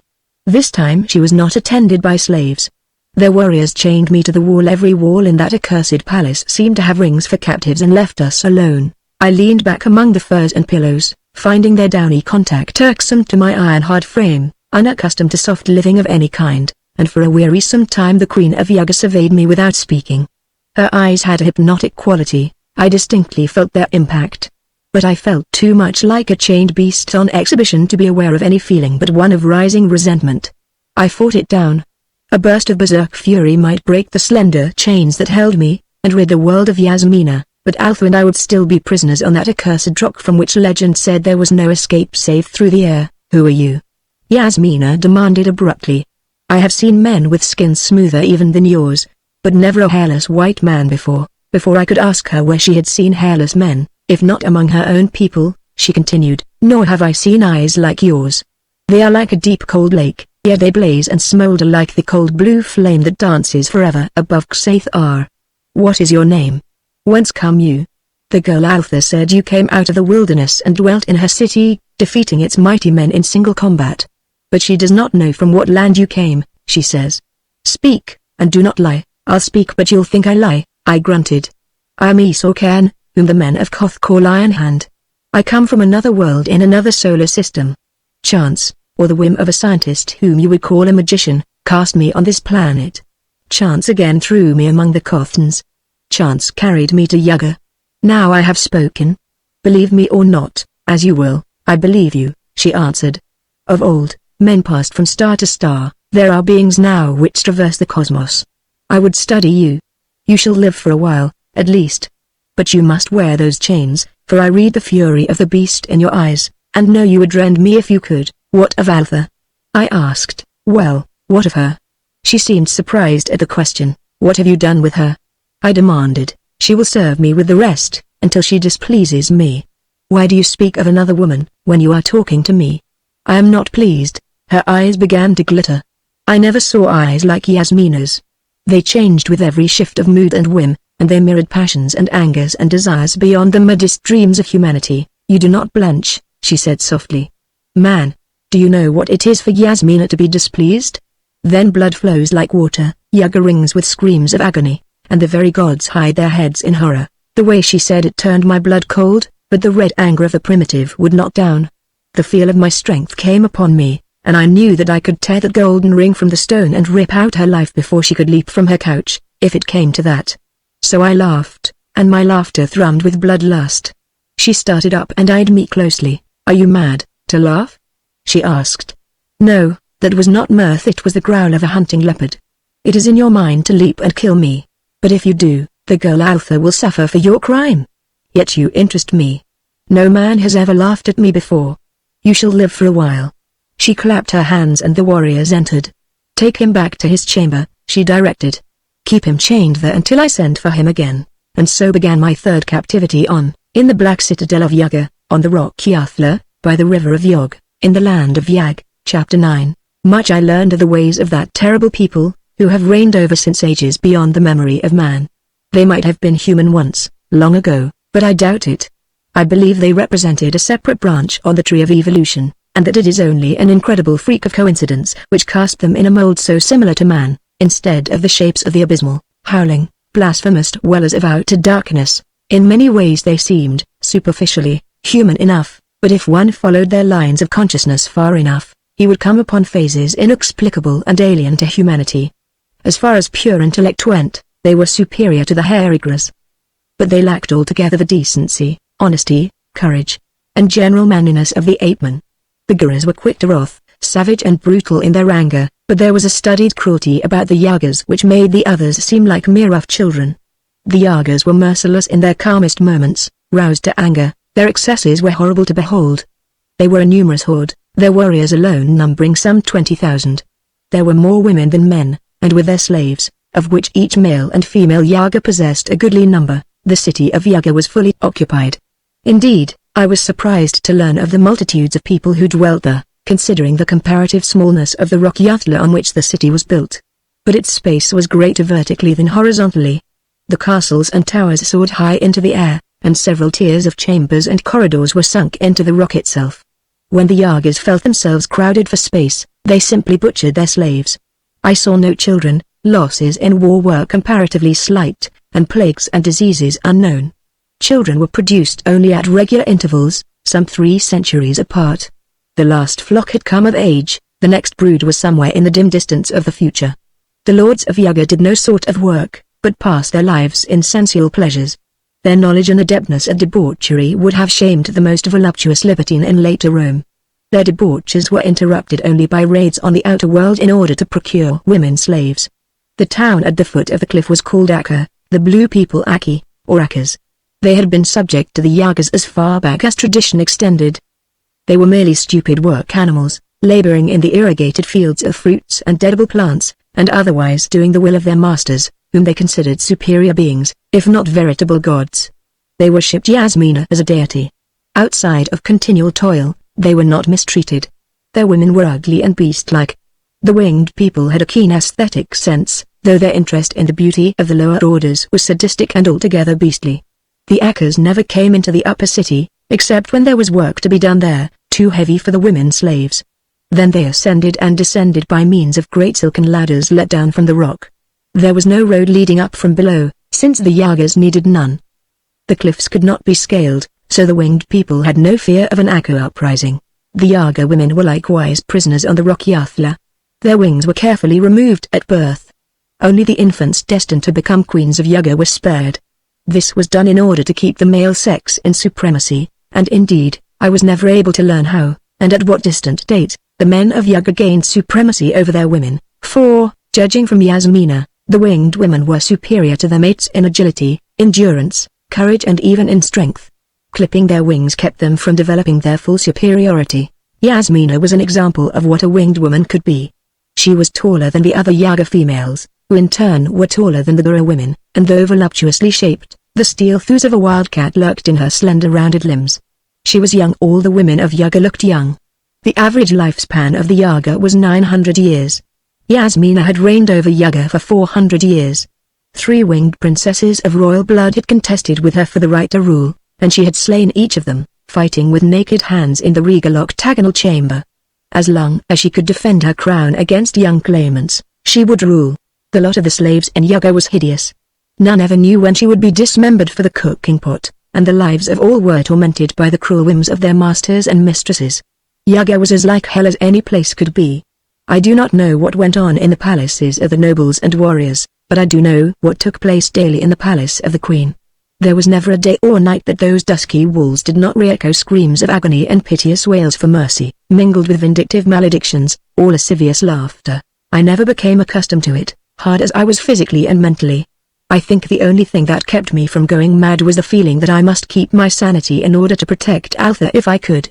That was precious little. I was chained in my chamber, where the Kothin girl was. I had not the slightest idea, except that she was somewhere in the palace of Yasmina, where she was protected from the lust of the winged men, but not from the cruelty of her mistress. In Yaga I heard sounds and saw sights not to be repeated, not even to be remembered in dreams. Men and women, the Yagas were open and candid in their evil. Their utter cynicism banished ordinary scruples of modesty and common decency. Their bestialities were naked, unhidden and shameless. They followed their desires with one another, and practiced their tortures on their wretched slaves with no attempt at concealment.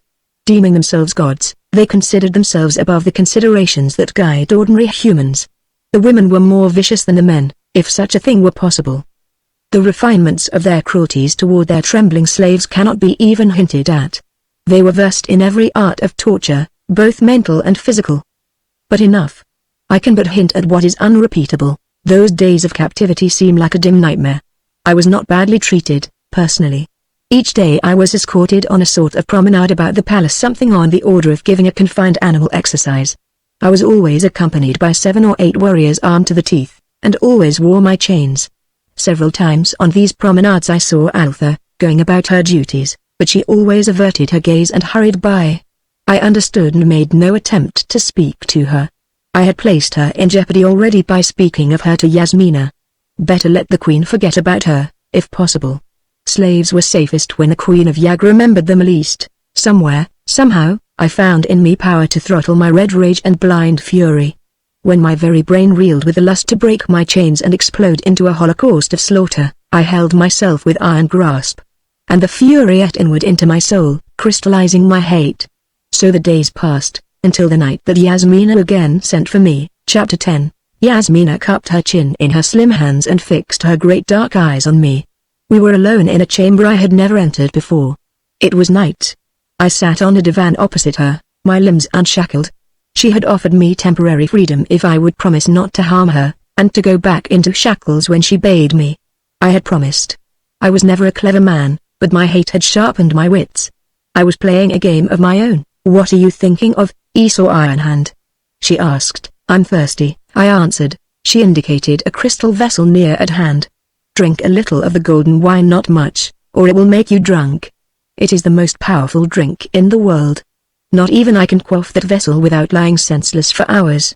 And you are unaccustomed to it." I sipped a little of it. It was indeed heady liquor. Yasmina stretched her limbs out on her couch, and asked, "Why do you hate me?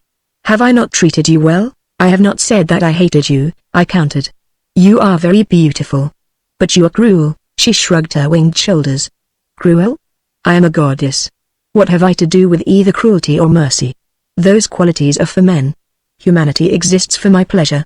Does not all life emanate from me?" "Your stupid Akkus may believe that," I replied, "but I know otherwise, and so do you." She laughed, not offended. "Well, I may not be able to create life, but I can destroy life at will. I may not be a goddess, but you would find it difficult to convince these foolish wenches who serve me that I am not all-powerful. No, Ironhand, gods are only another name for power. I am power on this planet, so I am a goddess. What do your hairy friends, the Gurus, worship? They worship Thak, at least they acknowledge Thak as the creator and preserver.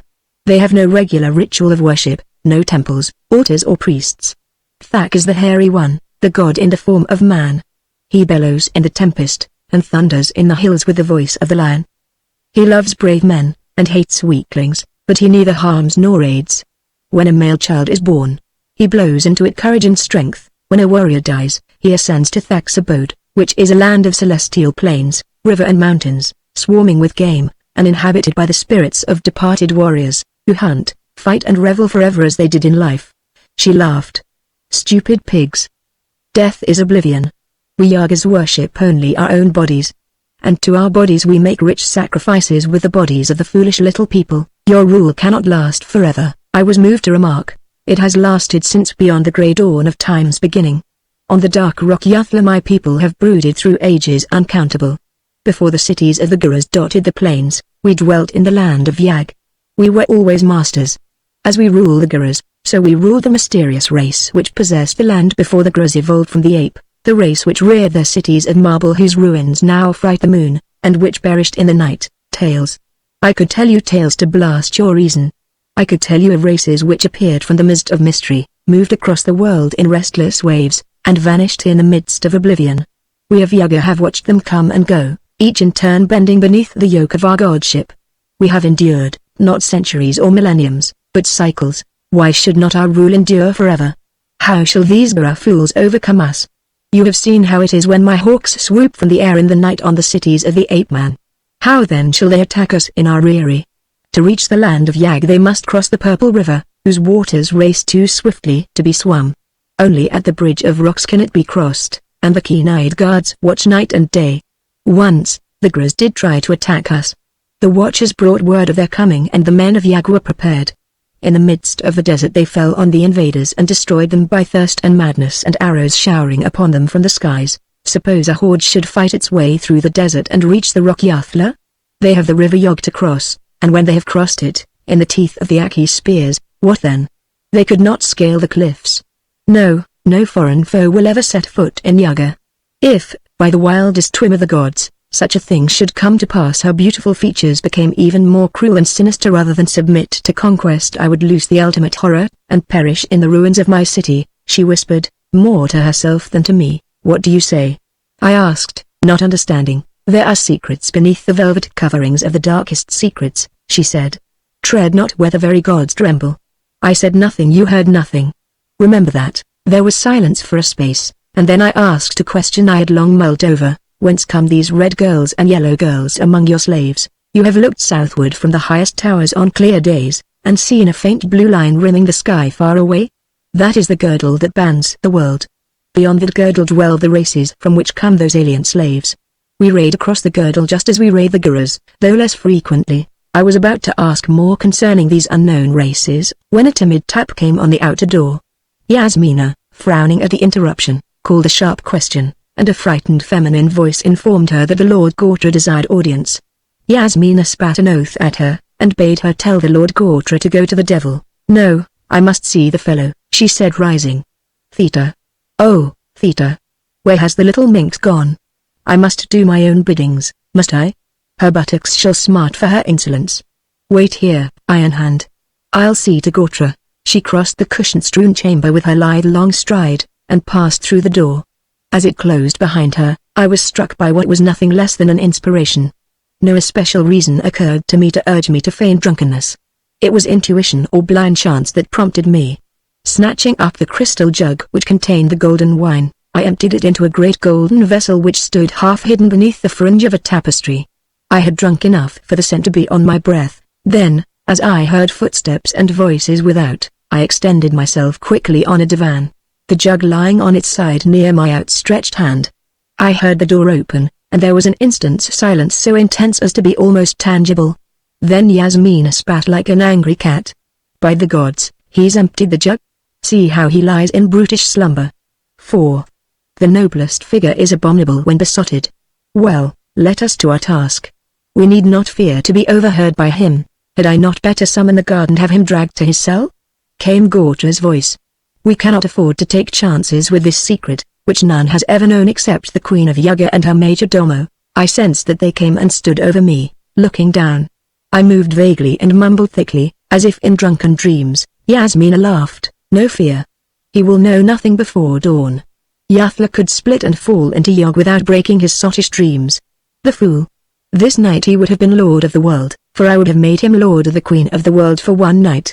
But the lion changes not his mane, nor the barbarian his brutishness. Why not put him to the torture? Grunted Gortra. Because I want a man, not a broken travesty. Besides, his is a spirit not to be conquered by fire or steel. No. I am Yasmina and I will make him love me before I feed him to the vultures. Have you placed the Kothin Altho among the virgins of the moon? Aye, queen of the dusky stars. A month and a half from this night she dances the dance of the moon with the other wenches. Good. Keep them guarded day and night. If this tiger learns of our plans for his sweetheart, chains and bolts will not hold him. 150 men guard the virgins, answered Gortra. Not even the Iron Hand could prevail against them. It is well. Now to this other matter. Have you the parchment? Aye, then I will sign it. Give me the stylus. I heard the crackle of papyrus and the scratch of a keen point, and then the queen said, take it now, and lay it on the altar in the usual place. As I promise in the writing, I will appear in the flesh tomorrow night to my faithful subjects and worshippers, the blue pigs of Akka. Ha. Ha. Ha. I never fail to be amused at the animal-like awe on their stupid countenances when I emerge from the shadows of the golden screen, and spread my arms above them in blessing. What fools they are, not in all these ages, to have discovered the secret door and the shaft that leads from their temple to this chamber. Not so strange, grunted Gortra.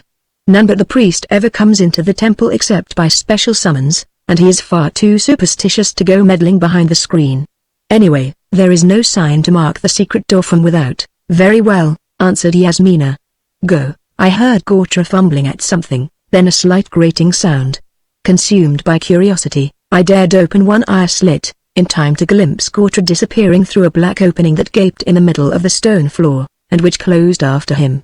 I quickly shut my eye again and lay still, listening to Yasmina's quick pantherish tread back and forth across the floor. Once she came and stood over me.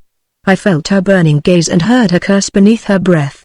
Then she struck me viciously across the face with some kind of jeweled ornament that tore my skin and started a trickle of blood.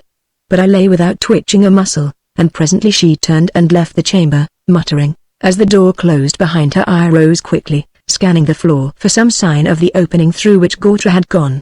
A furry rug had been drawn aside from the center of the floor, but in the polished black stone I searched in vain for a crevice to denote the hidden trap. I momentarily expected the return of Yasmina, and my heart pounded within me. Suddenly, under my very hand, a section of the floor detached itself and began to move upward. A pantherish bound carried me behind a tapestried couch, where I crouched, watching the trap rise upward. The narrow head of Gortra appeared, then his winged shoulders and body. He climbed up into the chamber, and as he turned to lower the lifted trap, I left the floor with a cat-like leap that carried me over the couch and full on his shoulders. He went down under my weight, and my gripping fingers crushed the yell in his throat. With a convulsive heave he twisted under me, and stark horror flooded his face as he glared up at me. He was down on the cushioned stone, pinned under my iron bulk. He clawed for the dagger at his girdle, but my knee pinned it down. And crouching on him, I gutted my mad hate for his cursed race. I strangled him slowly, gloatingly, avidly watching his features contort and his eyes glaze. He must have been dead for some minutes before I loosed my hold. Rising, I gazed through the open trap. The light from the torches of the chamber shone down a narrow shaft, into which was cut a series of narrow steps, that evidently led down into the bowels of the rocky Athla. From the conversation I had heard, it must lead to the temple of the Akkas, in the town below. Surely I would find Akka no harder to escape from than Yaga. Yet I hesitated, my heart torn at the thought of leaving Altho alone in Yaga. But there was no other way. I did not know in what part of that devil city she was imprisoned, and I remembered what Gortra had said of the great band of warriors guarding her and the other virgins of the moon. Cold sweat broke out on me as the full significance of the phrase became apparent. Just what the festival of the moon was I did not fully know, but I had heard hints and scattered comments among the Yaga women, and I knew it was a beastly saturnalia, in which the full frenzy of erotic ecstasy was reached in the dying gasps of the wretches sacrificed to the only god the winged people recognized their own inhuman lust. The thought of Altha being subjected to such a fate drove me into a berserk frenzy, and steeled my resolution. There was but one chance to escape myself, and try to reach Koth and bring back enough men to attempt a rescue. My heart sank as I contemplated the difficulties in the way, but there was nothing else to be done. Lifting Gortra's limp body I dragged it out of a chamber through a door different from that through which Yasmina had gone, and traversing a corridor without meeting anyone, I concealed the corpse behind some tapestries. I was certain that it would be found, but perhaps not until I had a good start. Perhaps its presence in another room than the chamber of the trap might divert suspicion from my actual means of escape, and lead Yasmina to think that I was merely hiding somewhere in Yaga, but I was crowding my luck. I could not long hope to avoid detection if I lingered. Returning to the chamber, I entered the shaft, lowering the trap above me. It was pitch dark, then, but my groping fingers found the catch that worked the trap, and I felt that I could return if I found my way blocked below. Down those inky stairs I groped, with an uneasy feeling that I might fall into some pit or meet with some grisly denizen of the underworld. But nothing occurred, and at last the steps ceased and I groped my way along a short corridor that ended at a blank wall. My fingers encountered a metal catch, and I shot the bolt, feeling a section of the wall revolving under my hands. I was dazzled by a dim yet lurid light, and blinking, gazed out with some trepidation. I was looking into a lofty chamber that was undoubtedly a shrine. My view was limited by a large screen of carved gold directly in front of me, the edges of which flamed dully in the weird light. Gliding from the secret door, I peered around the screen. I saw a broad room, made with the same stern simplicity and awesome massiveness that characterized architecture. The ceiling was lost in the brooding shadows, the walls were black, dully gleaming, and unadorned. The shrine was empty except for a block of ebon stone, evidently an altar, on which blazed the lurid flame I had noted, and which seemed to emanate from a great somber jewel set upon the altar. I noticed darkly stained channels on the sides of that altar, and on the dusky stone lay a roll of white parchment, Yasmina's word to her worshippers. I had stumbled into the Akka Holy of Holies, uncovered the very root and base on which the whole structure of Akka theology was based, the supernatural appearances of revelations from the goddess, and the appearance of the goddess herself in the temple. Strange that a whole religion should be based on the ignorance of the devotees concerning a subterranean stair. Stranger still, to an earthly mind, that only the lowest form of humanity on Almuric should possess a systematic and ritualistic religion, which earth people regard as sure token of the highest races. But the cult of the Akkas was dark and weird. The whole atmosphere of the shrine was one of mystery and brooding horror. I could imagine the awe of the blue worshippers to see the winged goddess emerging from behind the golden screen, like a deity incarnated from cosmic emptiness. Closing the door behind me, I glided stealthily across the temple. Just within the door a stocky blue man in a fantastic robe lay snoring lustily on the naked stone. Presumably he had slept tranquilly through Gorta's ghostly visit. I stepped over him as gingerly as a cat treading wet earth, Gorta's dagger in my hand, but he did not awaken. An instant later I stood outside, breathing deep of the river-laden night air. The temple lay in the shadow of the great cliffs. There was no moon, only the myriad millions of stars that glimmer in the skies of. I saw no lights anywhere in the village, no movement. The sluggish Akkas slept soundly, stealthily as a phantom I stole through the narrow streets, hugging close to the sides of the squat stone huts. I saw no human until I reached the wall. The drawbridge that spanned the river was drawn up, and just within the gate sat a blue man, nodding over his spear. The senses of the Akkas were dull as those of any beasts of burden. I could have knifed the drowsy watchman where he sat, but I saw no need of useless murder. He did not hear me, though I passed within 40 feet of him. Silently I glided over the wall, and silently I slipped into the water. Striking out strongly, I forged across the easy current, and reached the further bank. There I paused only long enough to drink deep of the cold river water, then I struck out across the shadow desert at a swinging trot that eats up miles, the gait with which the Apaches of my native southwest can wear out a horse. In the darkness before dawn I came to the banks of the purple river, skirting wide to avoid the watchtower which jutted dimly against the star-flecked sky. As I crouched on the steep bank and gazed down into the rushing swirling current, my heart sank. I knew that, in my fatigued condition, it was madness to plunge into the maelstrom. The strongest swimmer that either earth or ever bred had been helpless among those eddies and whirlpools. There was but one thing to be done: try to reach the bridge of rocks before dawn broke, and take the desperate chance of slipping across under the eyes of the watchers. That, too, was madness, but I had no choice. But dawn began to whiten the desert before I was within 1,000 yards of the bridge. And looking at the tower, which seemed to swim slowly into clearer outline, etched against the dim sky, I saw a shape soar up from the turrets and wing its way toward me. I had been discovered. Instantly, a desperate plan occurred to me. I began to stagger erratically, ran a few paces, and sank down in the sand near the river bank. I heard the beat of wings above me as the suspicious harpy circled, then I knew he was dropping earthward. He must have been on solitary sentry duty, and had come to investigate the matter of a lone wanderer. without waking his mates. Watching through slitted lids, I saw him strike the earth nearby, and walk about me suspiciously, scimitar in hand. At last he pushed me with his foot, as if to find if I lived. Instantly my arm hooked about his legs, bringing him down on top of me. A single cry burst from his lips, half stifled as my fingers found his throat. Then in a great heaving and fluttering of wings and lashing of limbs, I heaved him over and under me. His scimitar was useless at such close quarters. I twisted his arm until his numbed fingers slipped from the hilt, then I choked him into submission. Before he regained his full faculties, I bound his wrists in front of him with his girdle, dragged him to his feet, and perched myself astride his back, my legs locked about his torso.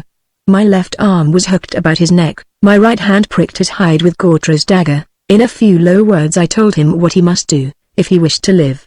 It was not the nature of a Yaga to sacrifice himself, even for the welfare of his race.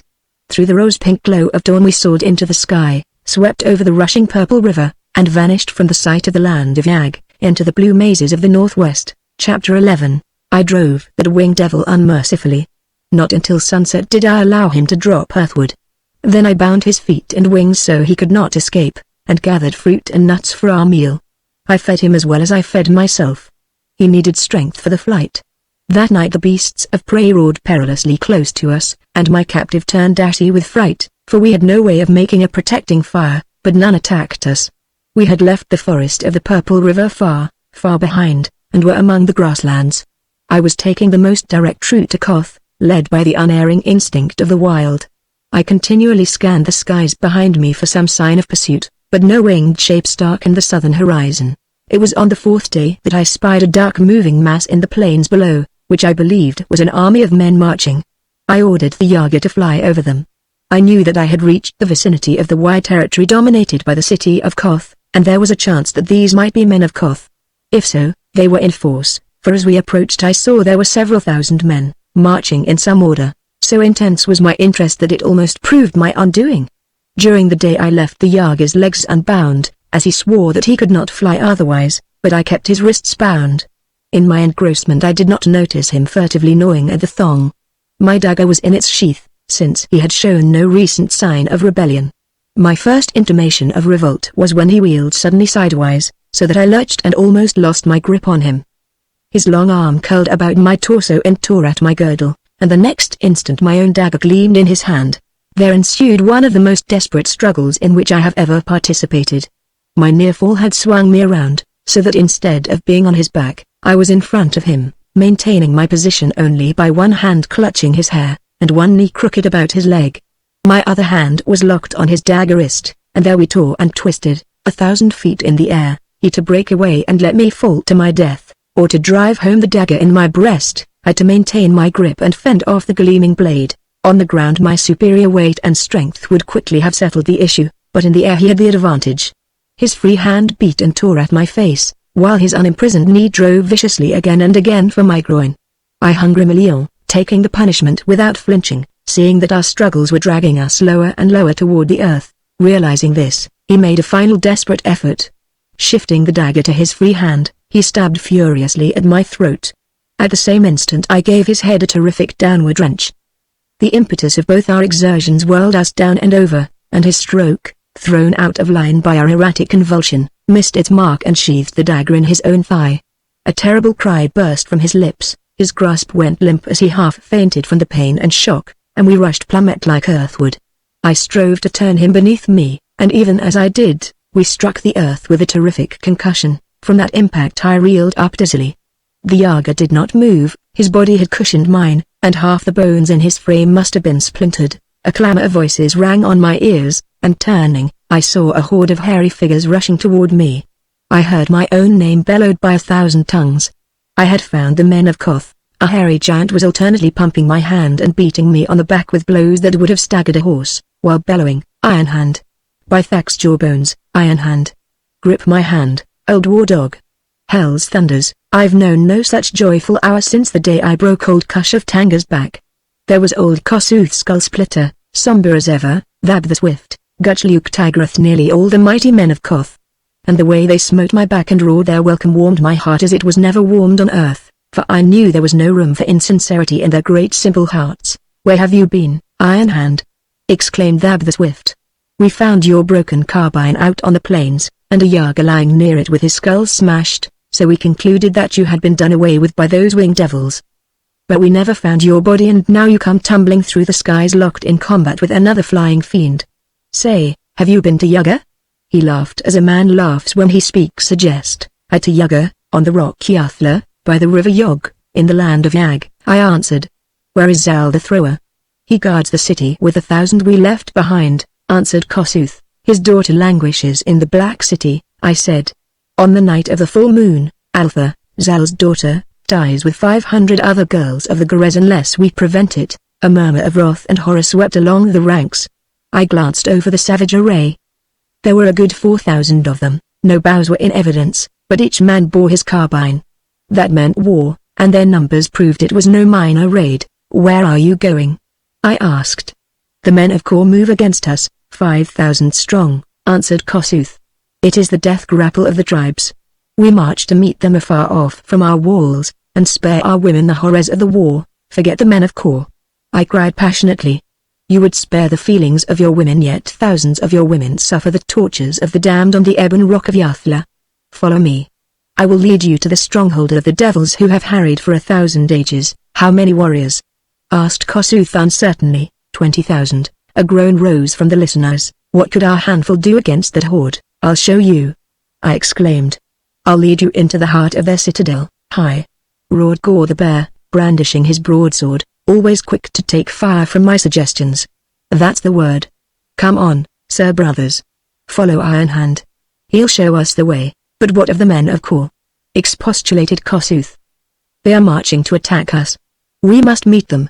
Gore grunted explosively as the truth of this assertion came home to him, and all eyes turned toward me. "Leave them to me," I proposed desperately.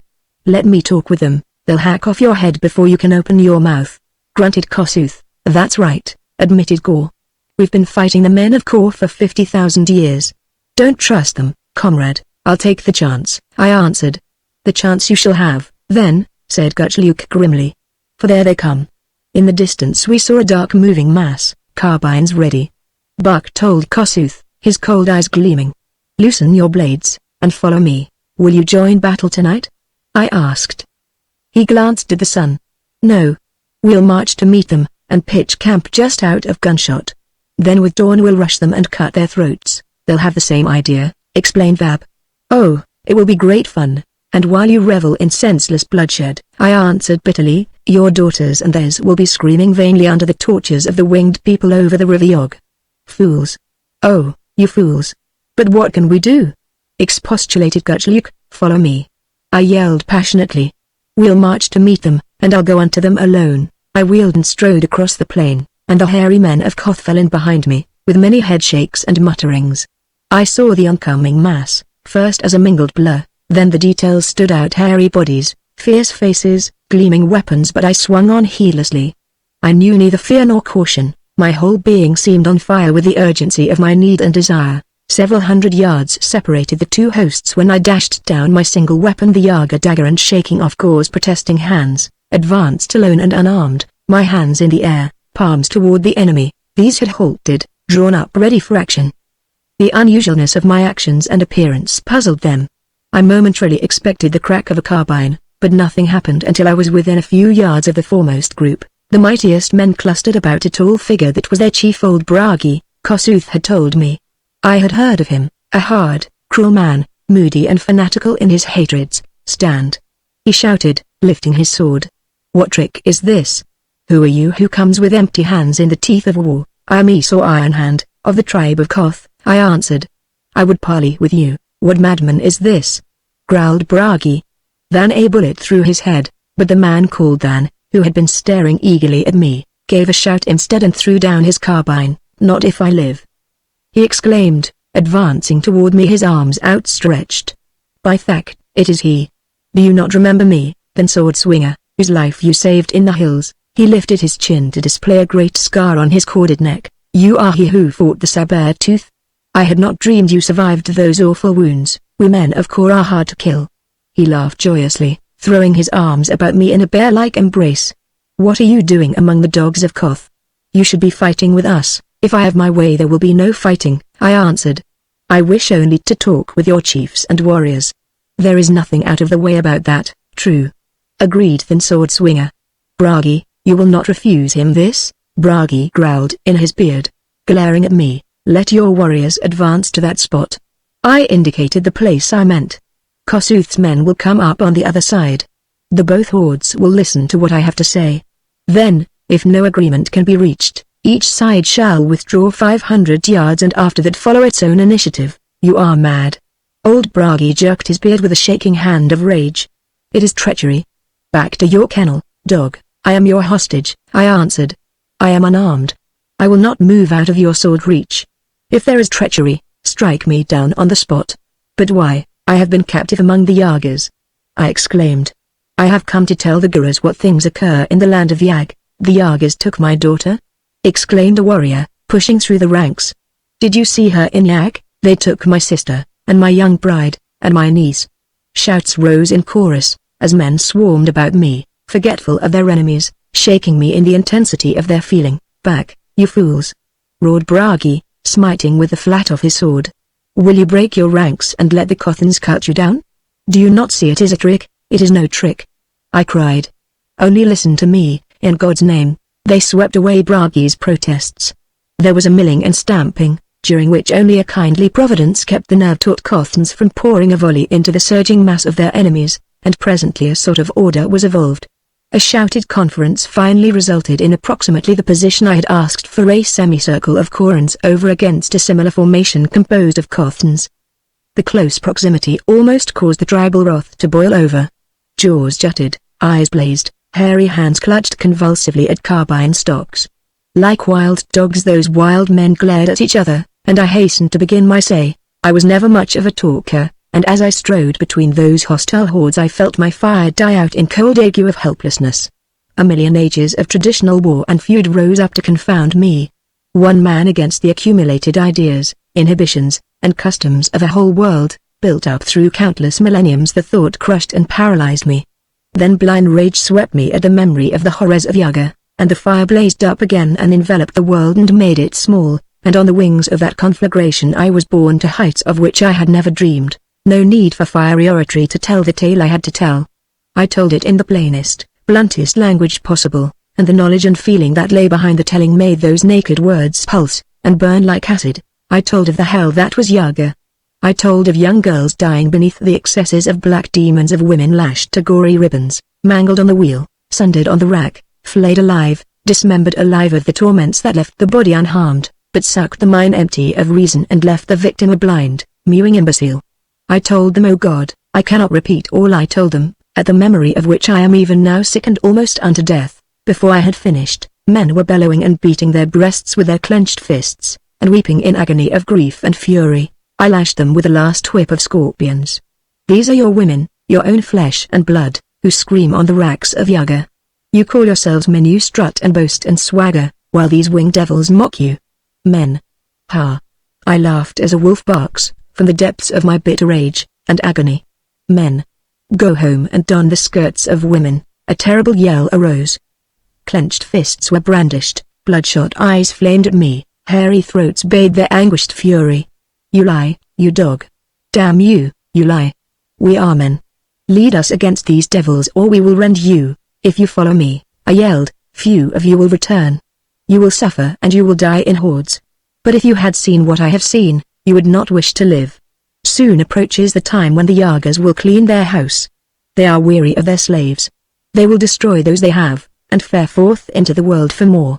I have told you of the destruction of Thugra. So it will be with Kor, so it will be with Koth when winged devils swoop out of the night. Follow me to Yaga, I will show you the way.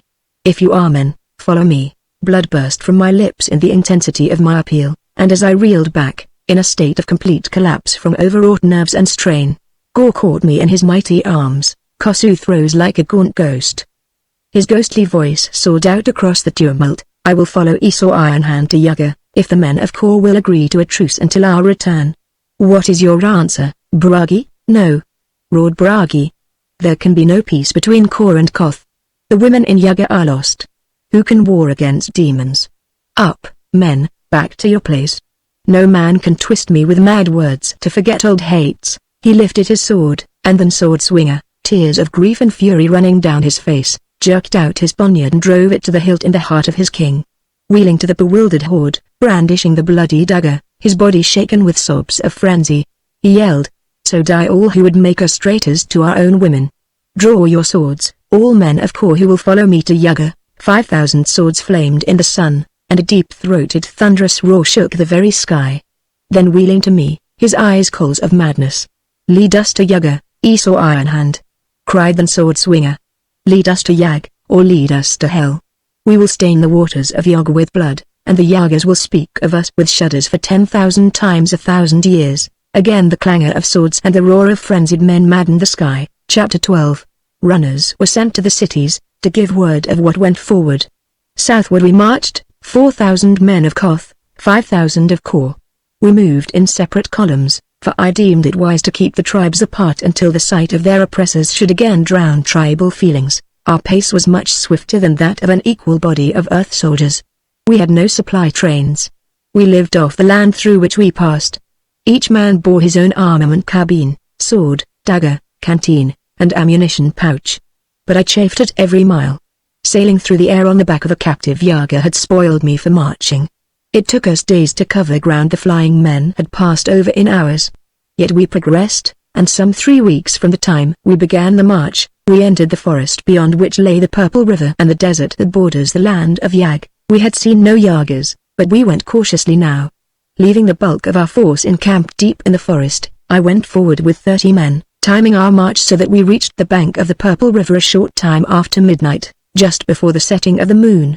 My purpose was to find a way to prevent the tower guard from carrying the news of our coming to Yaga, so that we might cross the desert without being attacked in the open, where the numbers and tactics of the Yagas would weigh most heavily against us. Kossuth suggested that we lie in wait among the trees along the bank, and pick the watchers off at long range at dawn, but this I knew to be impossible. There was no cover along the water's edge, and the river lay between. The men in the tower were out of our range.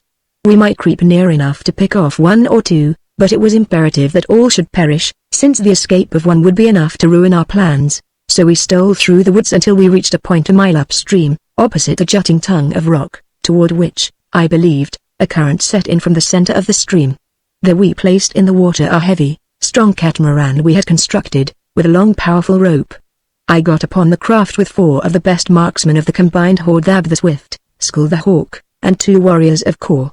Each of us bore 2 carbines, strapped to our backs. We bent to work with crude oars, though our efforts seemed ludicrously futile in the teeth of that flood. But the raft was long enough and heavy enough not to be spun by every whirlpool we crossed, and by dint of Herculean effort we worked out toward the middle of the stream. The men on shore paid out the rope, and it acted as a sort of brace, swinging us around in a wide arc that would have eventually brought us back to the bank we had left, had not the current we hoped for suddenly caught us and hurled us at dizzy speed toward the projecting tongue of rock.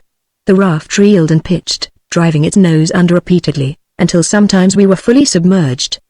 But our ammunition was waterproof, and we had lashed ourselves to the logs, so we hung on like drowned rats, until our craft was dashed against the rocky point. It hung there for a breathless instant, in which time it was touch and go. We slashed ourselves loose, jumped into the water which swirled armpit deep about us, and fought our way along the point, clinging tooth and nail to every niche or projection, while the foaming current threatened momentarily to tear us away and send us after our raft which had slid off the ledge and was dancing away down the river. We did make it, though, and hauled ourselves upon the shore at last, half dead from buffeting and exhaustion, but we could not stop to rest, for the most delicate part of our scheme was before us. It was necessary that we should not be discovered before dawn gave us light enough to see the sights of our carbines, for the best marksman in the world is erratic by starlight. But I trusted to the chance that the Yagas would be watching the river, and paying scant heed to the desert behind them, so in the darkness that precedes dawn, we stole around in a wide circle, and the first hint of light found us lying in a depression we had scraped in the sand not over 400 yards to the south of the tower. It was tense waiting, while the dawn lifted slowly over the land, and objects became more and more distinct. The roar of the water over the bridge of rocks reached us plainly, and at last we were aware of another sound. The clash of steel reached us faintly through the water tumult. Gore and others were advancing to the river bank, according to my instructions. We could not see any Yagas on the tower, only hints of movement along the turrets. but suddenly one whirled up into the morning sky and started south at headlong speed. Skull's carbine cracked and the winged man, with a loud cry, pitched sideways and tumbled to earth. There followed an instant of silence, then 5 winged shapes darted into the air, soaring high. The Yagars sensed what was occurring, and were chancing all on a desperate rush, hoping that at least one might get through. We all fired, but I scored a complete miss, and Thab only slightly wounded his man. But the others brought down the man I had missed, while Thab's second shot dropped the wounded Yagar. We reloaded hastily, but no more came from the tower. 6 men watched the, Yasmina had said. She had spoken the truth. We cast the bodies into the river. I crossed the bridge of rocks, leaping from boulder to boulder, and told Gore to take his men back into the forest, and to bring up the host. They were to camp just within the fringe of woods, out of sight from the sky. I did not intend to start across the desert until nightfall. Then I returned to the tower and attempted to gain entrance, but found no doors, only a few small barred windows. The Yagars had entered it from the top. It was too tall and smooth to be climbed, so we did the only thing left to do. We dug pits in the sand and covered them with branches, over which we scattered dust. In these pits we concealed our best marksmen, who lay all day, patiently scanning the sky. Only one Yagar came winging across the desert. No human was in sight, and he was not suspicious until he poised directly over the tower. Then, when he saw no watchman, he became alarmed, but before he could race away, the reports of 6 carbines brought him tumbling to the earth in a whirl of limbs and wings. As the sun sank, we brought the warriors across the bridge of rocks, an accomplishment which required some time. But at last they all stood on the Yagar side of the river, and with our canteens well filled, we started at quick pace across the narrow desert. Before dawn we were within striking distance of the river. Having crossed the desert under cover of darkness, I was not surprised that we were able to approach the river without being discovered. If any had been watching from the citadel, alert for anything suspicious, they would have discerned our dark mass moving across the sands under the dim starlight. But I knew that in Yagar no such watch was ever kept, secure as the winged people felt in the protection of the Purple River, of the watchman in the tower, and of the fact that for centuries no raid had dared the bloody doom of former invaders. Nights were spent in frenzied debauchery, followed by sodden sleep. As for the men of Akka, these slow-witted drudges were too habitually drowsy to constitute much menace against our approach, though I knew that once roused they would fight like animals. So 300 yards from the river we halted, and 8,000 men under Kossuth took cover in the irrigation ditches that traversed the fields of fruit. The waving fronds of the squash trees likewise aided in their concealment. This was done in almost complete silence. Far above us towered the somber rocky Athla. A faint breeze sprang up, forerunner of dawn. I led the remaining 1,000 warriors toward the river bank. Halting them a short distance from it, I wriggled forward on my belly until my hands were at the water's edge. I thanked the fates that had given me such men to lead. Where civilized men would have floundered and blundered, the Gares moved as easily and noiselessly as stalking panthers. Across from me rose the wall, sheer from the steep bank, that guarded Akka. It would be hard to climb in the teeth of spears.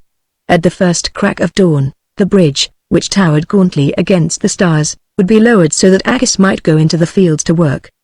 But before then the rising light would betray our forces. With a word to Gore, who lay at my side, I slid into the water and struck out for the farther shore, he following. Reaching a point directly below the bridge, we hung in the water, clutching the slippery wall, and looked about for some way of climbing it. There the water, near the bank, was almost as deep as in midstream. At last Gore found a crevice in the masonry, wide enough to give him a grip for his hands. Then bracing himself, he held fast while I clambered on his shoulders. Standing thus I managed to reach the lower part of the lifted bridge, and an instant later I drew myself up. The erected bridge closed the gap in the wall. I had to clamber over the barrier. One leg was across, when a figure sprang out of the shadows, yelling a warning. The watchman had not been as drowsy as I had expected. He leapt at me, the starlight glinting on his spear. With a desperate twist of my body, I avoided the whistling blade, though the effort almost toppled me from the wall. My outthrown hand gripped his lank hair as he fell against the coping with the fury of his wasted thrust, and jerking myself back into balance, I dealt him a crushing buffet on the ear with my clenched fist. He crumpled, and the next instant I was over the wall. Gore was bellowing much like a bull in the river, mad to know what was taking place above him, and in the dim light the Akis were swarming like bees out of their stony hives. Leaning over the barrier I stretched Gore the shaft off the watchman's spear, and he came heaving and scrambling up beside me. The Akis had stared stupidly for an instant, then realizing they were being invaded, they rushed, howling madly. As Gore sprang to meet them, I leapt to the great windlass that controlled the bridge. I heard the bear's thunderous war cry boom above the squalling of the Akis, the strident clash of steel and the crunch of splintered bone. But I had no time to look. It was taking all my strength to work the windlass. I had seen 5 Akis toiling together at it, yet in the stress of the moment I accomplished its lowering single-handed, though sweat burst out on my forehead and my muscles trembled with the effort. But down it came, and the farther end touched the other bank in time to accommodate the feet of the warriors who sprang up and rushed for it. I wheeled to aid Gore, whose panting gasps I still heard amidst the clamor of the melee. I knew the din in the lower town would soon rouse the Yagas, and it was imperative that we gain a foothold in Akka before the shafts of the winged men began to rain among us. Gore was hard-pressed when I turned from the bridge head. 6 corpses lay under his feet, and he wielded his great sword with a berserk lustiness that sheared through flesh and bone like butter, but he was streaming blood, and the Akis were closing in on him. I had no weapon but Gortra's dagger, but I sprang into the fray and ripped the sword from the sinking hand of one whose heart my slim blade found. It was a crude weapon, such as the Akis forge, but it had edge and weight, and swinging it like a club, I wrought havoc among the swarming blue men. Gore greeted my arrival with a gasping roar of pleasure, and redoubled the fury of his tremendous strokes, so that the dazed Akis momentarily gave back. And in that fleeting interval, the first of the Guras swarmed across the bridge. In an instant 50 men had joined us. But there the matter was deadlocked. Swarm after swarm of blue men rushed from their huts to fall on us with reckless fury. One Gura was a match for 3 or 4 Akis, but they swamped us by numbers. They crushed us back into the bridge mouth, and strive as we could not advance enough to clear the way for the hundreds of warriors behind us who yelled and struggled to come to sword strokes with the enemy. The Akis pressed in on us in a great crescent, almost crushing us against the men behind us. They lined the walls, yelling and screaming and brandishing their weapons. There were no bows or missiles among them, their winged masters were careful to keep such things out of their hands. In the midst of the carnage dawn broke, and the struggling hordes saw their enemies. Above us, I knew, the Yagas would be stirring. Indeed I thought I could already hear the thrash of wings above the roar of battle, but I could not look up. Breast to breast we were locked with the heaving, grunting hordes, so closely there was no room for sword strokes. Their teeth and filthy nails tore at us beast-like, their repulsive body odor was in our nostrils. In the crush we writhed and cursed, each man striving to free a hand to strike. My flesh crawled in dread of the arrows I knew must soon be raining from above, and even with the thought the first volley came like a whistling sheet of sleet. At my side and behind me men cried out, clutching at the feathered ends protruding from their bodies.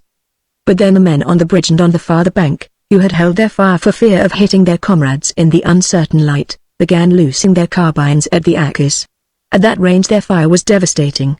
The first volley cleared the wall, and climbing on the bridge rails the carbineers poured a withering fusillade over our heads into the close-massed horde that barred our way. The result was appalling. Great gaps were torn in the struggling mob, and the whole horde staggered and tore apart. Unsupported by the mass behind, the front ranks caved in, and over their mangled bodies we rushed into the narrow streets of Akka. Opposition was not at an end. The stocky blue men still fought back. Up and down the streets sounded the clash of steel, crack of shots, and yells of pain and fury. But our greatest peril was from above. The winged men were swarming out of their citadel like hornets out of a nest. Several hundred of them dropped swiftly down into Akka, swords in their hands, while others lined the rim of the cliff and poured down showers of arrows. Now the warriors hidden in the shrub-masked ditches opened fire, and as that volley thundered, a rain of mangled forms fell on the flat roofs of Akka. The survivors wheeled and raced back to cover as swiftly as their wings could carry them, but they were more deadly in defense than in attack.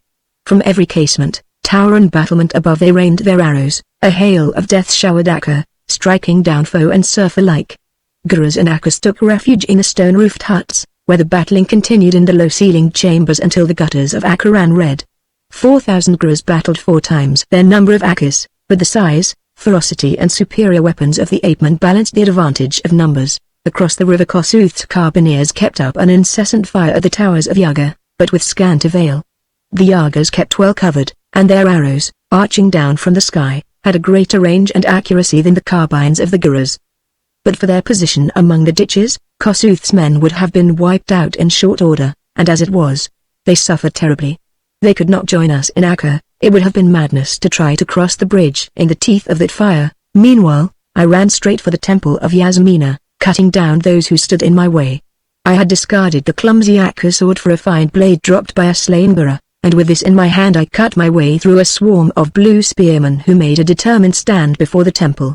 With me were Gore, Thab the Swift, then Sword Swinger and 100 other picked warriors. As the last of our foes were trampled underfoot, I sprang up the black stone steps to the massive door, where the bizarre figure of the Akka priest barred my way with shield and spear. I parried his spear and feinted a thrust at his thigh. He lowered the great gold-scrolled shield, and before he could lift it again I slashed off his head, which rolled grinning down the steps. I caught up the shield as I rushed into the temple. I rushed across the temple and tore aside the golden screen. My men crowded in behind me, panting, bloodstained, their fierce faces lighted by the weird flame from the altar jewel. Fumbling in my haste, I found and worked the secret catch. The door began to give, reluctantly. It was this reluctance which fired my brain with a sudden suspicion, as I remembered how easily it had opened before. Even with the thought I yelled, "Back!" and hurled myself backward as the door gaped suddenly. Instantly my ears were deafened by an awful roar, my eyes blinded by a terrible flash. Something like a spurt of hell's fire passed so close by me it seared my hair in passing. Only my recoil, which carried me behind the opening door, saved me from the torrent of liquid fire which flooded the temple from the secret shaft. There was a blind chaotic instant of frenzy, shot through with awful screams. Then through the din I heard Gore loudly bellowing my name, and saw him stumbling blindly through the whirling smoke, his beard and bristling hair burned crisp. As the lurid murk cleared somewhat, I saw the remnants of my band Gore, Thab and a few others who by quickness or luck had escaped.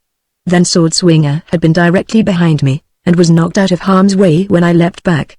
But on the blackened floor of the temple lay 3 shriveled forms, burned and charred out of all human recognition. They had been directly in the path of the devouring sheet of flame as it rushed to dissipate itself in the outer air. The shaft seemed empty now. Fool to think that Yasmina would leave it unguarded, when she must have suspected that I escaped by that route. On the edges of the door and the jamb I found bits of stuff like wax. Some mysterious element had been sealed into the shaft which the opening of the door ignited, sending it toward the outer air in a rush of flame. I knew the upper trap would be made fast. I shouted for Thab to find and light a torch, and for Gore to procure a heavy beam for a ram. Then, telling them to gather all the men he could find in the streets and follow, I raced up the stair in the blackness.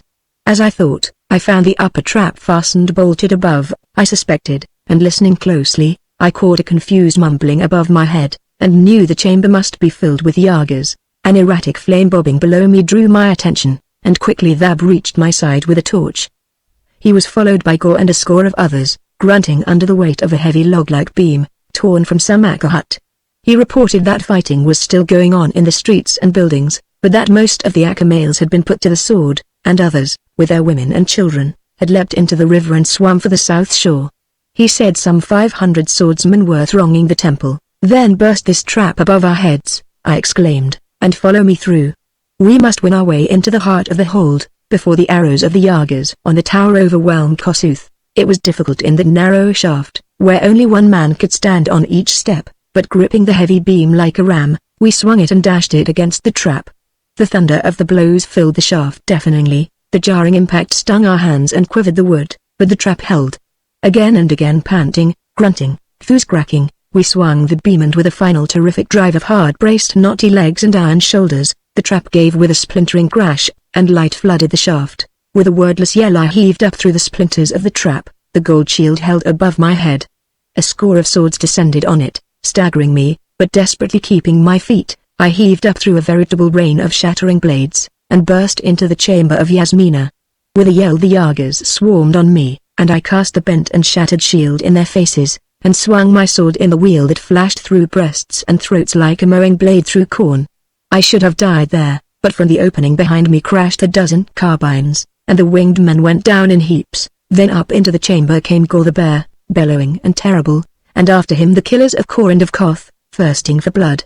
That chamber was full of Yagas, and so were the adjoining rooms and corridors. But in a compact circle, back to back, we held the shaft entrance, while scores of warriors swarmed up the stair to join us, widening and pushing out the rim of the circle. In that comparatively small chamber the din was deafening and terrifying, the clang of swords, the yelling, the butcher's sound of flesh and bones parting beneath the chopping edge. We quickly cleared the chamber, and held the doors against attack. As more and more men came up from below, we advanced into the adjoining rooms, and after perhaps a half-hour of desperate fighting, we held a circle of chambers and corridors, like a wheel of which the chamber of the shaft was the axle, and more Yagas were leaving the turrets to take part in the hand-to-hand fighting. There were some 3,000 of us in the upper chambers now, and no more came up the shaft. I sent Thab to tell Kossuth to bring his men across the river. I believed that most of the Yagas had left the turrets. They were massed thick in the chambers and corridors ahead of us, and were fighting like demons. I have mentioned that their courage was not of the type of the Guras, but any race will fight when a foe has invaded its last stronghold, and these winged devils were no weaklings. For a time the battle was at a gasping deadlock. We could advance no farther in any direction, nor could they thrust us back. The doorways through which we slashed and thrust were heaped high with bodies, both hairy and black. Our ammunition was exhausted, and the Yagas could use their bows to no advantage. It was hand to hand and sword to sword, men stumbling among the dead to come to hand grips. Then, just when it seemed that flesh and blood could stand no more, a thunderous roar rose to the vaulted ceilings, and up through the shaft and out through the chambers poured streams of fresh, eager warriors to take our places.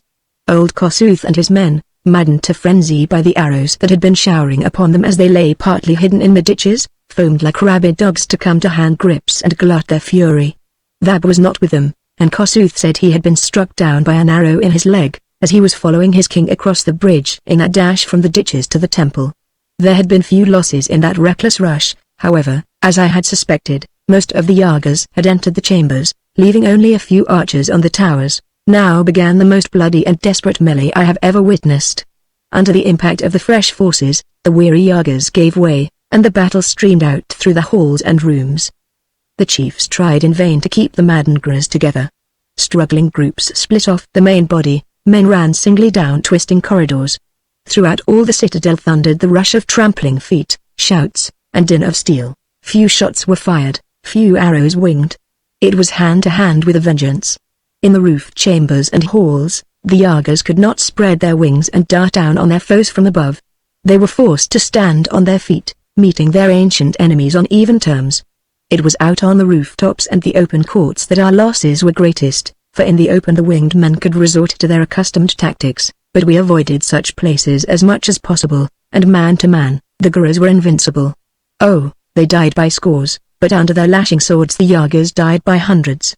1,000 ages of cruelty and oppression were being repaid, and red was the payment. The sword was blind, Yaga women as well as men fell beneath it.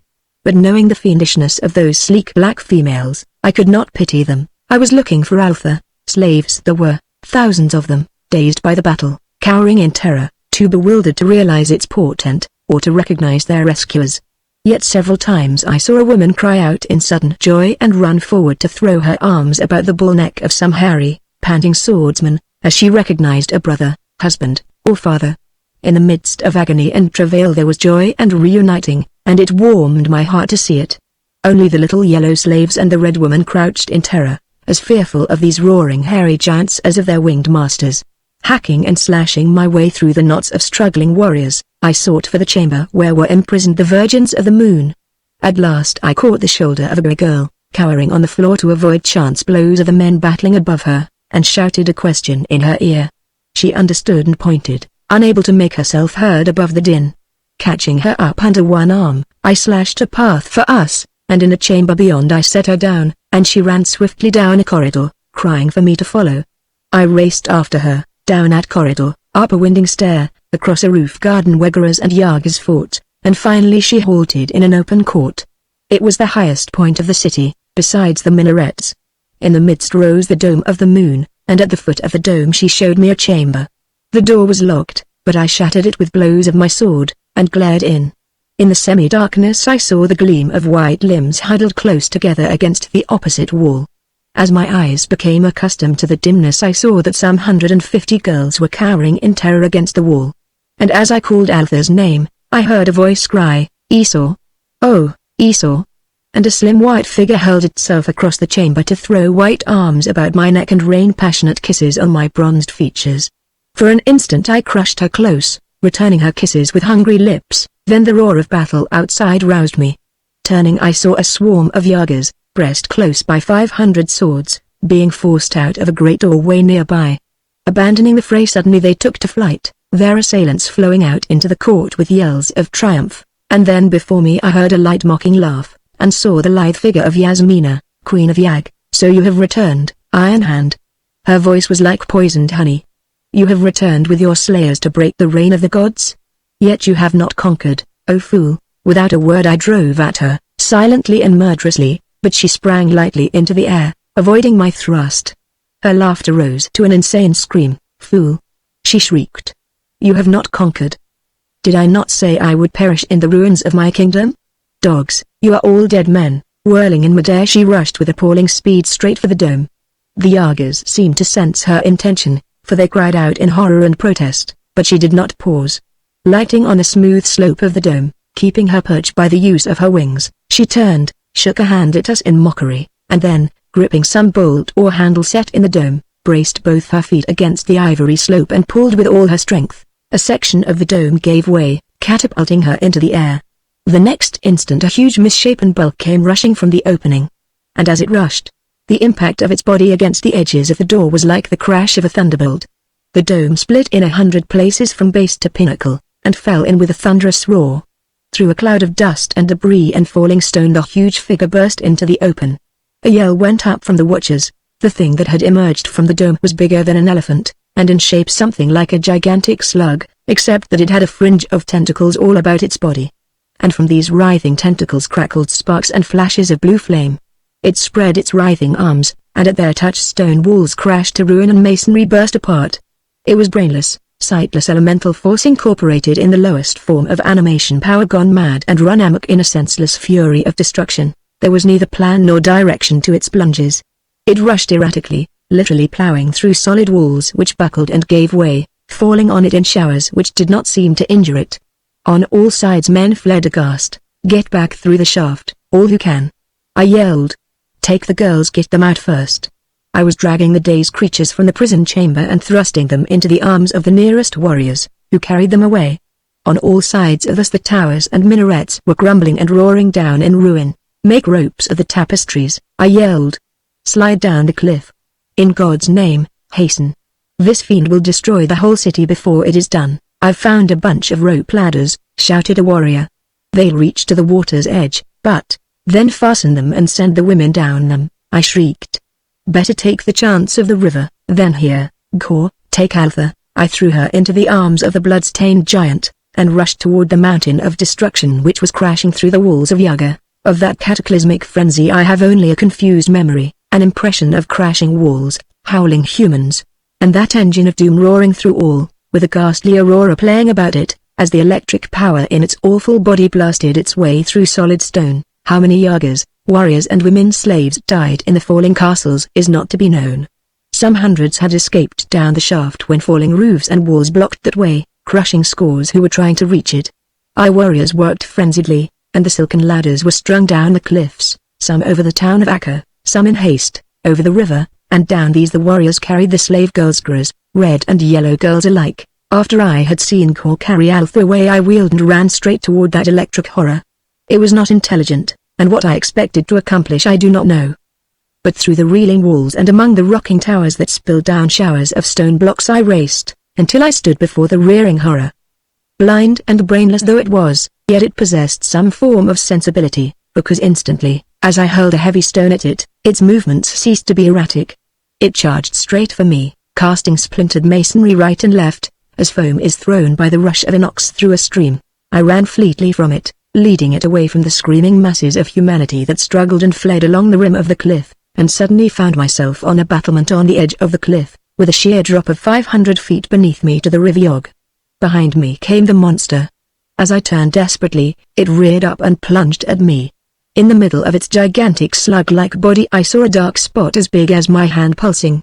I knew that this must be the center of the being's life, and I sprang at it like a wounded tiger, plunging my sword into that dark spot. Whether I reached it or not, I did not know. Even as I leapt, the whole universe exploded in one burst of blinding white flame and thunder, followed instantly by the blackness of oblivion.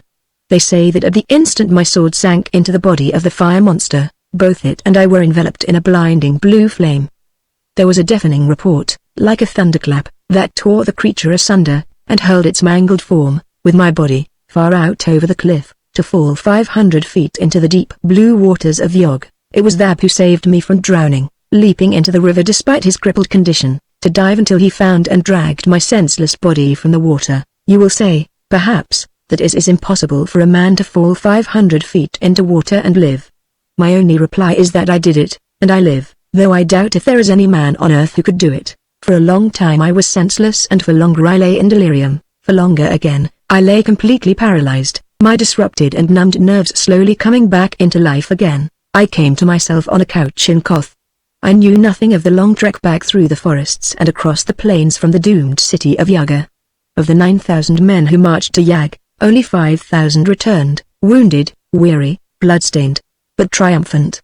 With them came 50,000 women, the freed slaves of the vanquished Yagas. Those who were neither Kothan nor Koran were escorted to their own cities, a thing unique in the history of. The little yellow and red women were given the freedom of either city, and allowed to dwell there in full freedom. As for me, I have Alpha and she has me. The glamour of her, akin to glory, dazzled me with its brilliance, when first I saw her bending over my couch after my return from Yag. Her features seemed to glimmer and float above me, then they coalesced into a vision of transcendent loveliness, yet strangely familiar to me. Our love will last forever, for it has been annealed in the white-hot fires of a mutual experience of a savage ordeal and a great suffering. Now, for the first time, there is peace between the cities of Kor and Koth, which have sworn eternal friendship to each other, and the only warfare is the unremitting struggle waged against the ferocious wild beasts and weird forms of animal life that abound in much of the planet. And we too are an Earthman born, and Alpha, a daughter of who possesses the gentler instincts of an Earthwoman. We hope to instill some of the culture of my native planet into this erstwhile savage people before we die and become as the dust of my adopted planet, Almuric. The end.